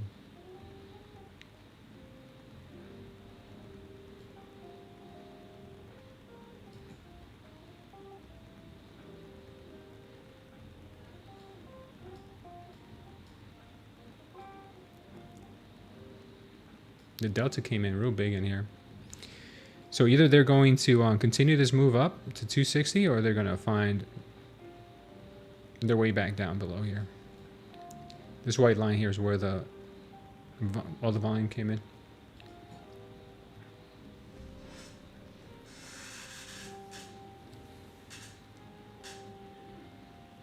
Scalping, dude. There's no targets. I can't take anything. I mean, there's no. Shut up, God.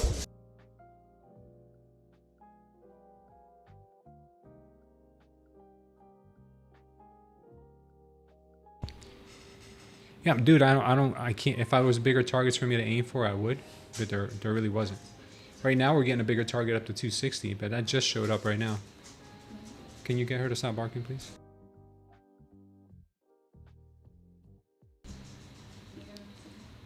You want me to? Okay.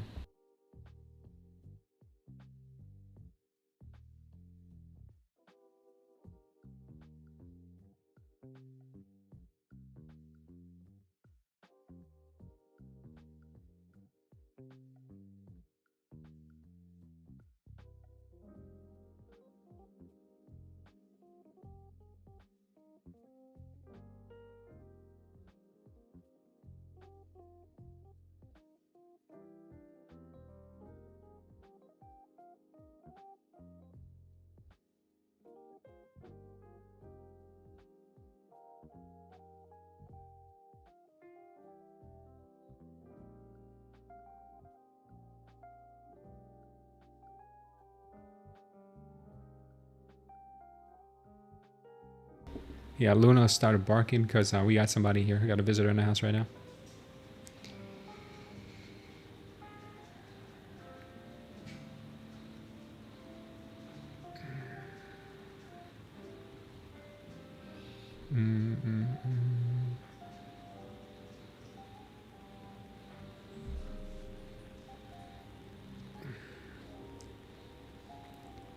Non-financial advice. Who are you talking to? Are you talking to me?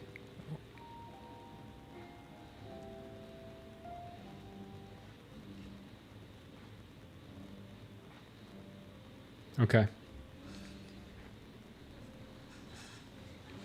All right, let's see what happens here. We gotta get this bounce off of this level of volume.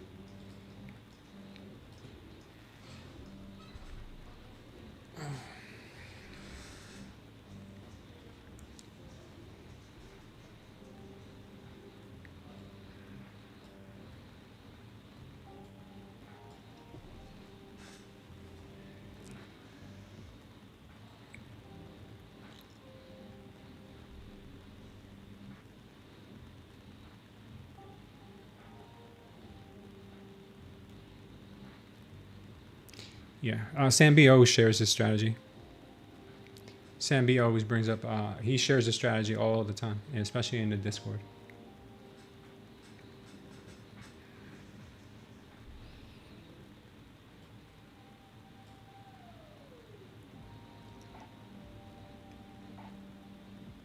And to answer your question, Khan, yeah, I was shooting for 230 because I'm trying to dig my way out of a little hole, obviously. But as you can see, the market had other plans. I mean, right now, I mean, that's all you can really do is hope to get maybe 20, 30 points out of the market the way she's been moving. Very rarely do we see us get anything more. You saw me get missed here by like a few points. You saw me get missed here by a half a tick. Like, dude, I want to shoot for bigger targets, but is she going to give me that an hour before the FOMC? Probably not. So right now I'm just trying to claw my way out of the little red day.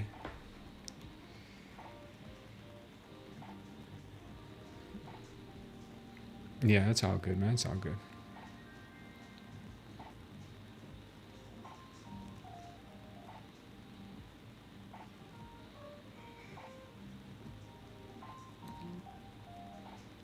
Yeah. Yeah, that move. My TP was one tick above the VWAP? No. The VWAP is up here. The VWAP is at 235. My TP was at 230. And this thing went to 230 and a quarter. I mean, my TP was at 230 and a quarter. I think the thing went up to 230. I don't know, one or the other. We missed me by almost nothing. And that's why I closed it because of this, you know. They did that and now they're going to push down again. Trying to play this range, but it's not easy. Hold on, guys.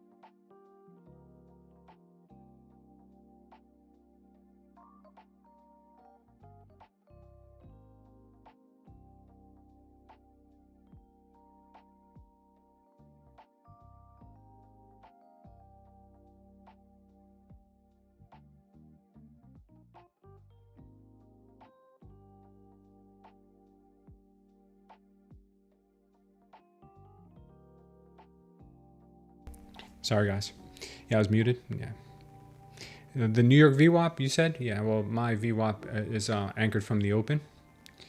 So I guess I probably did get CB'd there by the New York VWAP.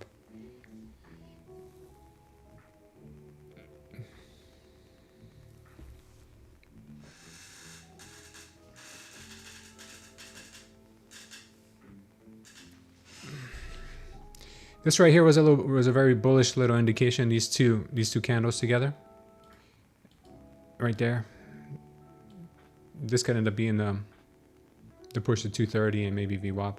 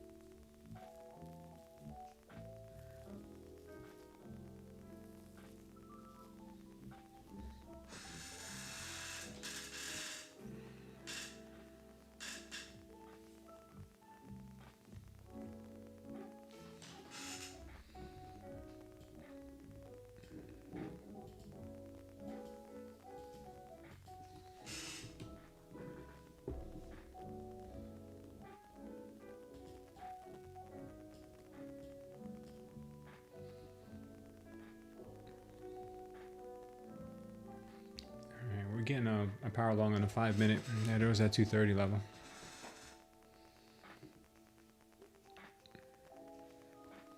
It looks like the market may have found its low.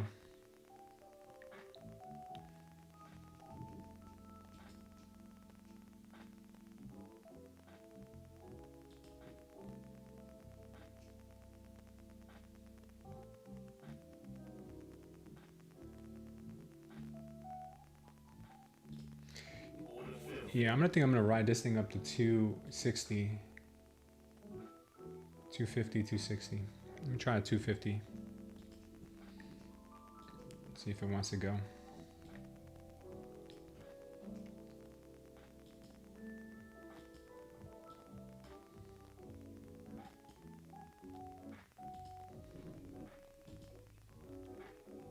My stop's at 149.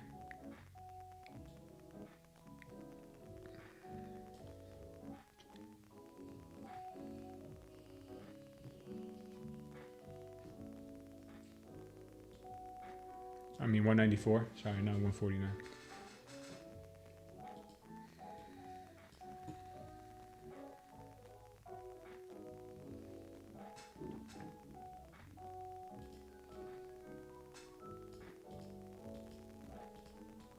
Right now, it looks like the momentum is in the bulls' favor. Looks pretty decent for a move higher.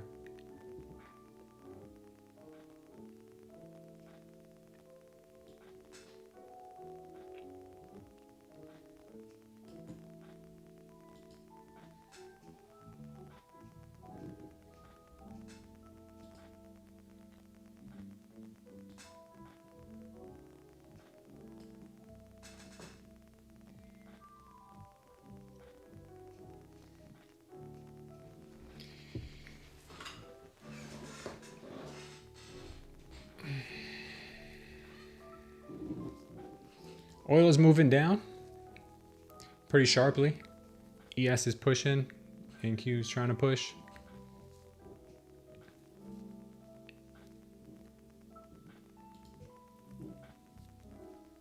Bitcoin looks like it's going to try to push up higher as well. We'll see.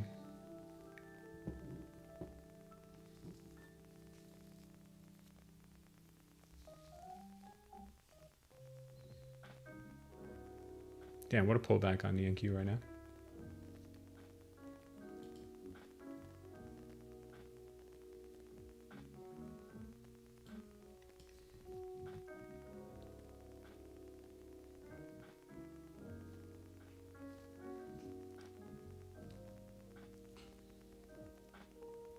Are you serious right now? Come on, can you stop with this being nonsense?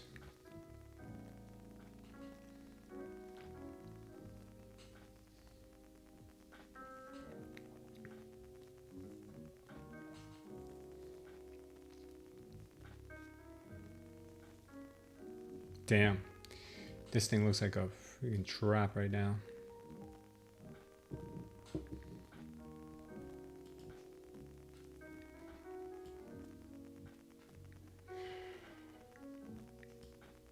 Tell me that doesn't look like a trap right there. Holy smokes.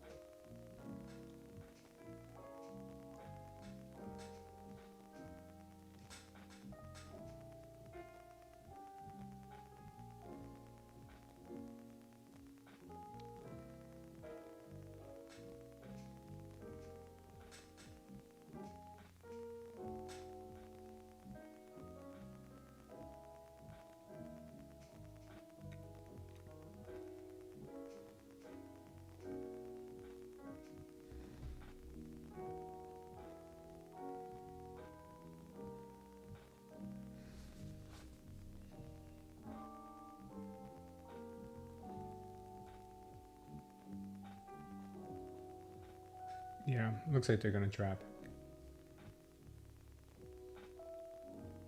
They can't get back above this yellow doji candle. They probably will trap. All right, I'm gonna close it. Looks like they're trying to trap the longs here. This right here looks like they're trying to trap the longs. So I'm gonna just wait till after FOMC. This is just not good PA. Just gonna wait till after FOMC. This is just bad.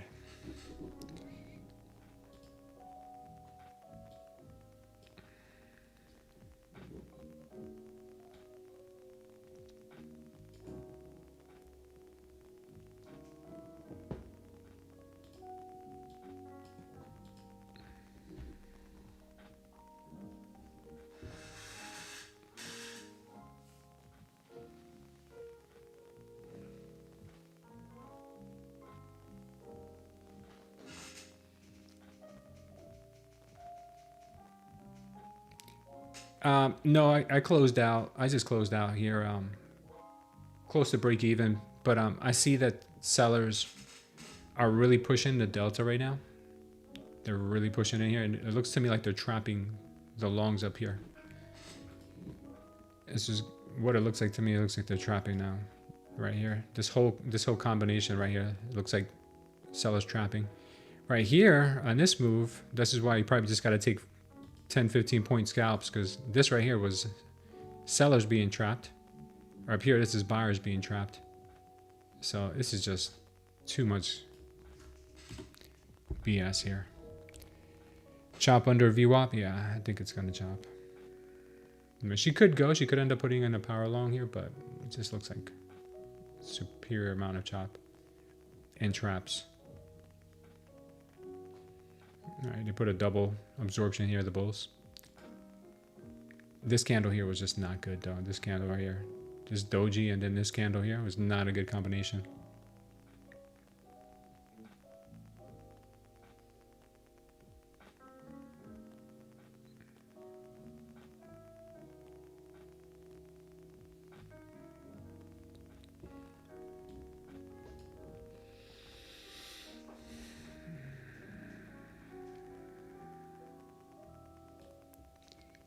If I was still in it, I'd probably just move to BE.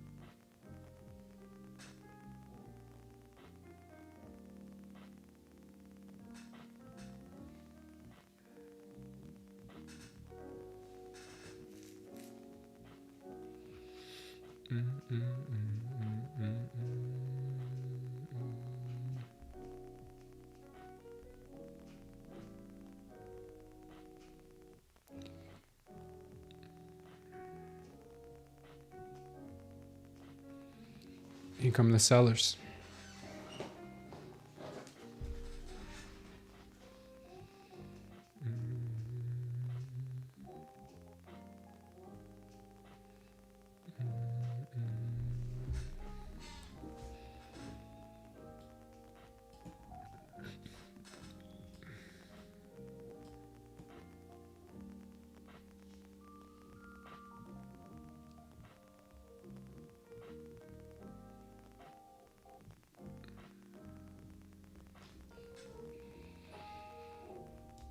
Yeah, further down.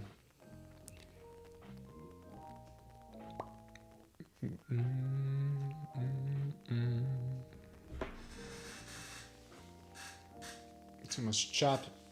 I'll just wait for after 2.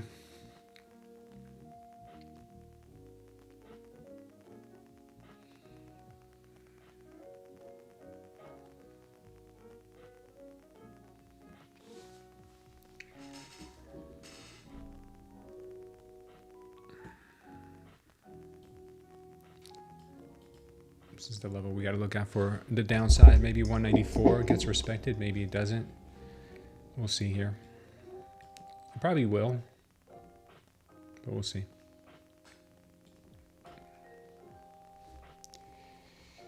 We will see.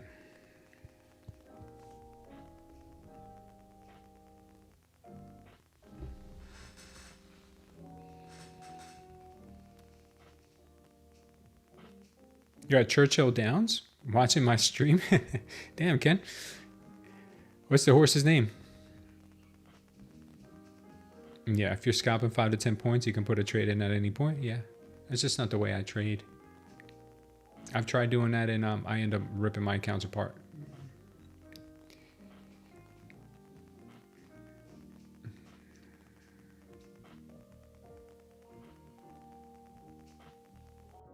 Yeah, TM Spectral, you and I are in the same boat. Definitely garbage price action.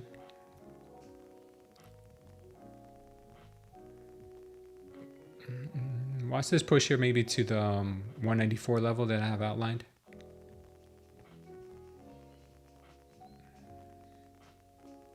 Horse racing today? Derby week? Is it Derby week?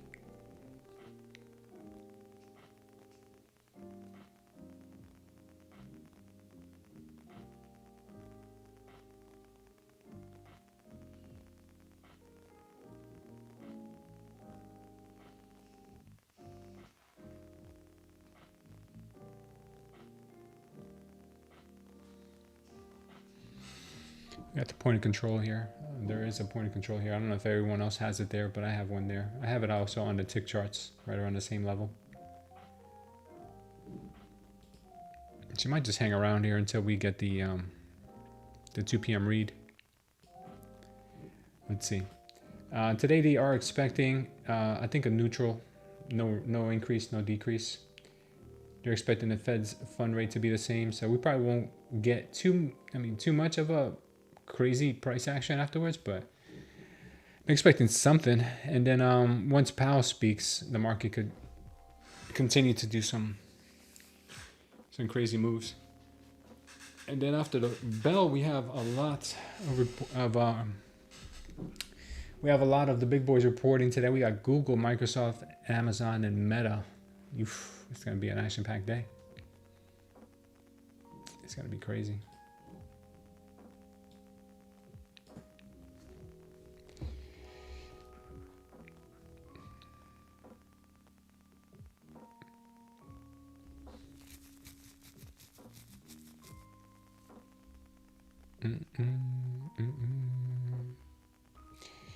What's my opinion? What's going to happen at 2? I think at 2 p.m. we're probably going to get an infusion of volume, but we're probably not going to see the real moves today until after 4, because that's when we're going to get all the big tech companies reporting. But I don't think we're going to get much. I don't think we're going to get that much at 2. Not like prior FOMCs where, you know, there actually was a rate cut or there wasn't a rate cut or there was an increase. You know, those are the ones that usually give you a lot more of a move. But we're going to get volume for sure because books are all dried up right now. But we'll see. Colton, thanks for the question, Colton. If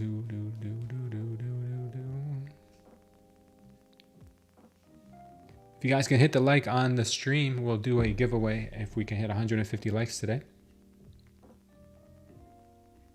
We got 56 so far. We got 143 people here. Let's see if we can increase the likes.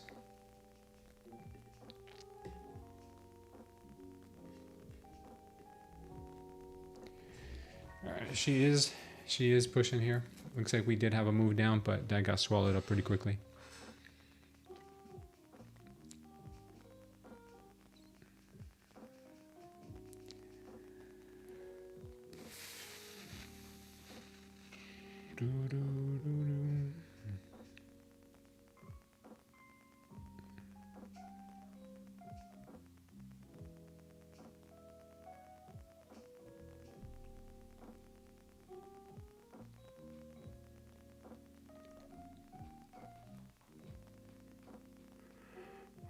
What a chop festival.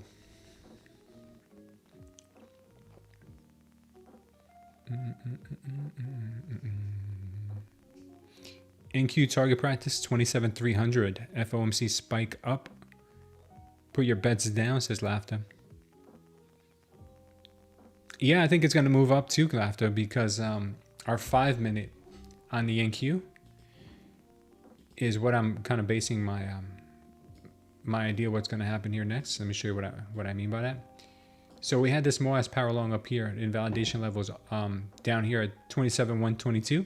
So we haven't invalidated it, but all of the bullish delta that was down here this morning and in here has kept price steady above 150, 27,150.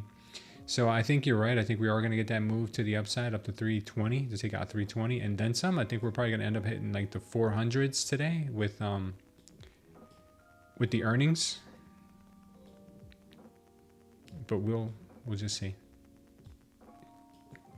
Anything can happen.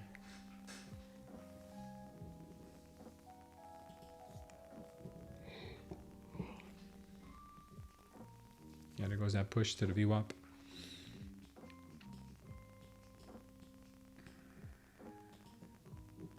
Okay, this absorption only worked for a little while there. Not for very long.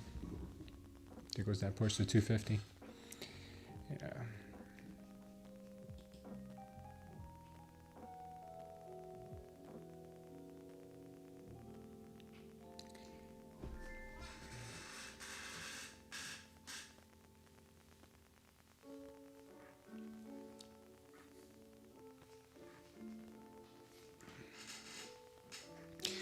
Volume starting to come in. Very bullish on the 30-minute. Yeah, I saw it.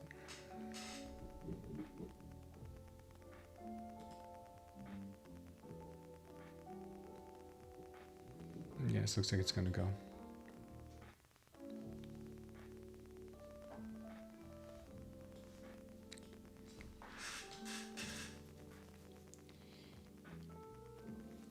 Really not seeing this market well today. I don't know if it's the way the market's moving or what, but I see the targets and I get shaken out because probably because I have trauma from all the other times that she comes in and just takes you out.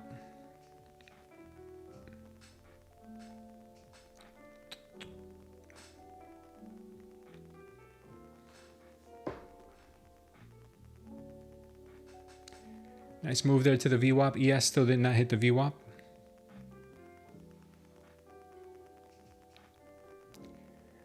You on 20 micros to 248. Nice, man. Did you get it already?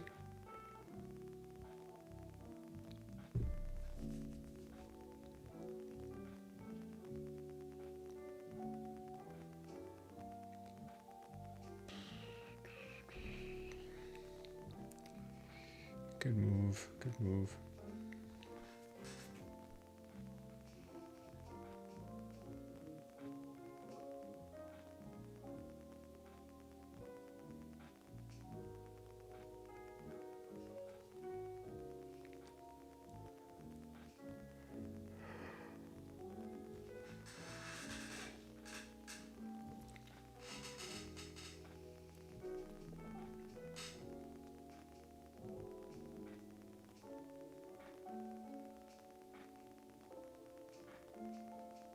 She's going.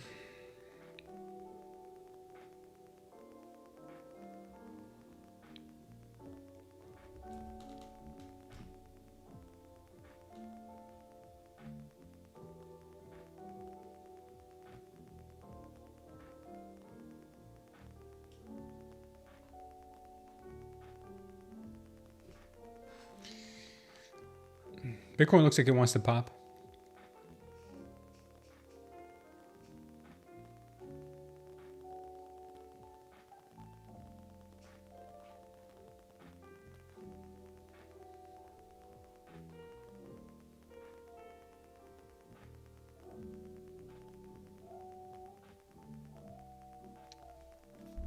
News in 9 minutes or 8 minutes.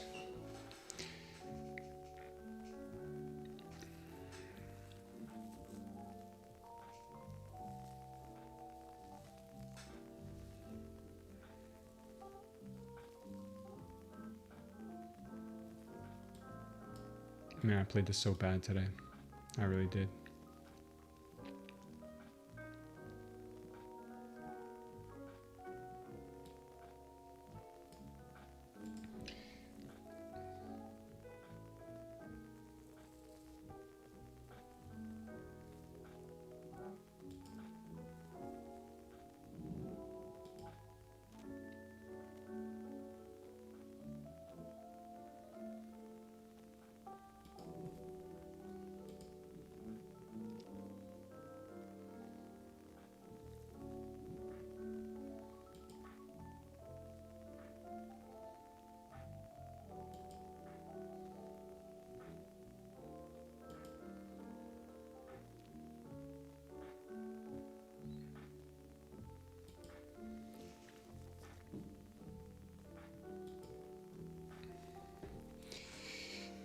NQ is nasty. Yeah, she is nasty. Or she's been nasty to me today. But she's been good to some of you. But I just didn't read her well today. Or maybe I just had too much trauma to trade her today.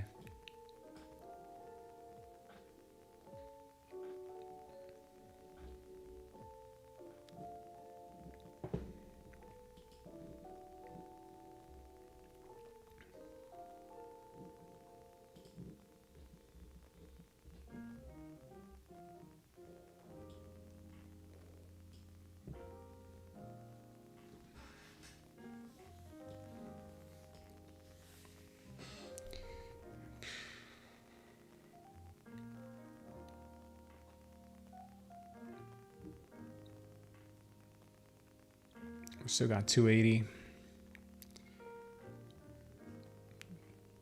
320, which we never broke this morning.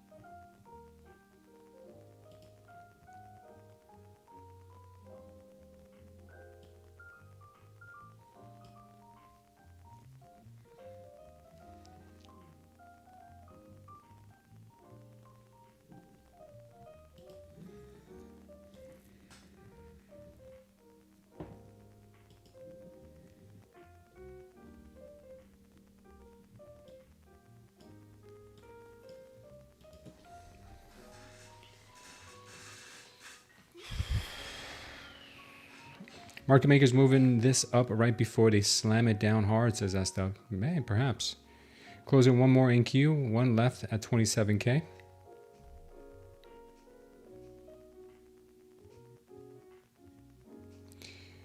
You're short, Nostradamus, or you're long?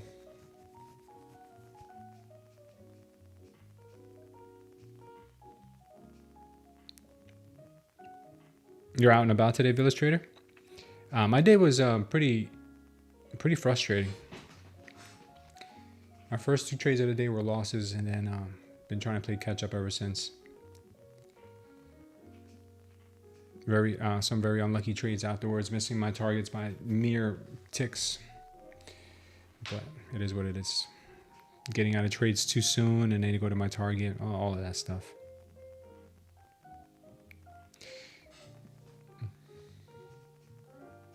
Oh, you made 27K. Is that what you're saying?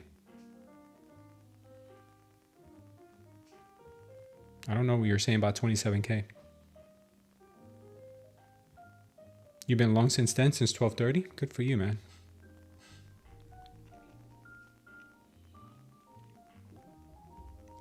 $12.30. Damn, so you caught it right here. You caught it right in here. Good job. I liked it right here. I think I went long here. And it missed me by a tick, I think. I don't remember.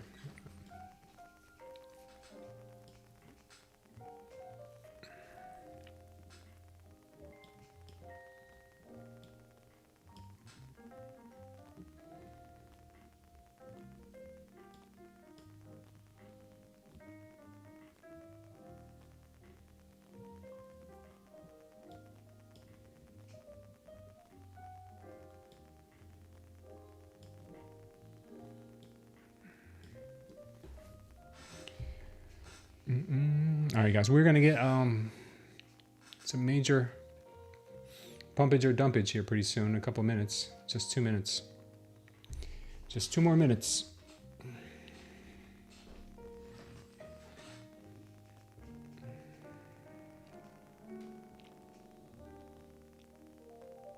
Do I execute my trades on TradingView? No, I take them on Tradeday. I put them on TradingView for the people on the mobile because they can't see my Tradeday. You gonna trade this? I might take 1 or 2. Am I right in seeing your ES level hit? Yeah, this ES level hit right here, 71.57. What time's FOMC? In 1 minute. And then at 2:30, Powell will speak.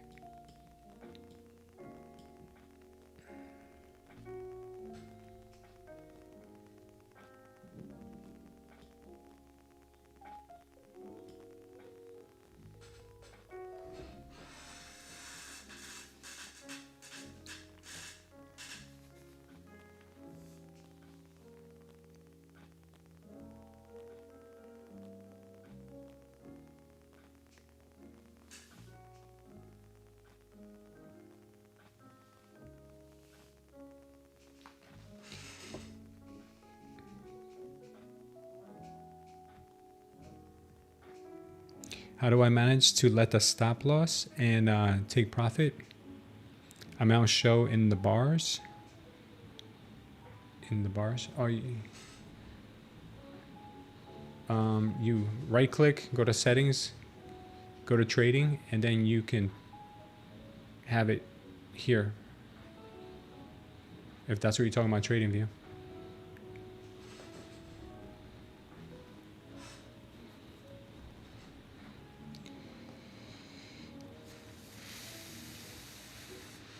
Okay, guys, 3 seconds here to the news. Make sure you don't have any limit orders open, guys, because a lot of you cannot trade this. A lot of you guys cannot trade this with your prop firms.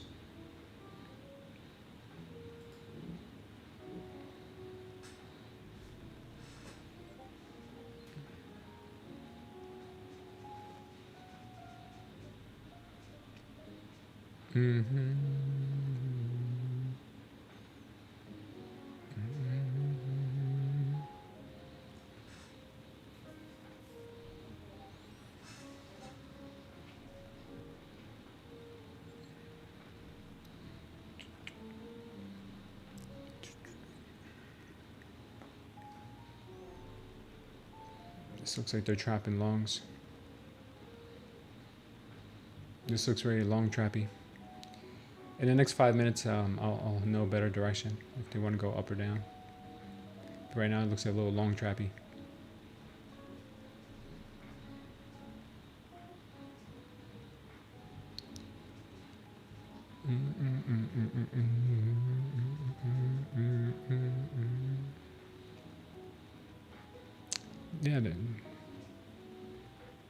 Yeah, they're holding the benchmark. Yeah, of course. Yeah, they're not. I wasn't expecting them to change. I think it was almost like 100% chance they weren't going to change the FOMC rate.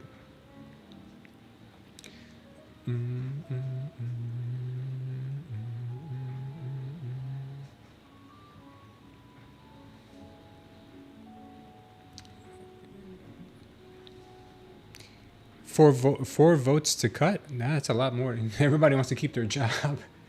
Especially if they know Warsh is coming in. Everybody wants to keep their job. So that's bullish for the market. The fact that 4 people want to cut. That is bullish for the market. That's bullish news. I think when we get the minutes. When we get the minutes in a couple of weeks, I think that will push markets too. Yeah, I mean, look, the market's not really moving that much. This is like very late. I don't expect the moves to come till after the market closed today.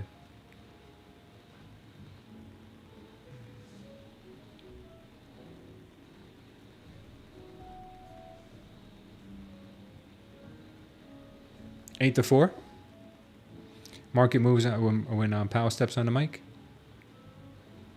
Yeah. I mean, 4 is more than what we would have thought. I don't think the market's ready to cut.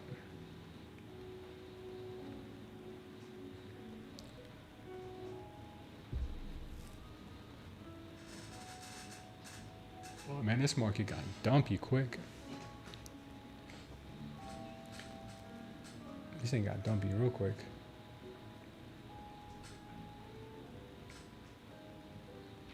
Congress has voted Warsh in. Now look at that. He will announce Kevin Warsh today.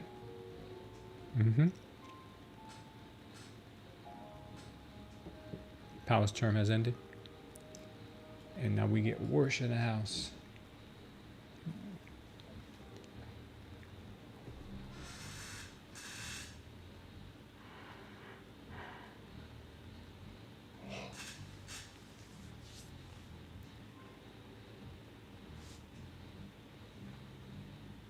A 123 break will sink the market. Thanks, Gordo. Appreciate that. Thank God Powell be gone. Don't say that around Joey, man. That's his boy. Warsh. They say Warsh is hawkish, but why would Trump bring him in if he was hawkish? More hawkish than Powell.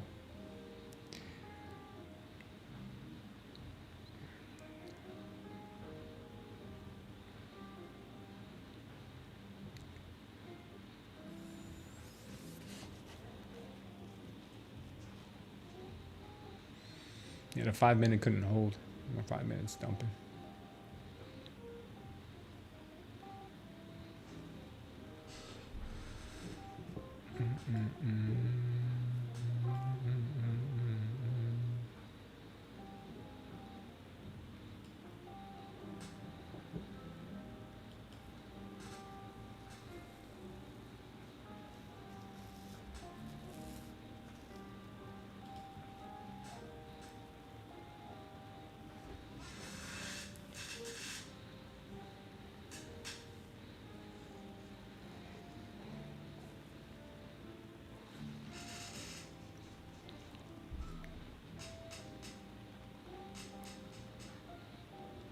S-Dub says, there's that dump.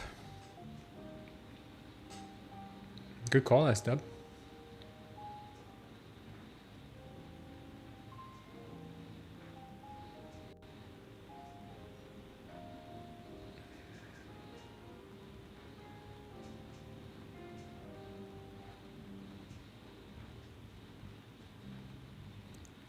Powell was bought and paid for by Democrats.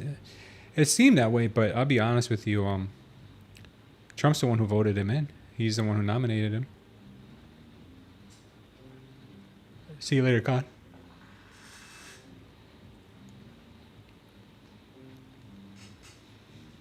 Yeah, Bitcoin looks pretty strong here. Bitcoin looks like it may want to go higher.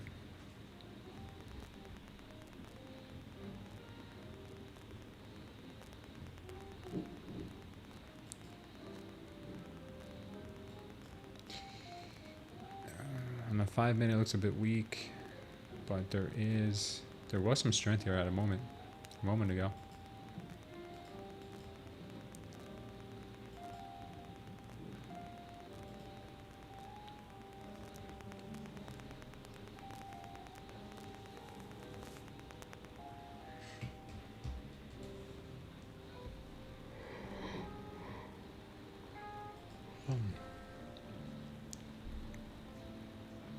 Buyers might come in for the long in here.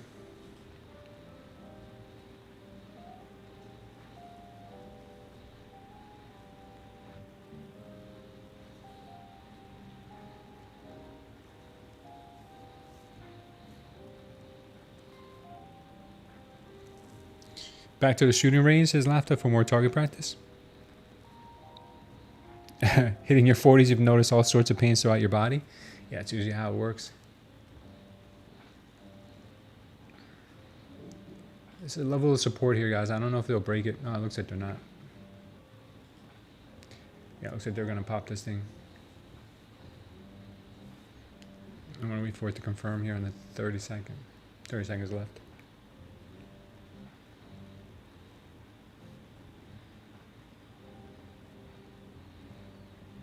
I want to try a long here.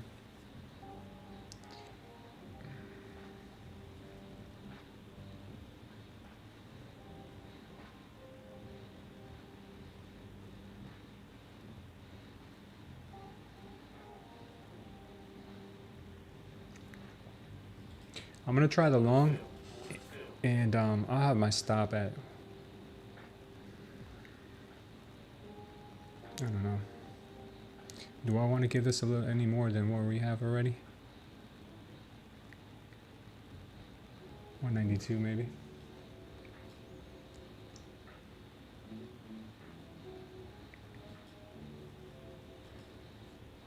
Let's see. 260. Yeah, this thing's dumping now. Of course. Stopped out already. Stopped out already. That stopped. Okay. Still like the long, but damn, man. She really did some dirty business right here. Dirty, dirty, dirty.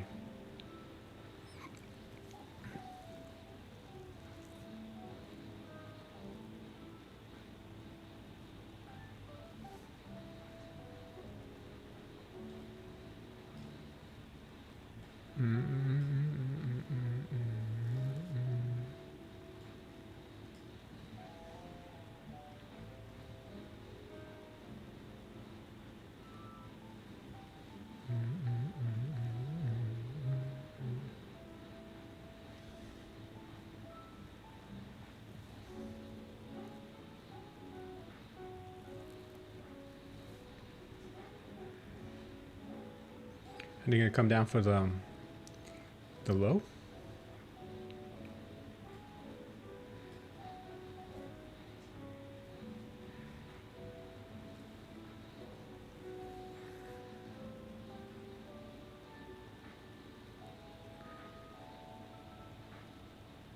This level we didn't hit earlier, 146. Oh man, yeah, maybe now they come down for 146.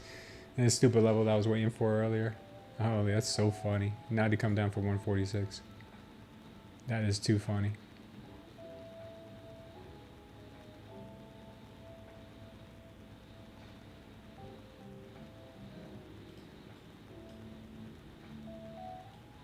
Maybe even 90. It looks like they might come down for that 90 level this time.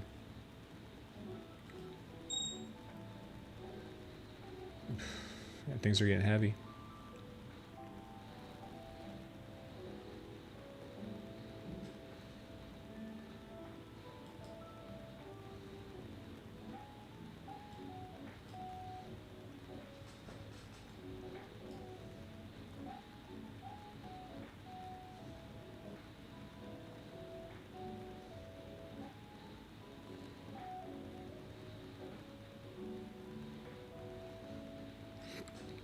Crazy.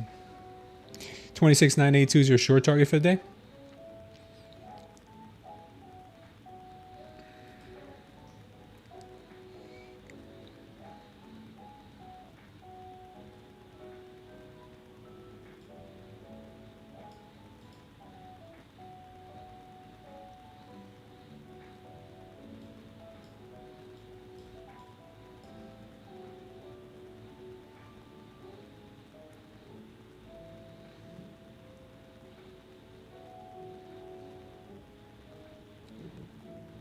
Still got these targets. I think there's still one more.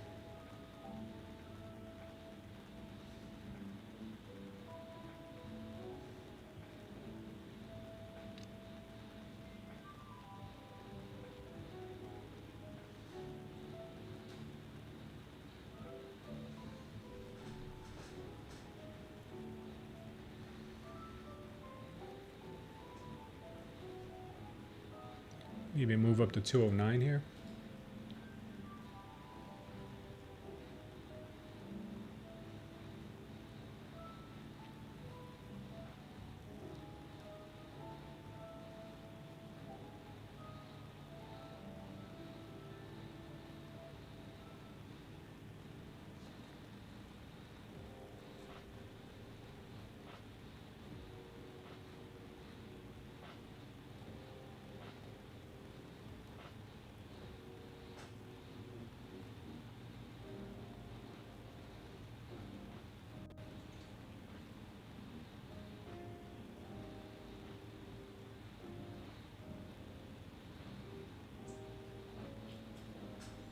I'm gonna try to move the two.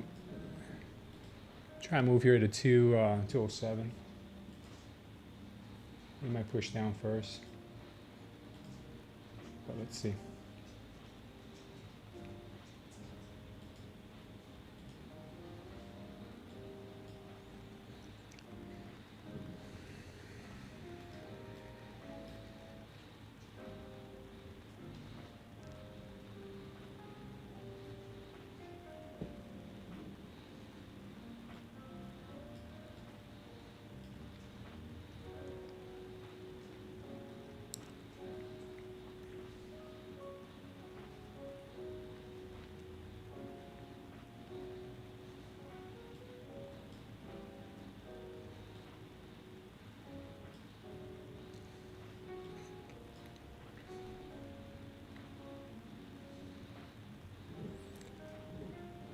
Might go to 250. I'll add back in if it does.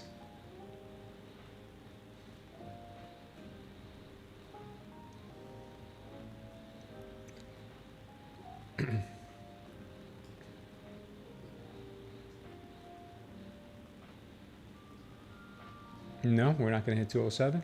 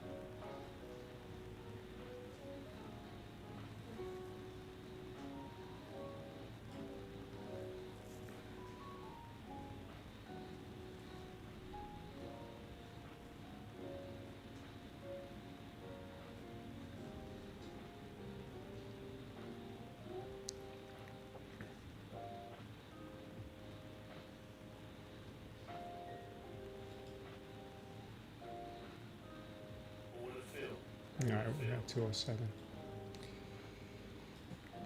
Let's see if we keep going.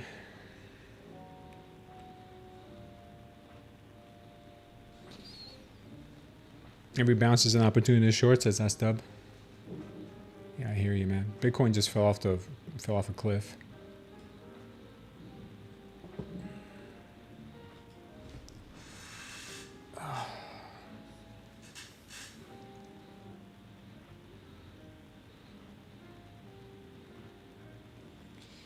Today's just been a real difficult day of trading.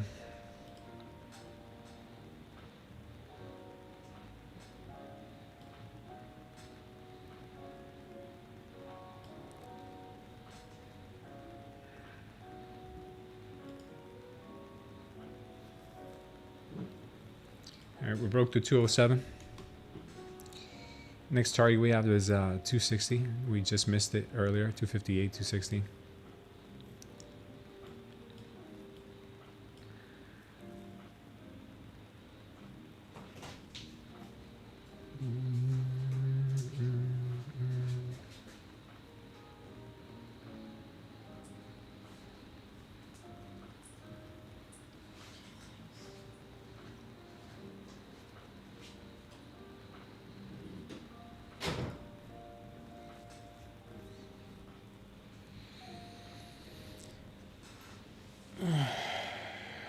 Every week your Euro trades are still rolling positive. Nice, laughter.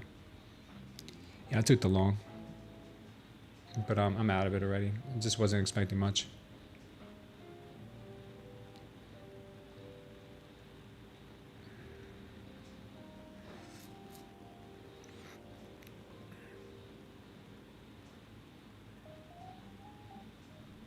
I'm just trying to crawl my way back.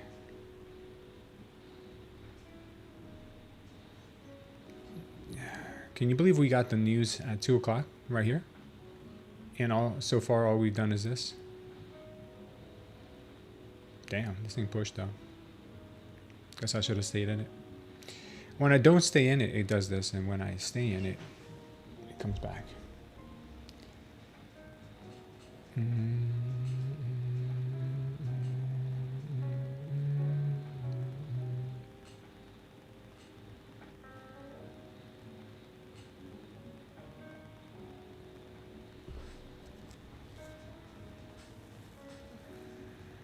Nice. Look at the delta is strong right now. This has got the momentum to go to 260 easily. Maybe even 320 now.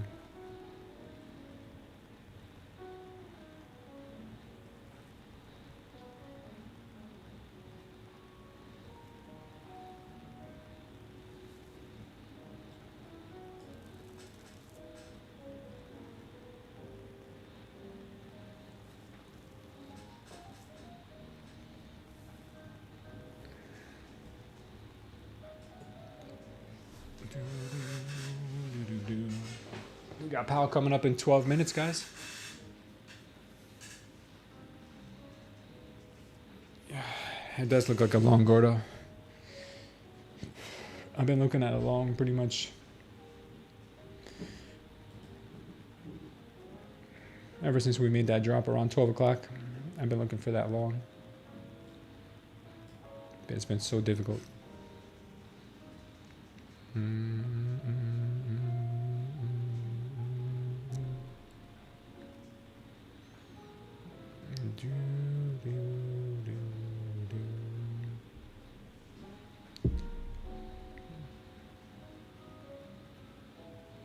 Trump on Putin talks. I think he might announce a ceasefire. Putin might announce a little ceasefire soon. Really?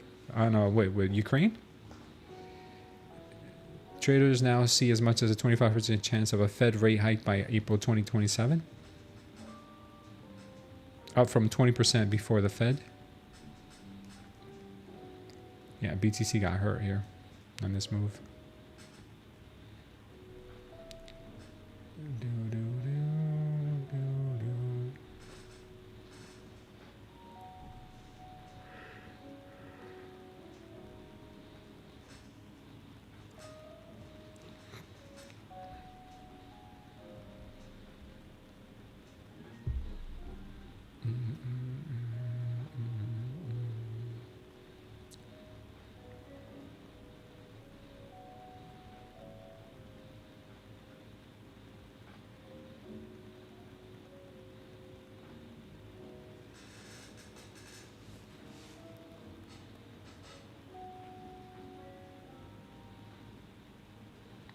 Yeah, today's price action is very, very inconsistent.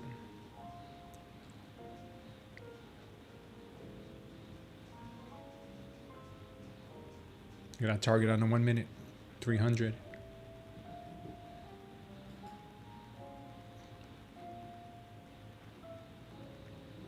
Crazy.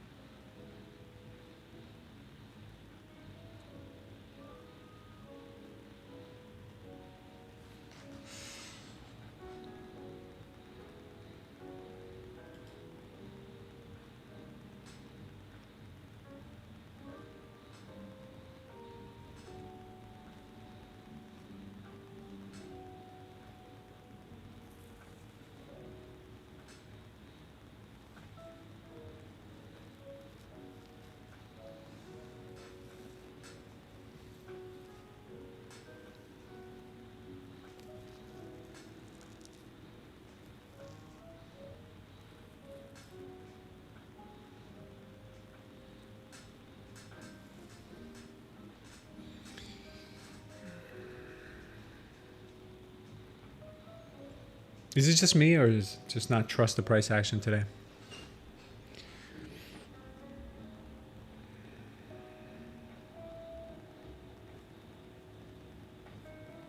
I want a long here really bad. I really do.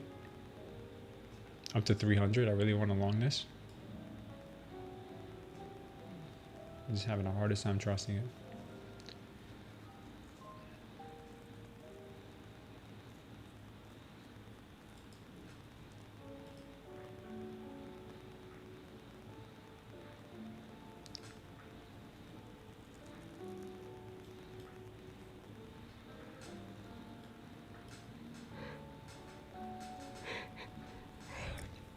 Maybe a long from 200.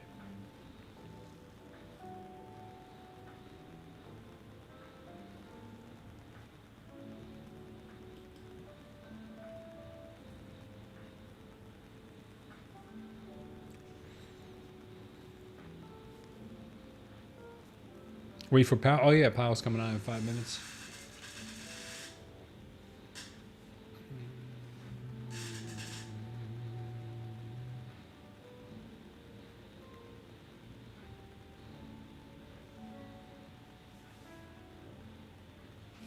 Powell make his last address today. Lefty says out long at 256. Yeah, the longs are good already. But anything's possible when Papa Powell's on the mic.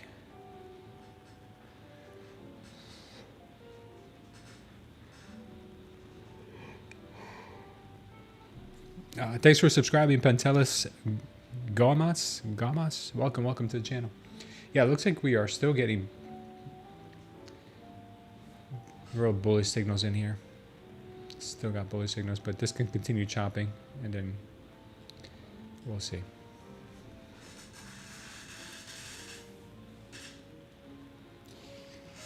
Let's see if we can get Powell on.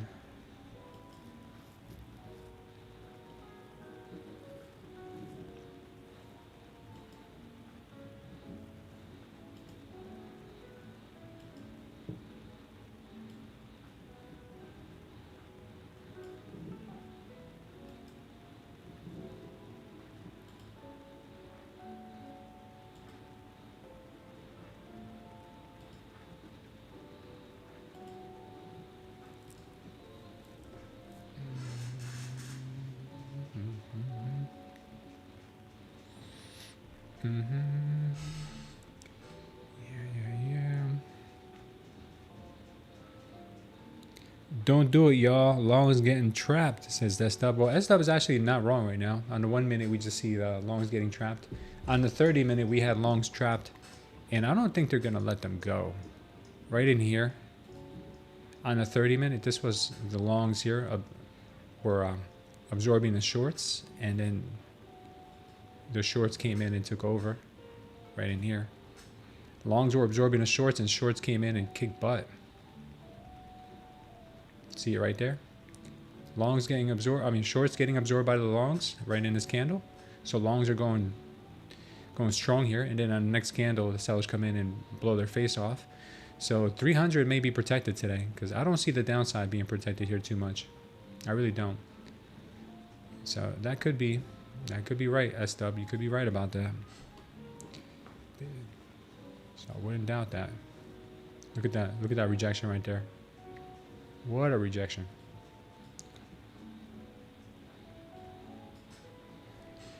No wars are ending. They will keep it going. There's too many criminal cases against Satan, Yahoo, and what? Trump, the rest of the swap. What language is that? S-dub. Maybe both sides are trapped. Squeeze up and huge dump. Yeah, it could be. You favor the downside move too, Con?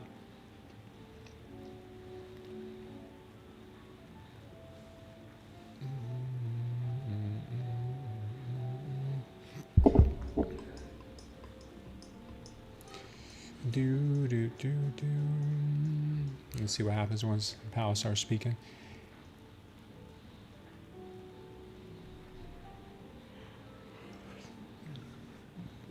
I don't even know if I can trade during the press conference. Let me see.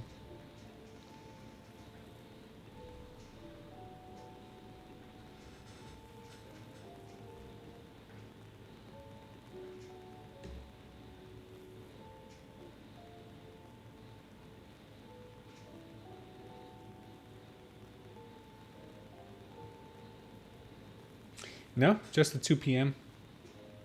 The 2:30 can be traded.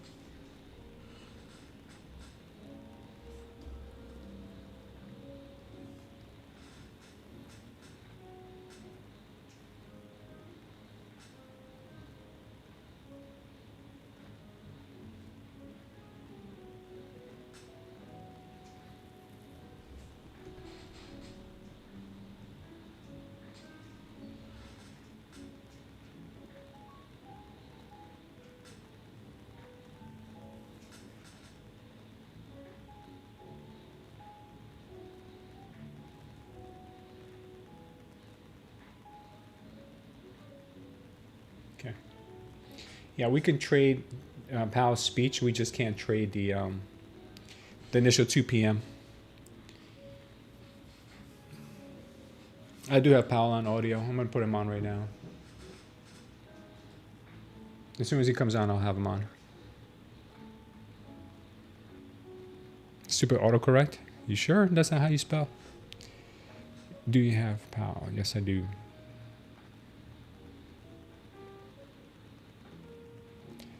Trump said James Comey is a dirty cop and a crooked man. Yeah, he just got locked up. He's about to see some jail time, maybe. Somebody said he'll be out in 48 hours. This is all just a dog and pony show, they call it. This is just entertainment, WWE. It used to be WWF. Those are the good old days.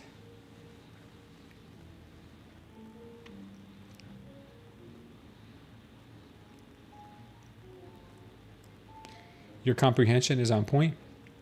Yeah, somebody said Comey will be out in 48 hours. Probably Obama and Clinton will get him out. Either that or they're gonna Hillary him. Hillary Hilton.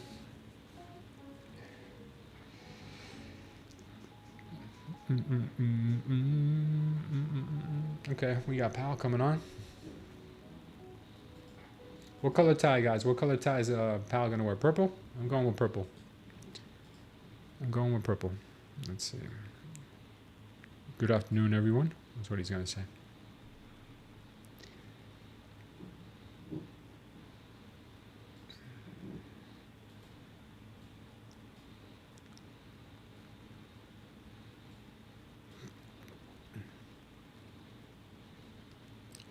S-Dub says he's gonna wear red. Kamas says blue, navy. Okay, we'll see.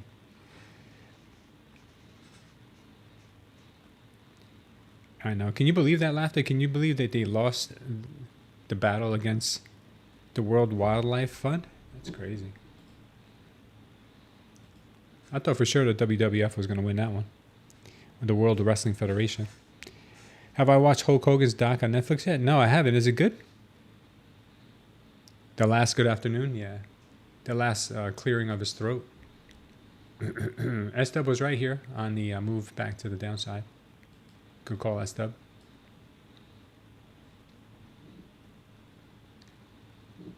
No big guy yet, guys. No big guy yet.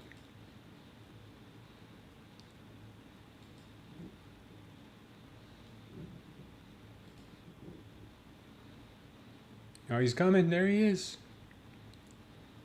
Oh, he's wearing a dark purple. Looks like maroon tie. Some kind of dark purple, we can call it. Good afternoon. My colleagues and I remain squarely focused on achieving our dual mandate goals of maximum employment and stable prices for the benefit of the American people. Okay. The U.S. economy has been expanding at a solid pace. While job gains have remained low, the unemployment rate has been little changed in recent months. Inflation has moved up and is elevated, in part reflecting the recent increase in global energy prices. Wow, 5 minutes back. Today, the FOMC decided to leave our policy rate unchanged.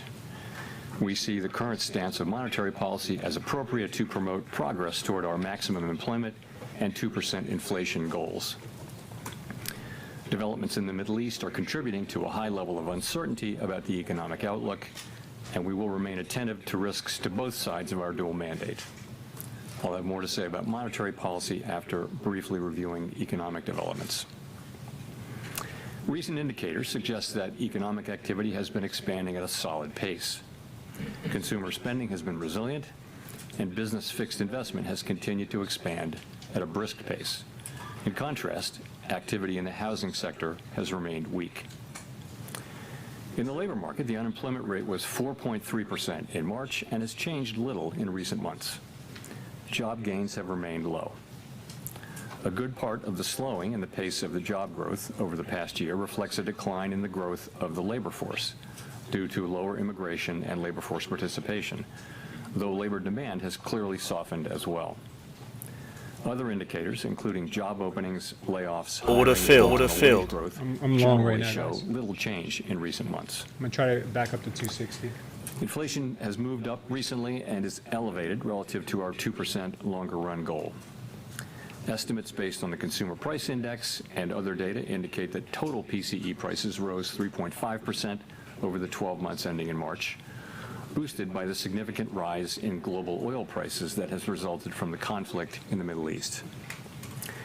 Excluding the volatile food and energy categories, core PCE prices rose 3.2% over the 12 months ending in March. This relatively high rate largely reflects the effects of tariffs on prices in the goods sector. Near-term measures of inflation expectations have risen this year, likely because of the substantial rise in oil prices.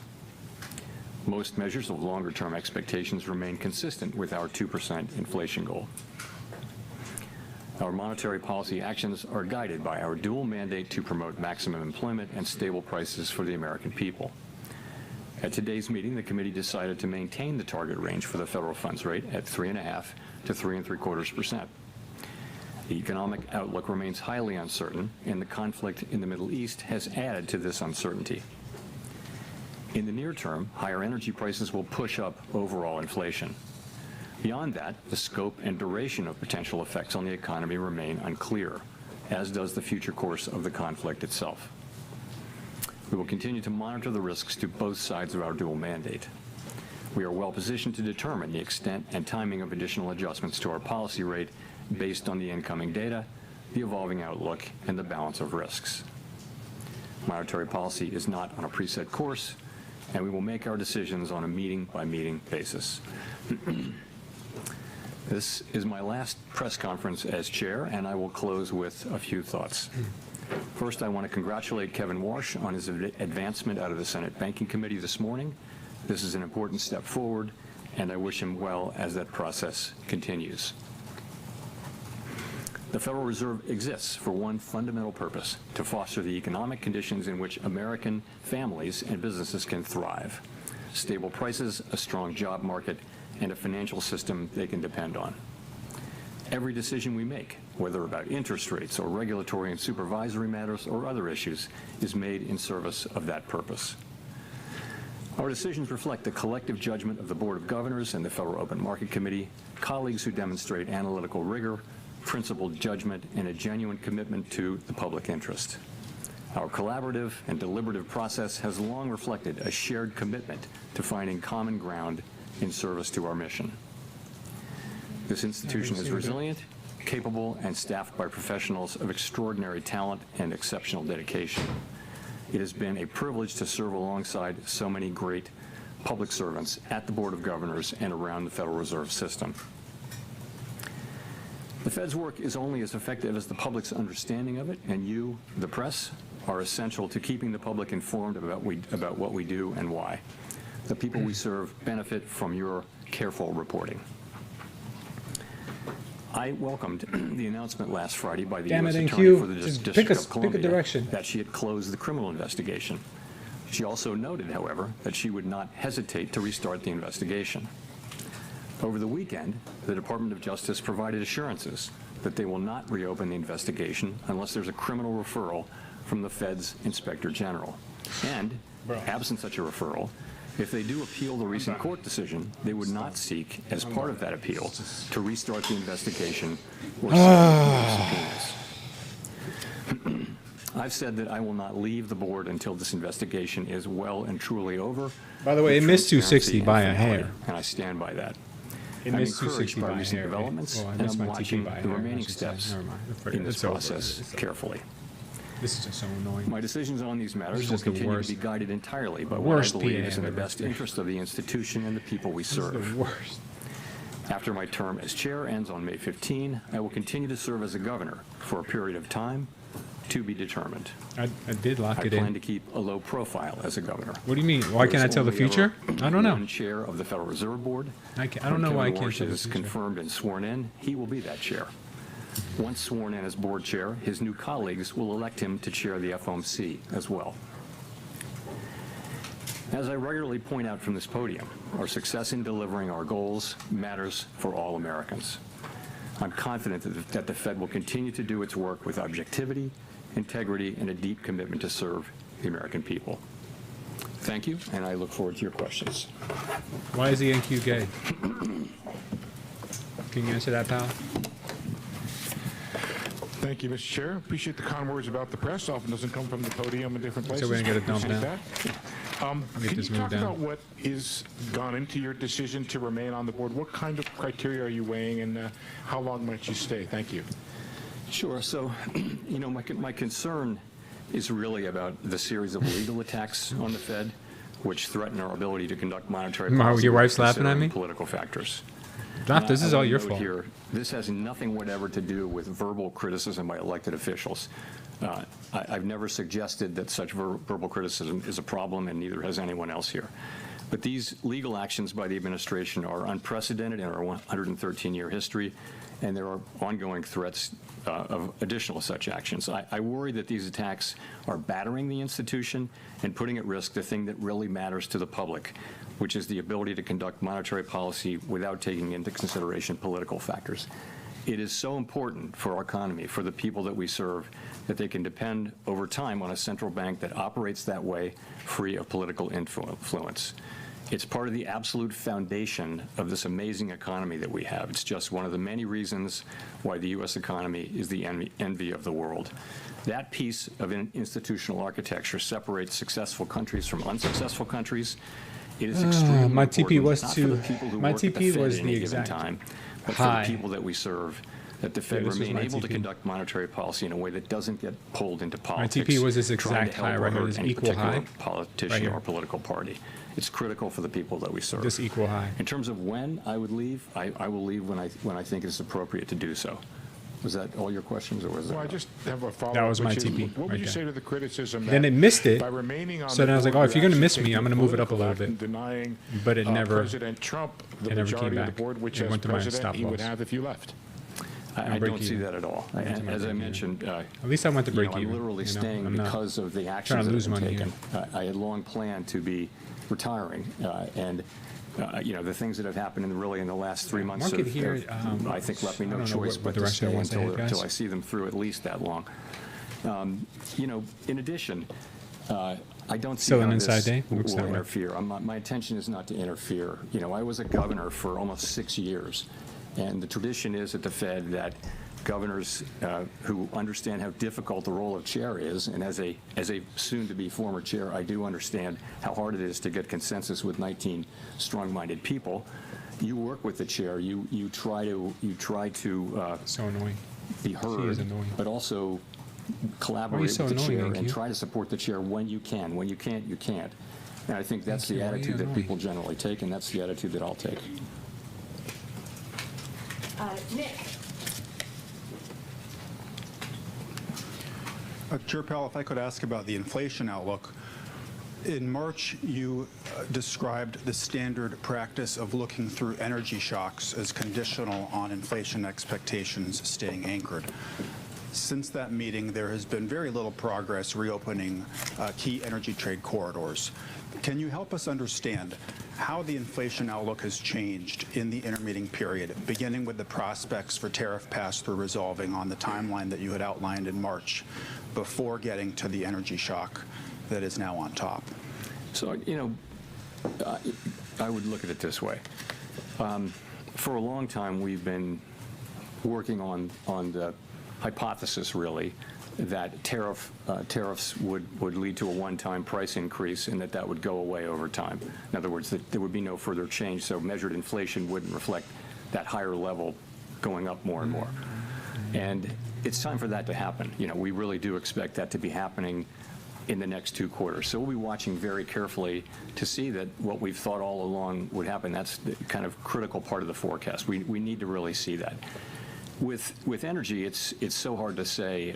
I mentioned, in sort of the textbook, you would look through an oil shock because they tend to be short-lived and they tend to revert, and monetary policy works with long and variable lags, so you wouldn't necessarily react right away. I think that is all the more true given that we're several years above 2% inflation and that we're already looking through the tariff shock.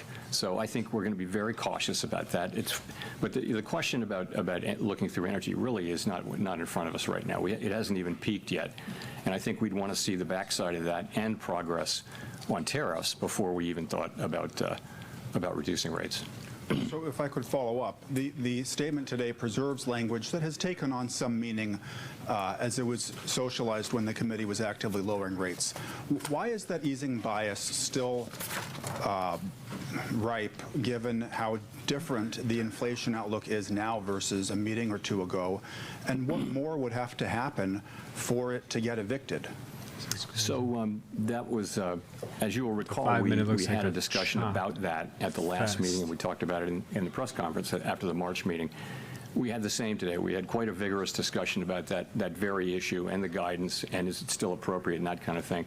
And I would say that the number of people on the committee who either could support that language changing to a more neutral stance so that a hike is as likely as a cut, that number has increased over the intermeeting period, and it's easy to see why. I mean, it's a good question, right? You see, inflation has moved up over the interim a bit. Core inflation's 3.2 now, moving, albeit just a little bit, in the wrong direction.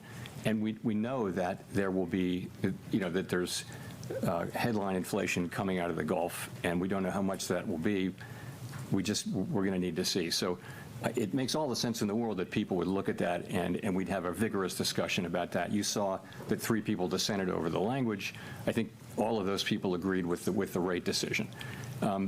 So the majority of the committee did not want to do that, and I didn't think we needed to do it at this meeting. It really was just a question of why do we need to do that now? We have so much to learn. There's so much uncertainty about the path ahead. There doesn't need to be any rush to make that decision now, because what happens in the next 30, 60 days, even by the next meeting, could really change the picture around that language. So, it's a much closer thing on the committee than it was in March, and that makes all the sense in the world, it seems to me. Claire. Thanks a lot. Claire Jones, Financial Times.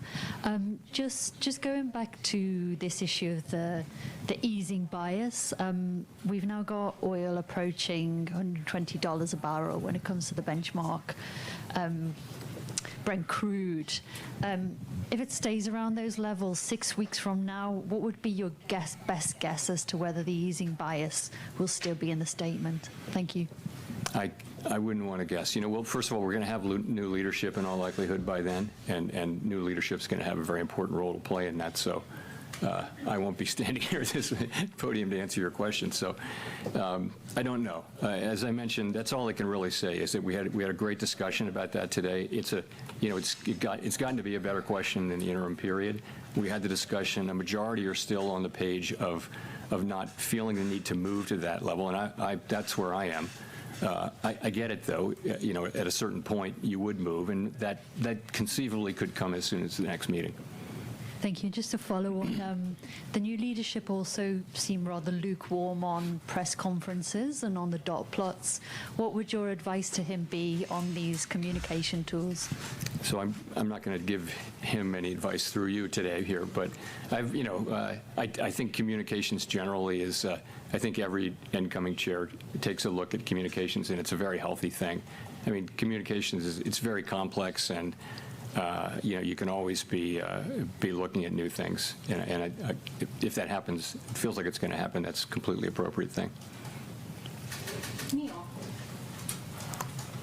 Hi, Chair Powell, Neil Irwin with Axios. Can you tell us if you've been in touch with incoming Chairman Warsh? To what extent is this a normal transition process versus all the things swirling around, something unusual, and what can we expect when he takes that podium in a few weeks? I haven't seen him since seeing him at a dinner in January where I congratulated him and had a nice chat with him. Haven't seen him. I don't know what a normal process is. You know, the last process was with Janet Yellen, with whom I had worked for 6 years, and so it was. We were sitting down the hall from each other, so it was a very different thing. I think this is and will be a very normal, standard kind of a transition process. So that's what I expect. I have every reason to think it will be. Quick follow-up: is the Supreme Court ruling on Governor Cook a factor in when you may leave as a governor? I wasn't thinking of it as such, but no, not really. I mean, I'm thinking more of the other things I mentioned. Chris. Hi, thanks for taking our question. I wanted to ask a question about your tenure, and Chris Rugaber at Associated Press. During your tenure as chair, you often spoke about how disadvantaged Americans benefited from extended periods of low unemployment. In the new framework the Fed adopted in 2020, some economists say elevated the Fed's employment mandate.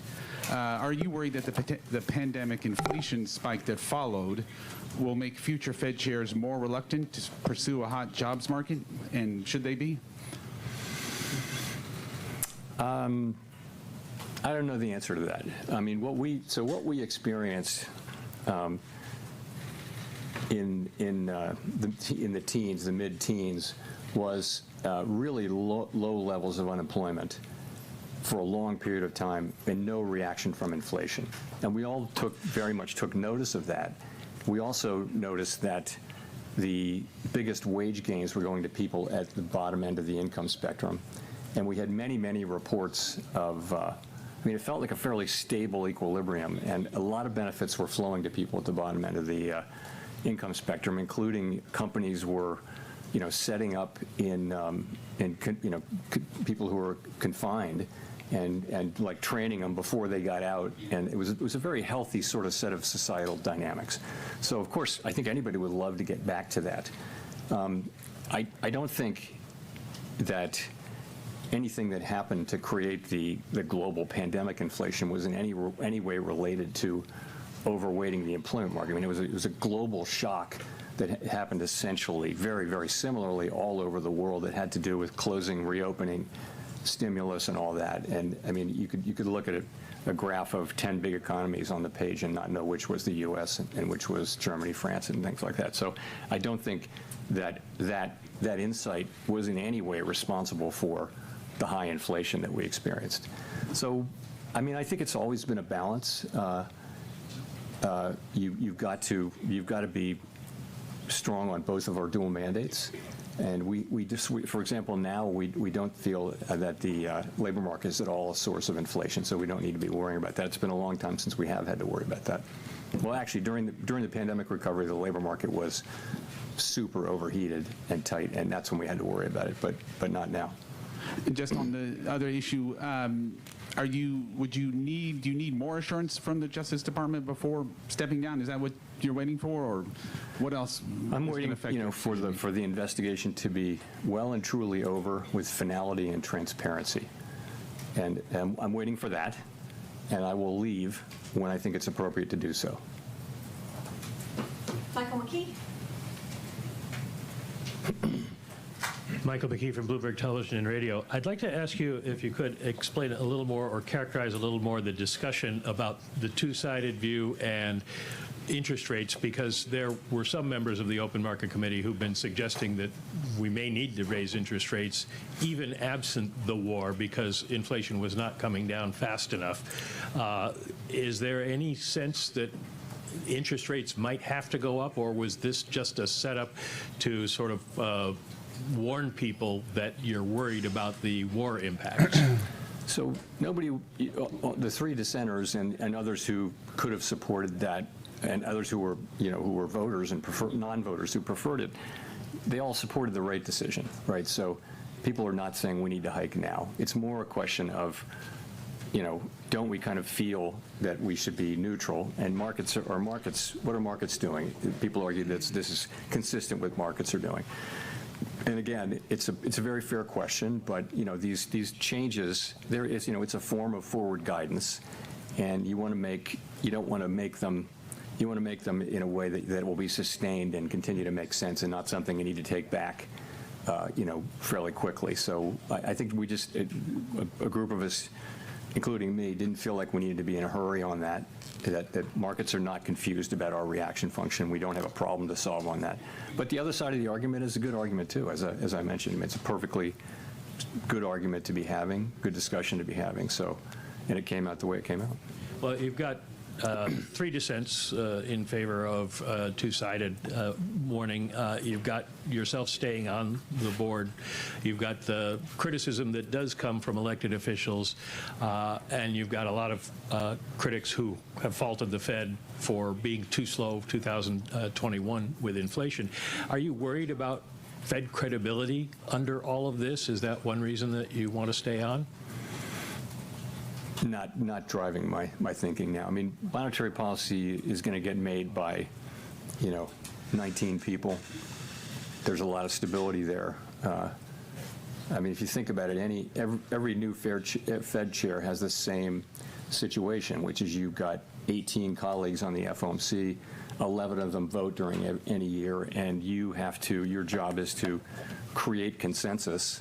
It's to talk to them, understand them, be inside their thinking, and be able to pull them together and get consensus and move. And that's what every Fed chair has to do. And I think Kevin Warsh is actually quite well. He has the capabilities, skills to be very good at that, I would think. So I think I'm not so worried about that process. I think that'll work itself out. Howard. Thank you, Chair Powell. Howard Schneider with Reuters.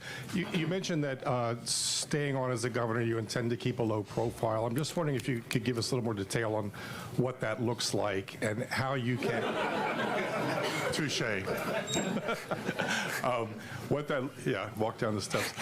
What that looks like, and particularly around the policy discussion, how you're able to have your intervention and not be a shadow chair and not have a kind of an outsized influence over the process. Yeah, that's just something I would never do. The shadow chair thing. No, I don't know what the exact specifics of it will be, but I'm going back to being a governor. I respect the role of chair. I was a chair. I was a governor for 6 years, and I know what that's like. I know it, and I had a pretty front row seat particularly with Chair Yellen, to whom I was close when I worked with Chairman Bernanke for 2 years, but I was brand new at that time, so I got a sense of what it was, and I had real sympathy for how hard it is to get that group to consensus, and I always felt like I don't want to add to that unnecessarily, and that means try to support the chairs where the direction the chair wants to go in, if you can. If you can't, you can't.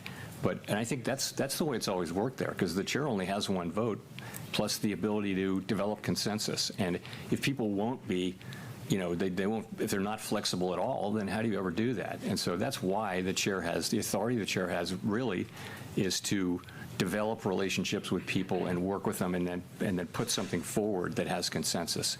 And I propose to be a very constructive participant in that process, really out of respect for the office of the chair.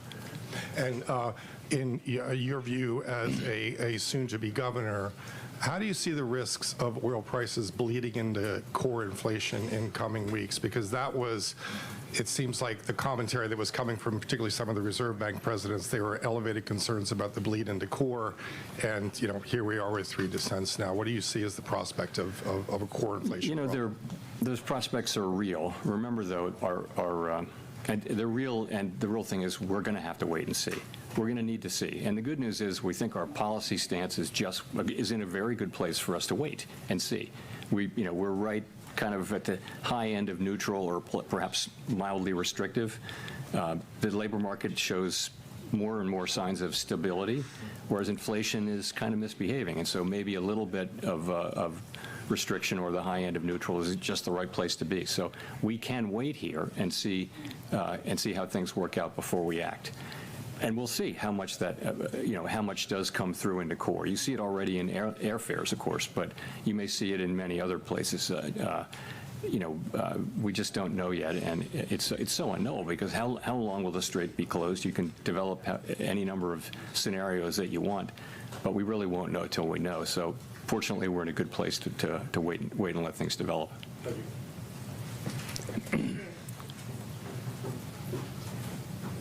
Thanks, Mr. Chairman. You started holding post-meeting press conferences for every meeting as opposed to the ones with just with SEPs. Can you talk about why you see that as a net positive? So we always said, when we were doing quarterly press conferences, we always said we can move at any meeting, but we only ever moved at the quarterly SEP meetings where we had the press conference. So if you think about it, during the pandemic, we were moving like a lot at every meeting and sometimes between meetings, and doing that without a press conference, I think, would have been quite challenging. It's become the industry norm. It's the standard. I don't know whether that has to remain that way. I don't know. I mean, it's just something people have become used to, and I do think it's quite helpful to, I try to deliver a message on behalf of the committee rather than 18 other people going out and delivering their message, and it's going to be all over the place, because we do, thankfully, have widely disparate views. Okay, thanks. The other thing I wanted to ask about was the communications review from last year. Could you describe the debate last year, what changes were considered, what you wanted, and what prevented action, any action on those changes? So I'm not going to go into the real small specifics, but what we found very quickly was that making really large changes, for example, to the dot plot or the SEP, we couldn't come up with anything that had really broad support on the committee. And so we just moved on. We didn't really do as much on that as we might have. And I was never the world's biggest fan of the dot plot, but you can't beat something with nothing. And we've looked at a bunch of things, and it's something. Like I said, I think every new chair is going to look at our suite of communications, and think about what would be changes. We are the only major central bank that doesn't publish a forecast, and that's because we have a 19-person committee, and you try to do that at the board. That's hard. At the committee, that's hard. It's hard if you do it at the staff. So it works. I think our communications are fine, but looking at doing it in a different and better way is the most natural thing in the world.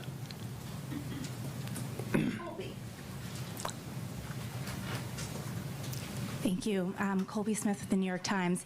If I could follow up on Mike's question about hikes, are we right to assume that the hawkish outcome for the Fed is still one in which the committee just extends the pause in rate cuts? And to what extent is there a growing sense within the committee that monetary policy really isn't just restrictive at all right now? The economy is holding up relatively well despite this major energy shock. The unemployment rate has ticked lower. Inflation was moving sideways even before the war and is now moving higher. So where is the committee at on that debate? You know, where we're at is we think our policy rate is in a good place. If we need to hike, we will certainly signal that, and we will certainly do it. And if we need to cut, then if it's appropriate to cut, then we'll signal the opposite. I think because we feel like we're in a good place to move in either direction. Nobody's calling for a hike right now. So it really is going to depend on how things evolve, and you know that's really where it is. And as I mentioned, much closer question this cycle on changing the guidance, but ultimately we didn't. And as it relates to the war, at what point do you think the risk to growth will be larger than the risk to inflation as this conflict drags on? You know, you just have to find that out empirically. You know, given our the fact that we're, you know, a big exporter of energy and that our economy is far less energy intensive, oil intensive than it was during the 70s, you know, the effects on the United States are really substantially less than those of Western Europe or Asia, who are feeling much greater effects from these things. The effects we're feeling in the current situation currently. And in sort of what's priced in, which is, you know, a relatively quick outcome. If this goes on for much longer and prices go much higher, then we'll feel that much more. And of course, I'm talking about aggregate inflation numbers. We're very well aware that people are experiencing higher gas prices all over the country now, and that hurts. And those hikes may continue to happen. And other things are going to start to reflect airline fares I mentioned and other products and services that are dependent upon petroleum and derivatives of petroleum. People are going to start to feel that. Edward. Thank you, Chair Powell. Edward Lawrence with Fox Business. So I guess I'll just ask you directly on this. The markets don't see a rate cut at all this year, is what they're predicting. Do you think that we are at the neutral rate? Why or why not? You know, the neutral rate is we cannot know it with certainty. I think pretty close to the neutral rate. Yeah, I always had it, you know, between 3% and 4%. We're a little north of 3.5%, so that's well in the range of what I would consider a reasonable, but at the higher end of the range of what I would consider reasonable neutral rate. You know, I think the labor market is still probably cooling off just a little bit, and I don't think there's much of a case for any case really for policy looking, you know, meaningfully restrictive, maybe mildly restrictive or neutral, I would say. And I want to follow up on some of the other questions about your future a little bit. The first time we've seen 4 dissents now since October of 1992. Are you handing off a divided Fed? You know, the thing to remember is we have always had vigorous debates, and they're excellent debates. I have to say they've been really good, and we're in an unusually difficult situation. So we've really had 4 supply shocks. You can say more than 4, but at a minimum we had the pandemic, we had the invasion of Ukraine, we had tariffs, and now we have Iran and the oil, you know, the oil spike. So every supply shock has the capability of driving inflation up and unemployment up. And what do? You know, the central bank has a really hard time knowing what to do. So the right thing to do is to try to balance the achievement of those 2 goals, and that's what our framework calls for us to do. But these are really tough, difficult judgments. You've got to have a forecast for each variable. You've got to think how long it's going to take to get back to target. You got to think how restrictive or not is policy. So it's only natural that you have a range of views on the committee. You know, people are going to see it different ways. They're going to have different risk tolerances and that kind of thing. I mean, if everybody agreed, that would be That would be surprising, and I think it's partly a function of the extraordinarily challenging set of supply shocks that we've been dealing with now for 5-6 years.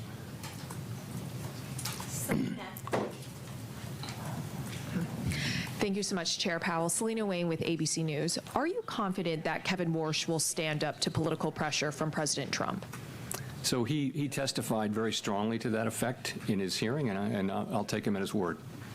And when it comes to gas, right now it's over $4 a gallon. Inflation just hit a 2-year high. Should Americans expect to be paying higher gas prices for the rest of this year? And in your view, does that take a rate cut off of the table? And secondly, by staying on as Fed governor, what message do you think you're sending to the president? I don't know what gas prices are going to do for the rest of the year. And it will depend on how long the strait remains closed and how quickly it can be reopened and that kind of thing. But remember, when gas prices go up, that's disposable income coming out of people's pockets, so they're going to spend less on other things. So there will be a hit to GDP. So it's a question whether spending goes down to offset the inflationary effects. So it's not, the answer isn't obvious ex ante whether you should move your rate over because of that. We'll have to see how it evolves. And the message it sends to President Trump by staying on? I'll stand on what I said earlier. Victoria. Hi, Victoria Guido with Politico. During your tenure, Fed independence has come under pressure in a lot of different ways. And I was just wondering, practically speaking, where do you see Fed independence as coming from? Is it the law? Is it political support from Congress? Is it the actions of the Fed? What sustains Fed independence? Well, it's to a significant extent, it is the law. And, we've had to go to court to successfully so far to defend it. But the law does create a setting in which the Fed can and is directed to make monetary policy without consideration of political factors. And so part of it is the law. But it goes beyond that, though. There's a set of customs. There's a boundary line between the Fed and the administration, between the Fed and the Treasury Department. And we need to continue to respect those boundaries about what the Fed is responsible for and what the Treasury is responsible for and what the rest of the administration is responsible for. So some of it is legal. In fact, it's all legal at the end of the day, but it's more than just monetary policy. We don't want to use our tools we haven't wanted to use our tools to achieve goals that are really clearly outside our mandate. Every administration looks at our tools and thinks, yeah, it would be good to repurpose those to serve other purposes, but that's dragging us into politics and into fiscal policy, so we've resisted that. Well, and maybe another way of asking it, too, is do you think that Fed independence is as strong now as when you became chair, and if so, why? Look, I think it's at risk. I mean, I think these legal assaults, if you will, as I mentioned, the institution is being battered over these things. We're having to resort to, the courts to enforce our legal, it's not so much independence. It's really the ability to make monetary policy without political considerations. That's what we're talking about, and we've had to do that, and we've been successful so far. But that's not over. None of that is concluded yet, and it's really important. It's not about people who work at the Fed or the institution. It's about the benefits of a central bank that makes decisions based on analysis and our best thinking, rather than trying to help or hurt politicians. It's that there's a bright line between central banks who do one and do the other, and successful countries have uniformly, successful advanced economy countries have a really strong set of protections around their central bank just for that reason.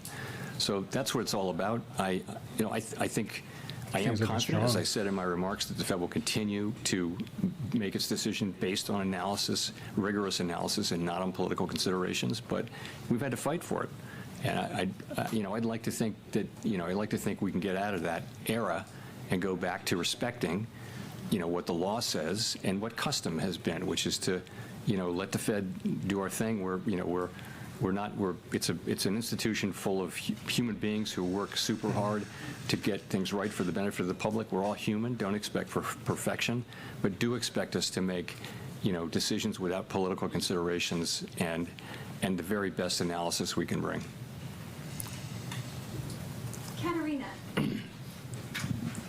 Katerina Saraiva, Bloomberg News.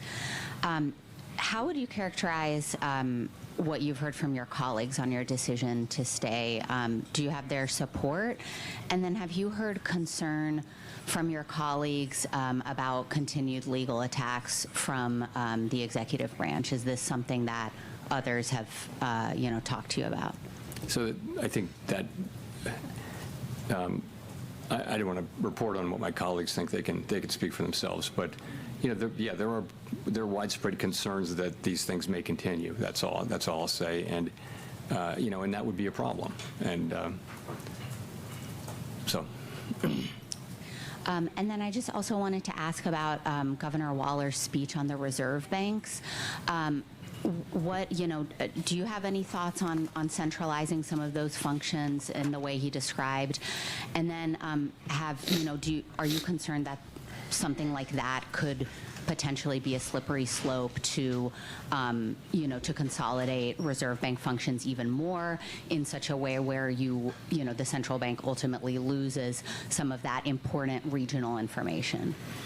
So we try to be good stewards of the public's money and efficient, and Chris Waller is particularly passionate about that. Of course, so are the reserves, so are the presidents, and it's a question of how do you accomplish it. We of course, and Chris said this in his speech, we want 12 strong independent central banks with their own staffs and their own monetary policy views and all that. But there are things that are done in all 12 which could well be done at one much more efficiently and with cost savings. And so there's a back and forth going on that, but everybody's on the same page. The other thing he touched on was the idea of removing reserve bank presidents from office over different views on monetary policy. And I would just agree with him so strongly that would be the beginning of the end of the Fed's ability to make monetary policy independently. If every administration could come in and do that, you're just another cabinet agency at that point. So that's not something that I would support. Chris said the same thing. Christine. Thanks, Chair Powell. Christine Romans, NBC News. I want to ask about legacy. When the history books are written, how do you think your stewardship at the Fed will be remembered for the past 8 years? I'm going to just say that that's for someone else to say. I'll give you a mulligan on that. All right, I'm going to ask you about misbehaving inflation then. You talked about those 4 big shocks, supply shocks over the past 5 years, and inflation still misbehaving. What's your message to American families who feel like inflation has not been under control for them really since the COVID reopening?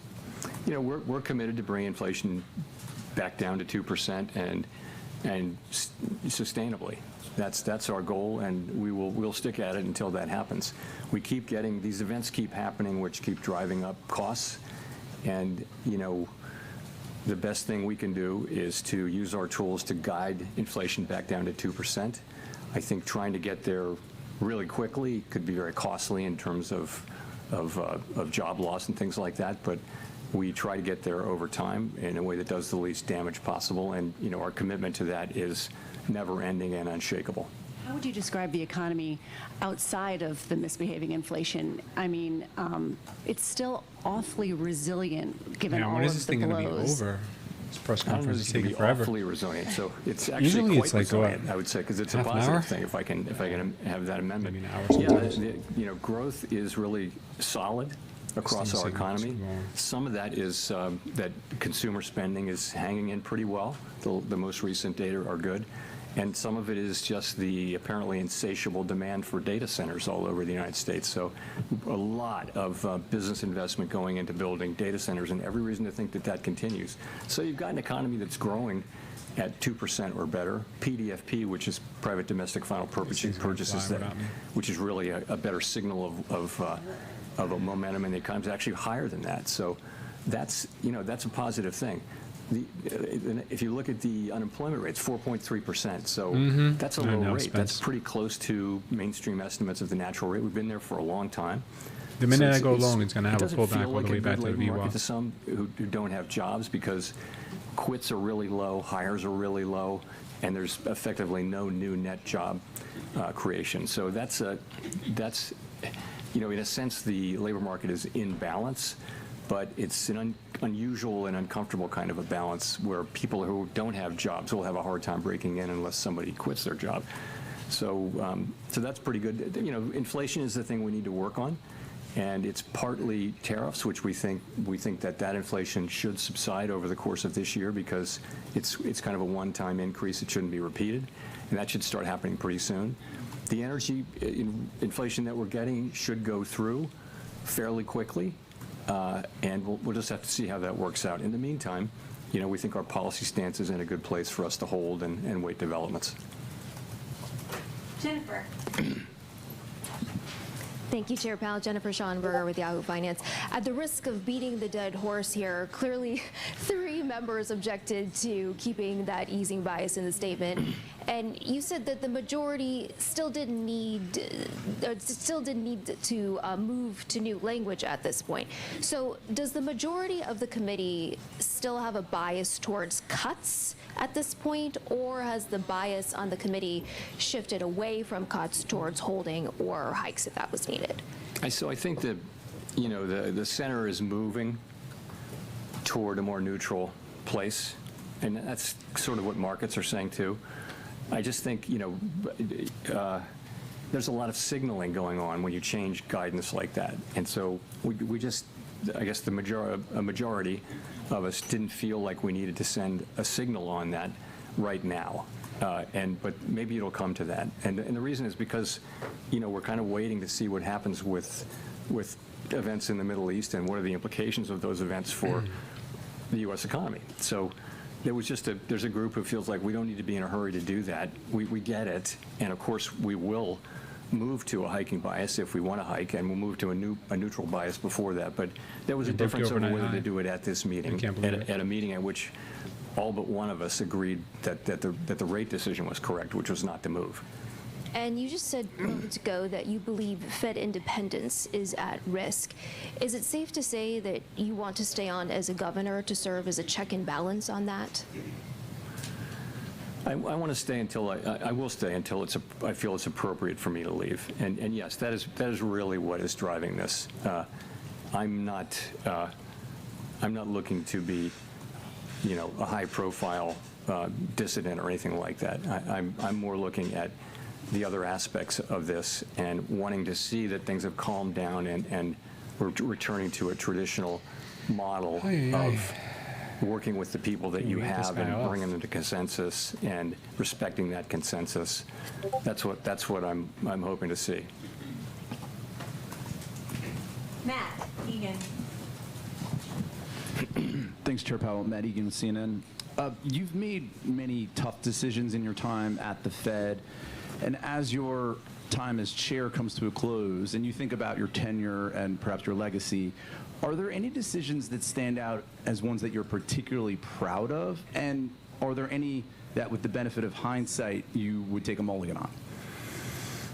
Yeah, it's hard. I wouldn't want to single out individual things at this point. I'll just say, we, all of us together, have consistently tried to do what we think is best for the American people based on our tools and our objectives that Congress has given us.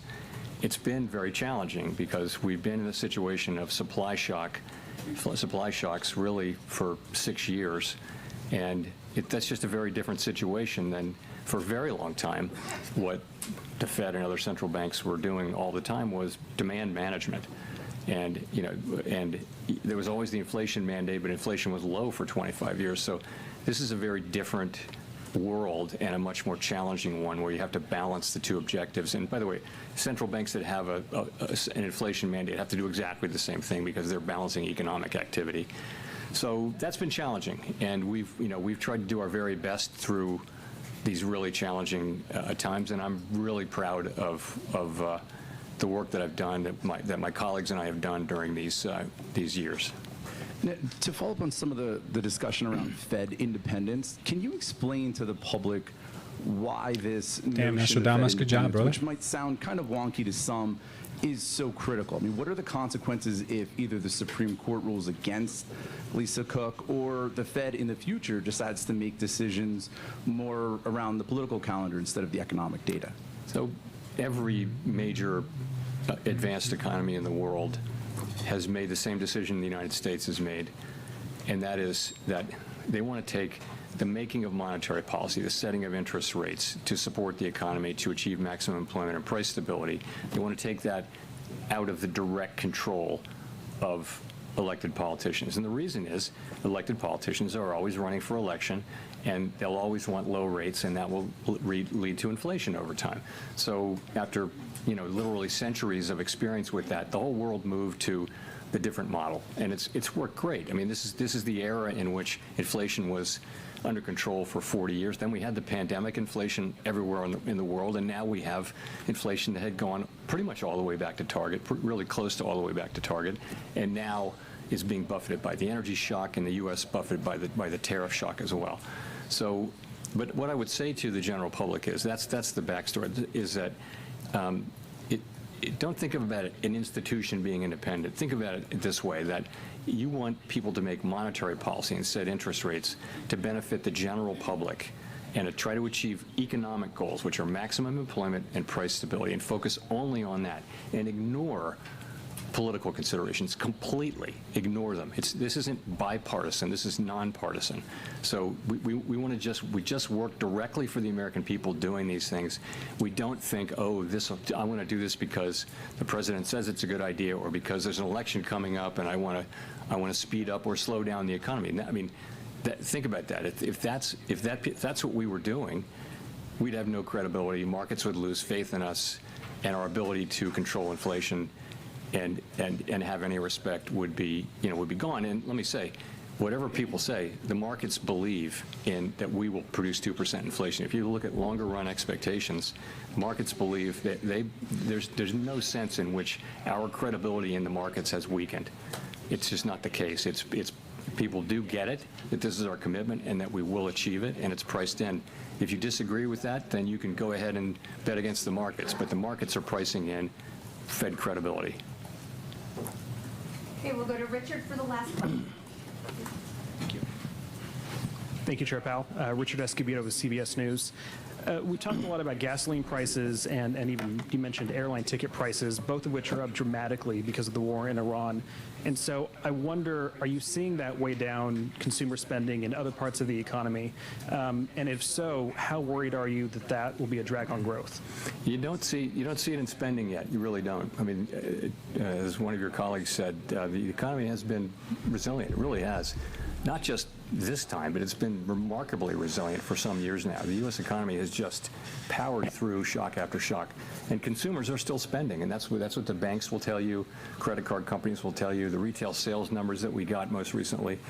People are still spending, and how long can that go on in a world where if gas prices were to go up a bunch more, that's taking otherwise spendable money out of people's pockets. But right now, we don't actually see much slowdown yet, certainly none from this, but you think logically you will, because people have a certain amount of money to spend. If they're spending 25% more on gas or something like that, then that's going to come out of other spending. But we don't see it yet.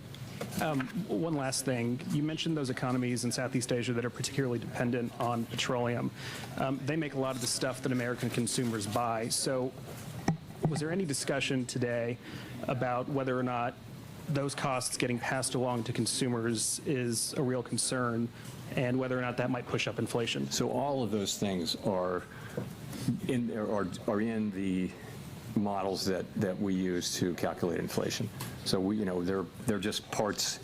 You can ask about anything like that, and they have a place. The staff has a place where they're looking at that and pricing in what will happen with higher prices and that kind of thing. So it's there. The effects are not that big yet. We're a huge economy. The import sector is only 10% of the economy, so we're not like a European country where 50% of the GDP is in the external sector. We're also you know, as I mentioned, we're an oil exporter, so we're not feeling the same kind of pain, and we're not likely to feel the same kind of pain that economies in Western Europe and certainly in Asia are feeling. Anyway, thank you very much, everyone. I won't see you next time.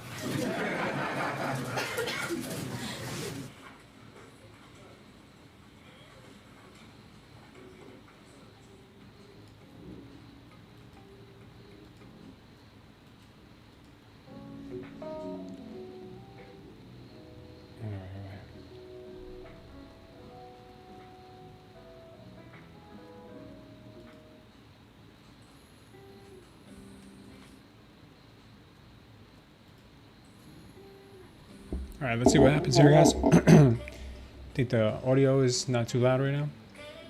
We're good.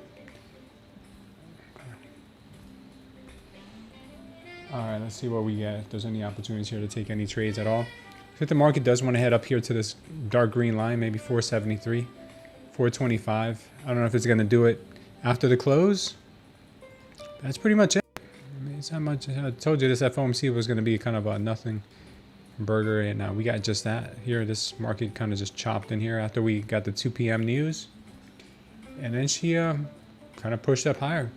I think she would have done this regardless, with or without the FOMC meeting today. But nothing to really get excited about right now.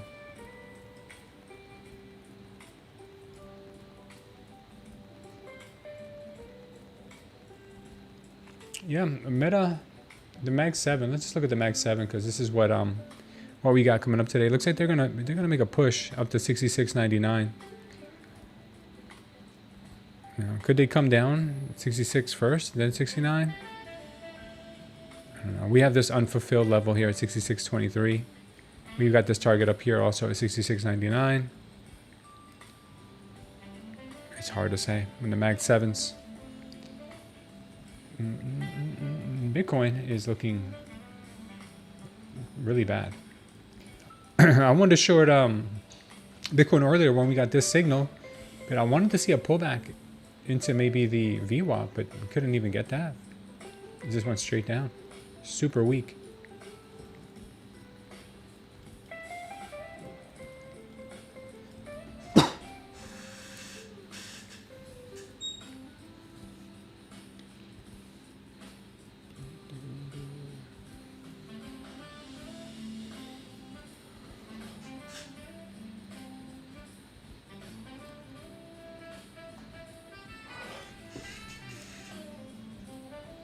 Nostradamus says 405 is where it'll go. I think it's going to go up to 475, and that green line we have up there, I think that's where she's going to ultimately go. After that, who knows? Question is, when is she going to do it? Is she going to do it now, or is she going to do it afterwards? After we get the news from NVIDIA. I'm sorry, not NVIDIA. From Google, Meta, Microsoft. Yeah, we got a whole bunch of them reporting today. We got a lot of stuff reporting. Right now she's looking super, super pumpy.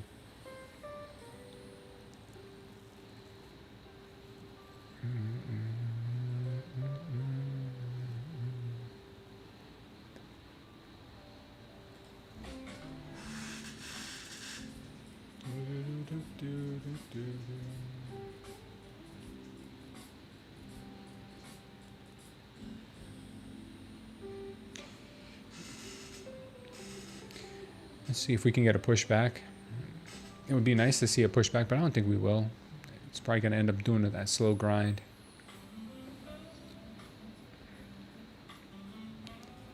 It's really hard. It's predicting future.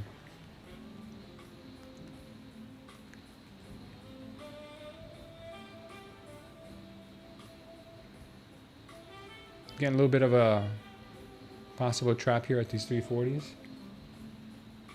Maybe she starts to roll over a bit. I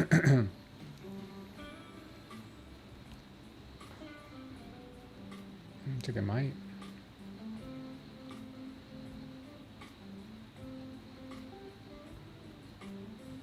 Very bullish. Very, very bullish. Guys, I'm going to make myself a protein shake. I'll be back. I'm kind of hungry. I'll be back in a few minutes.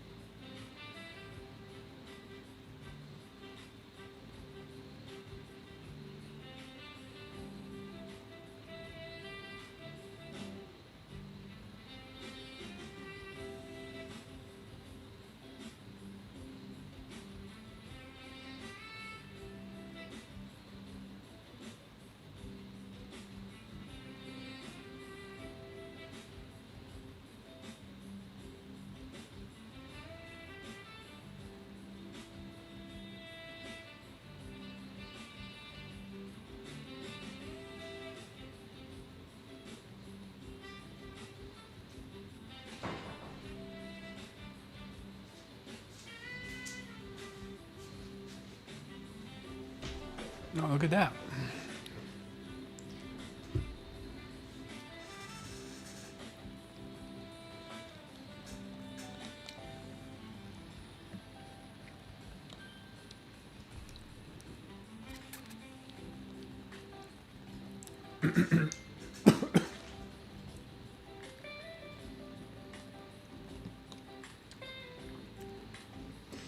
Yeah, oil's still pushing. Oil still is going. ES is trying to go.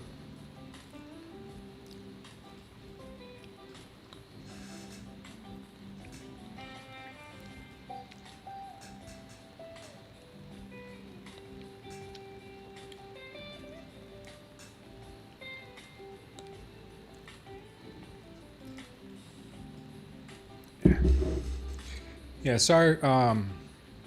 I'm so tired today, guys. It's just my daughter woke up yesterday real late and set off the alarm in the house. She was sleepwalking and walked into the garage and set off the alarm. She doesn't even remember a thing. So crazy. It's so crazy. So I'm so tired. I had such a hard time going back to sleep yesterday. You know, I didn't know if it was an intruder coming into the house. I'm glad it was her. You know, but at the same time, not so happy it was her, but I'd rather her than an intruder. But yeah, I had a hard time going back to bed. It happens. Funny thing is, the alarm went off in the whole house. And obviously I woke up right away, ran to see what was going on. But my oldest daughter slept right through it. This girl could have slept through an earthquake. That's good though.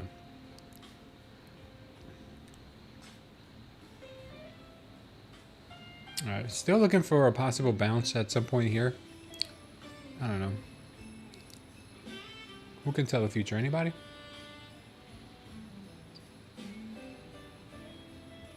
We got some strong sellers up in this area because we had this 320 level as really good resistance level.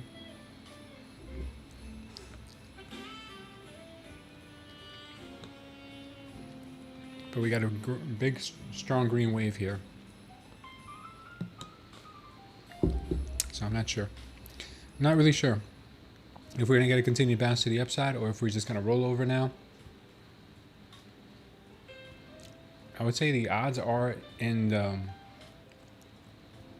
favor of the longs. I would say they're in favor of the longs. Your son sleepwalks also, Philip Capital? We have to put bells on the doors just in case he tries to go outside. Bells, yeah, they probably wouldn't have woke me up, but the alarm did.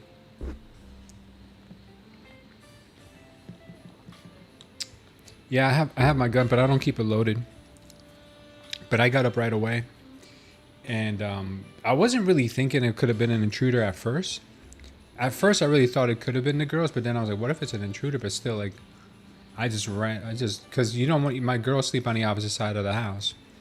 So I just wanted to get into the kitchen as quickly as possible to see what was going on. Because I'm like, if it's the girls, I got to see what they're up to. What kind of mischief they're up to. And if it's not the girls, I got to get in between the girls and whoever's trying to break in the house. But thank God it wasn't.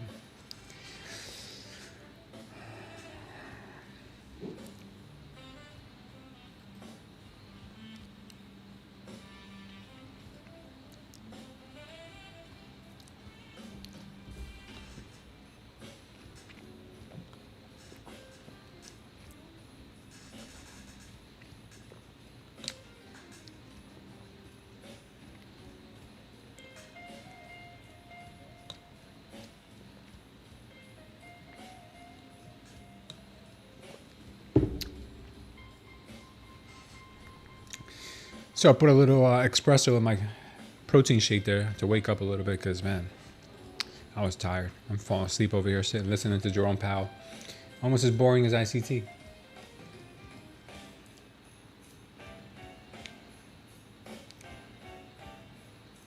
What a chop range day here, man.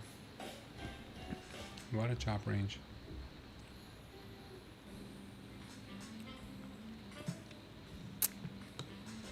Still looks all right. Nothing beats ICT. Oh man. If I listen to ICT for 5 minutes, I'm sleeping. I'm out like a light. I'm telling you, I'm out like a light. ICT is the cure for insomnia, I say.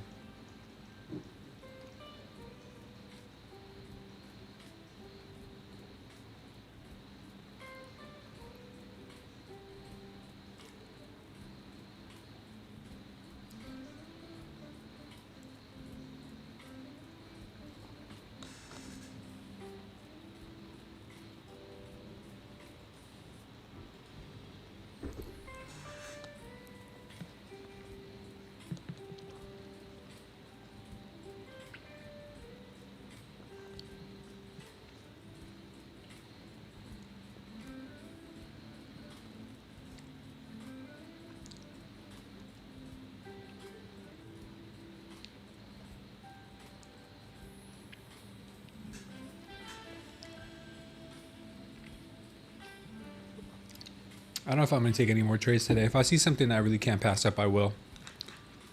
But it's just so... It's so... I don't want to call it choppy, but it's so trappy. They've been just trying to trap all day. Up and down, up and down, up and down. That 5 minute and the 30 minute look horrible.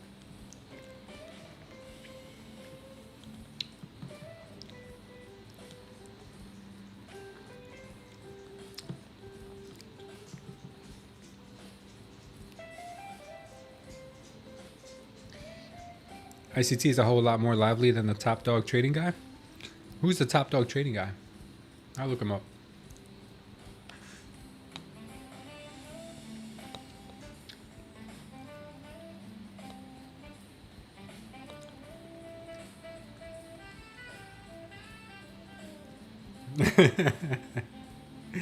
That's funny, Vilcaba.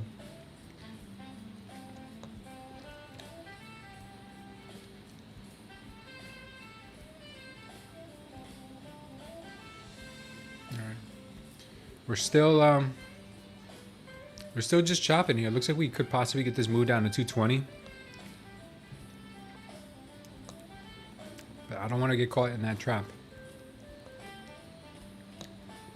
We got FOMC we got MOC coming up in 5 minutes.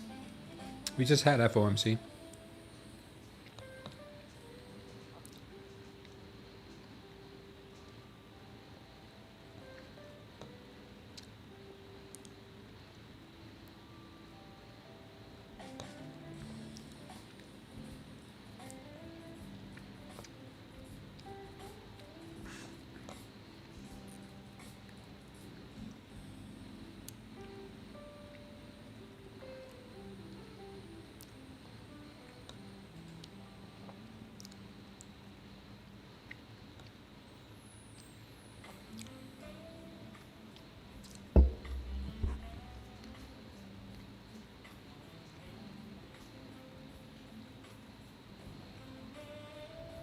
Imagine if we get a push right back down to the VWAP to 220.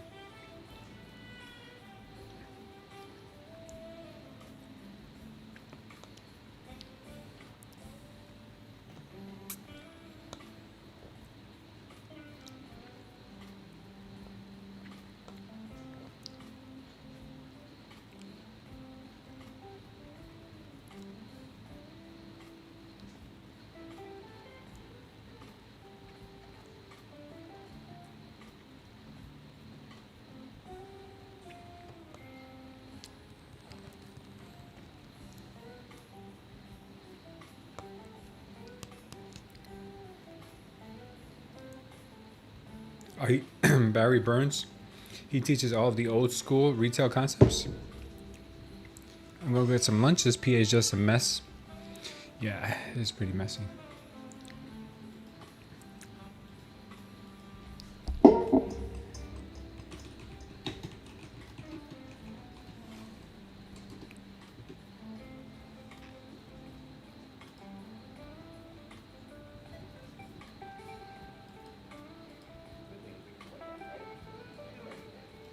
Yeah, I could see that.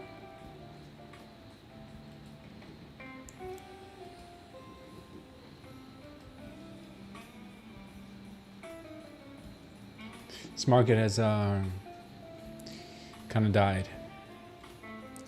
For an FOMC day, this market has been really bad. But we're going to get that influx of volume. Don't you guys worry in just a little bit.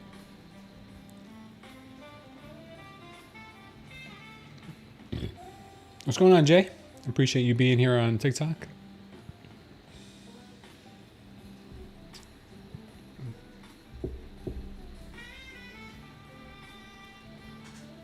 Excuse me, guys.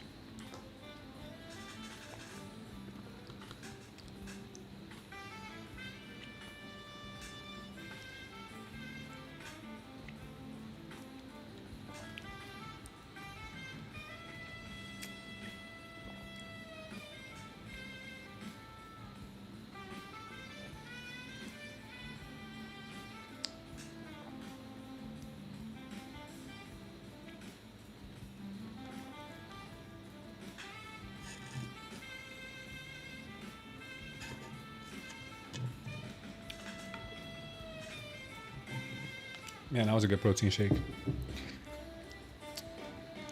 Ripe bananas, peanut butter, protein powder, creatine, ice, and some almond milk. That was good. That was real good.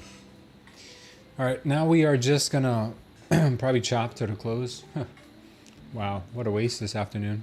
The last 3 hours, I haven't even been able to find anything worth trading. This has not been easy.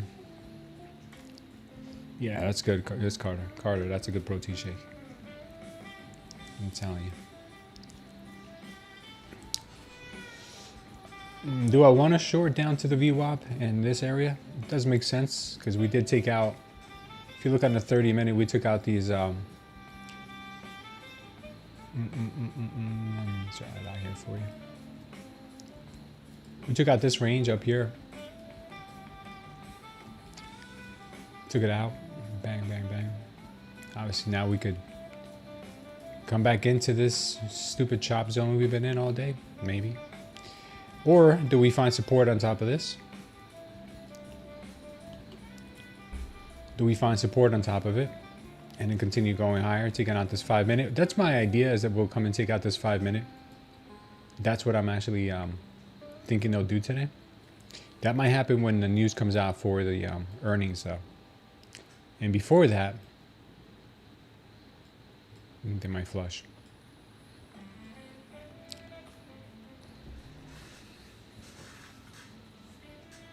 Yeah, this is the quietest I've ever seen it after Powell's speech too. I think you're right about that.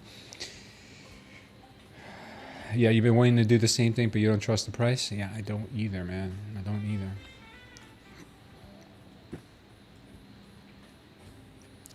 I don't trust the price action. You know, do we come down to 210 and then rip?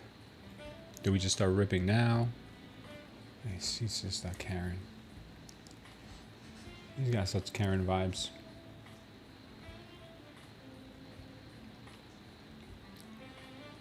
Do we go to 90 first before going up to 400? Who knows? They're getting ready for those earnings, man. That's what I'm saying. I think they're getting ready for those earnings.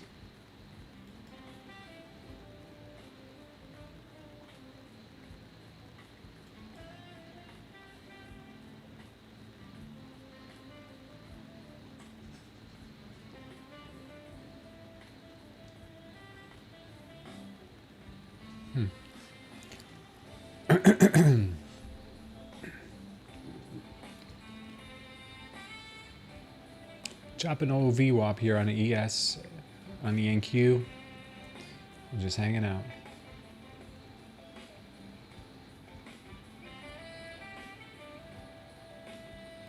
That was the FOMC, I mean, that was the MOC candle? I just realized it. That was the MOC candle right here. Wow. That was MOC. Market on close.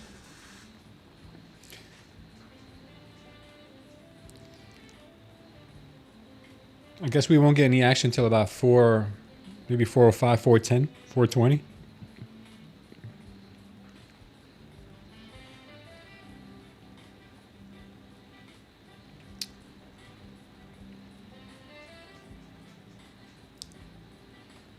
Yeah, Powell put me to sleep earlier, man. I was literally nodding off. Had to make that protein shake. All right.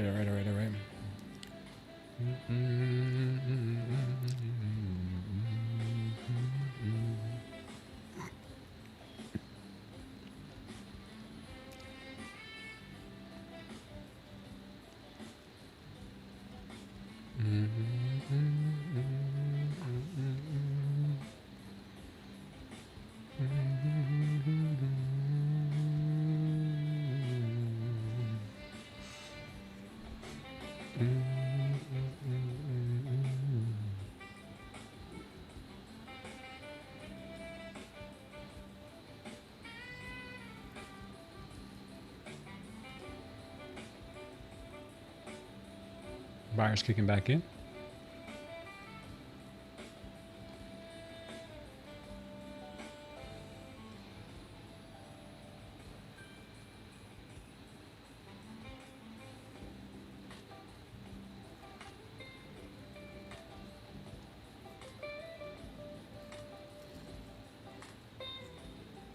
Might try this long here in a moment.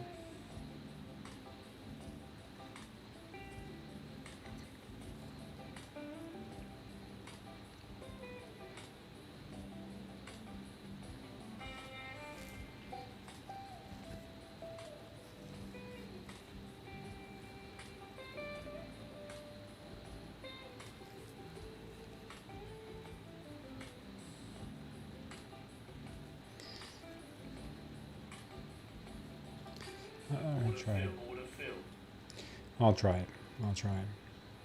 If we get stopped, I'll be done. See if we can get a little push up to maybe 320, 440 maybe. 320 looks good. Can't really ask much in this market.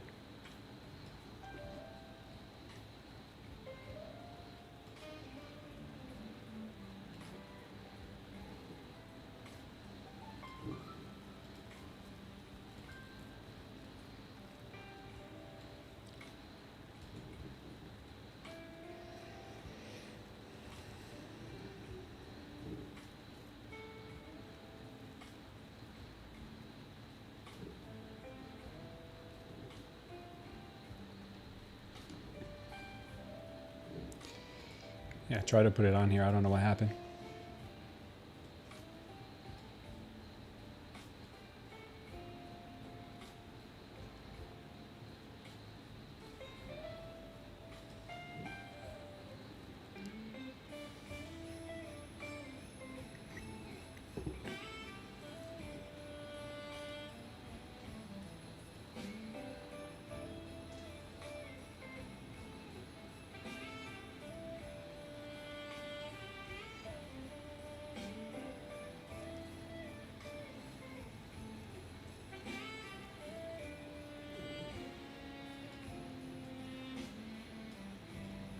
Oh, we actually have a level up here at 420 also.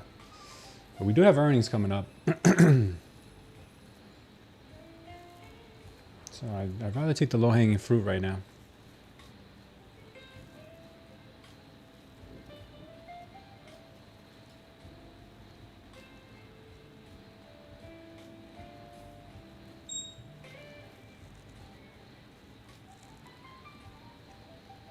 I'm long right now, Spencer Maddox. I'm long up to 320. I would like a long up to 420, but we got earnings in a few minutes. And God forbid that thing just starts to go all types of nuts. Because right now in the 15 second, I did see a pretty nice target right around here at 320. So I'm hoping that this is enough. Maybe 365 is up here too. Maybe 365 would hit also. I'll go with 320 for now.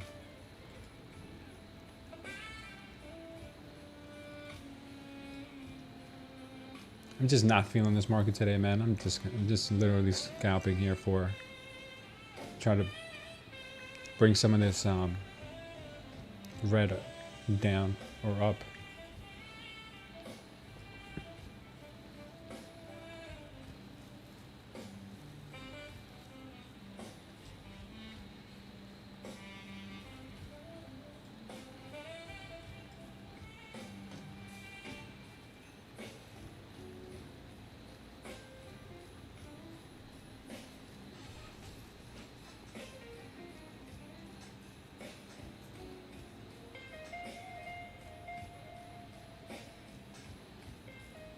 Come on and keep pushing 320, baby. Give us that little 320.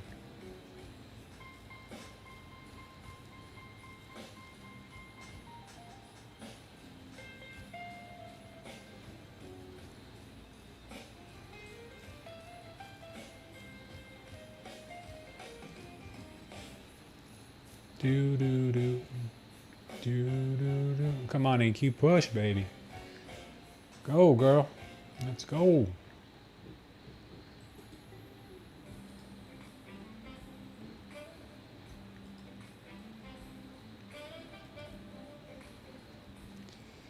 Push it, NQ. Give me something at least for once in your life. You did me dirty today, NQ. I can't believe you did me dirty all them times. Missed me by a tick, missed me by a few points. Made me think it was going one way, you went the other. Shame on you, NQ. Shame on you. I thought we were friends. Are you gonna do it again? Yeah, she's like, I'm gonna do it again, watch. I'm gonna do it again. I'm gonna do it again because you're talking crap, she said. You wanna talk crap? I'll do it again.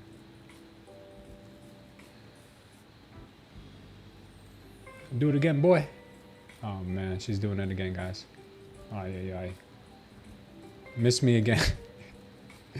How'd she miss me by this time? 314? My target was 320? Oh my lord. Ay. NQ. Why you do me so dirty all the time? Why you do me so dirty? Why you always so mean? Why you always so mean, NQ?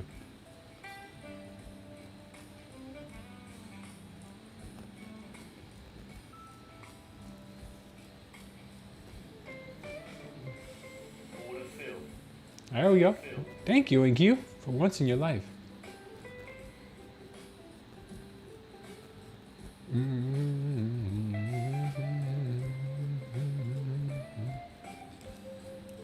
NQ, use a hazard to humanity.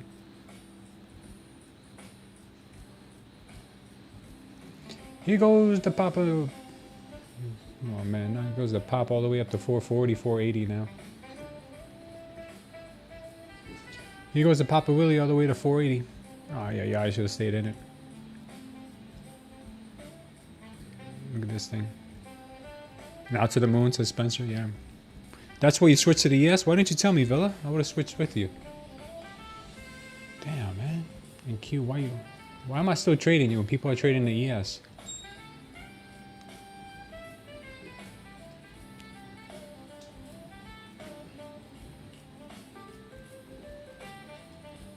Why am I still trading you? Such a hazard to my health. A lot of action in Asia today? Yeah. Asia is very actionable.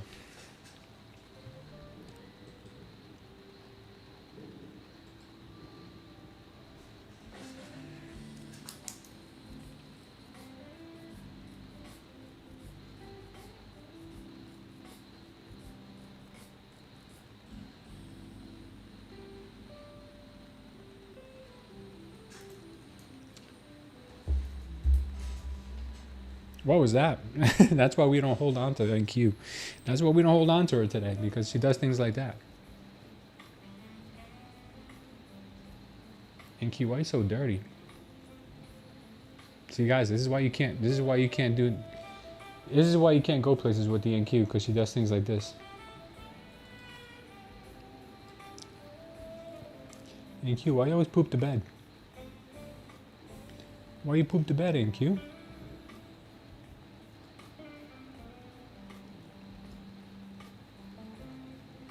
Amazon? Oof. Mag 7. Mag 7, Mag 7. What is going on, man? What's going on with the Mag 7? Nvidia's like, I don't care. I don't care what you guys are doing. Hey, look at Amazon. Yeah, that was crazy. Dip and pop back up. We've got Meta earnings today too. Meta had the same kind of a little thing here. Did we get results on everything? Microsoft went to the heavens.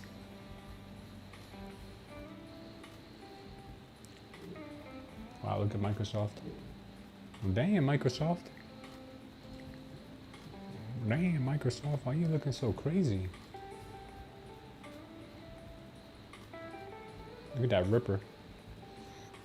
Now we go to 480, 440. It was already in the cards. 480, 440.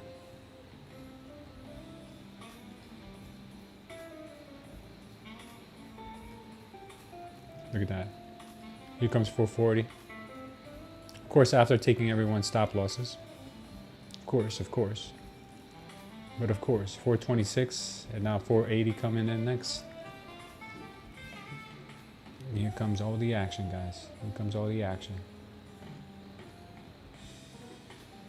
I couldn't even catch that on a 15-second. There wasn't even any room on a 15-second to catch that.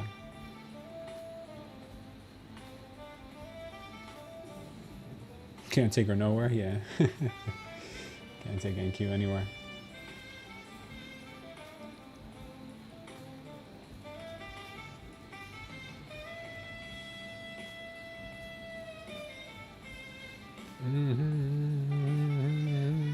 We got a 40 ATR on the 1 minute now, guys. We got a 40 ATR. We went from having no type of volume to having a 40 ATR. How times have changed.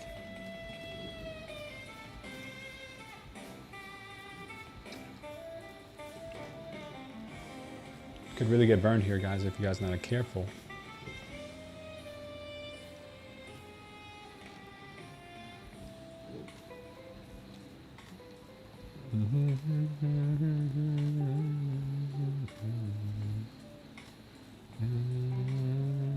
I still think we got to target up to 480, 470. 470 still. Watch the push to 470 still, guys.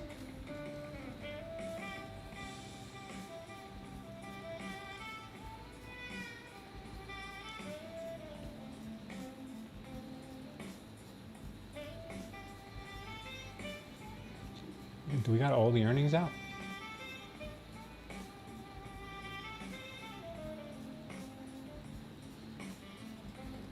Woof. Getting dumpy.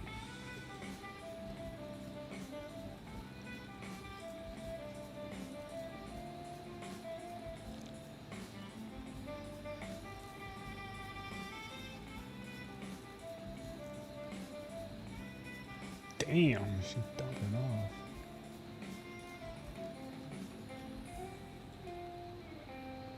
Dumperoni sandwich. You guys see this? Google's running? Yikes.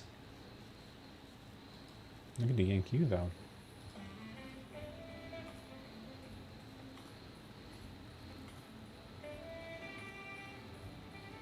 I might go long. We'll see. This will be my last trade if I do.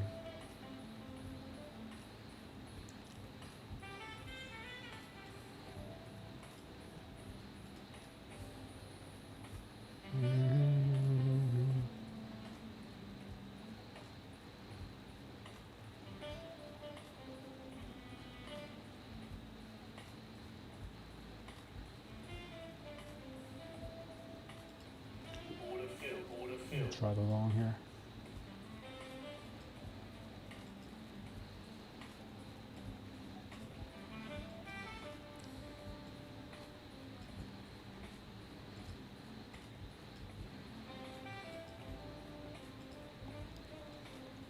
I'm long here till the maybe up to another attempt of here.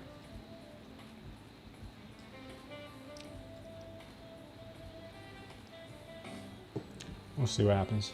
I might get stopped.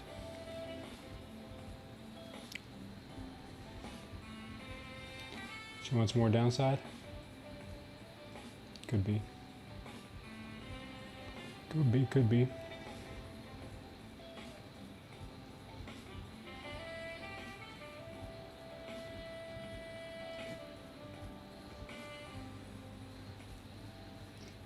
It's getting heavy. Ah, she's getting heavy, huh? She's getting heavy.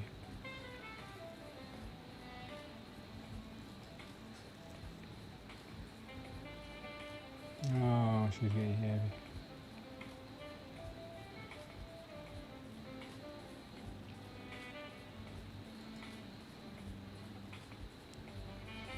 Push, buyers, push. Push, NQ.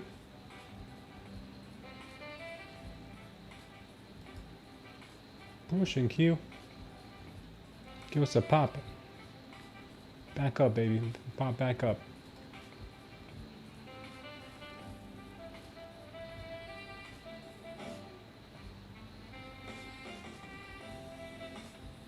Buyers are still cooking. Buyers are still cooking. Come on, buyers. Come on, buyers. Don't be liars. Oh, buyers, don't be liars. Come on, buyers. Oh, nice, nice, nice. Good, good, good. Good sign here from the buyers. Keep going. Keep going. Keep going. Come on. Don't let up. Don't let up. Don't stop believing. Don't stop believing, buyers. Oh, man. Oh, no. Oh, no. Oh, no. I think the buyers stopped believing.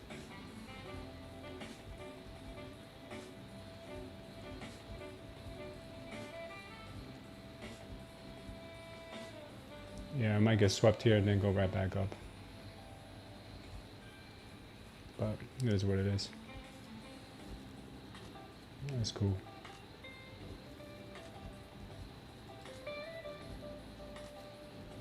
Yeah, we're gonna get stopped here. Yeah, they want this sweep and then you want to go higher.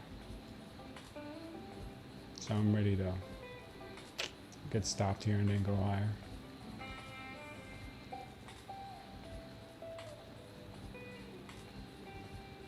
Damn it.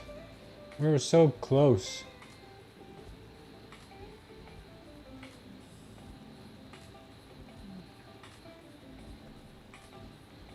Yeah, you stop us out here and then it's gonna rip back up. Alright. Alright, that's it for me, guys. Alright, I'll see you all tomorrow, guys. Take care. It's been fun, but yeah, not that fun, guys. Father God, we thank you for this day. We thank you for this community, Lord. I ask you in Jesus' name to protect everyone here mentally, physically, Father, in every way possible, Lord, and protect us until we see each other again tomorrow. In Jesus' name, guys, take care, and I'll see you all tomorrow.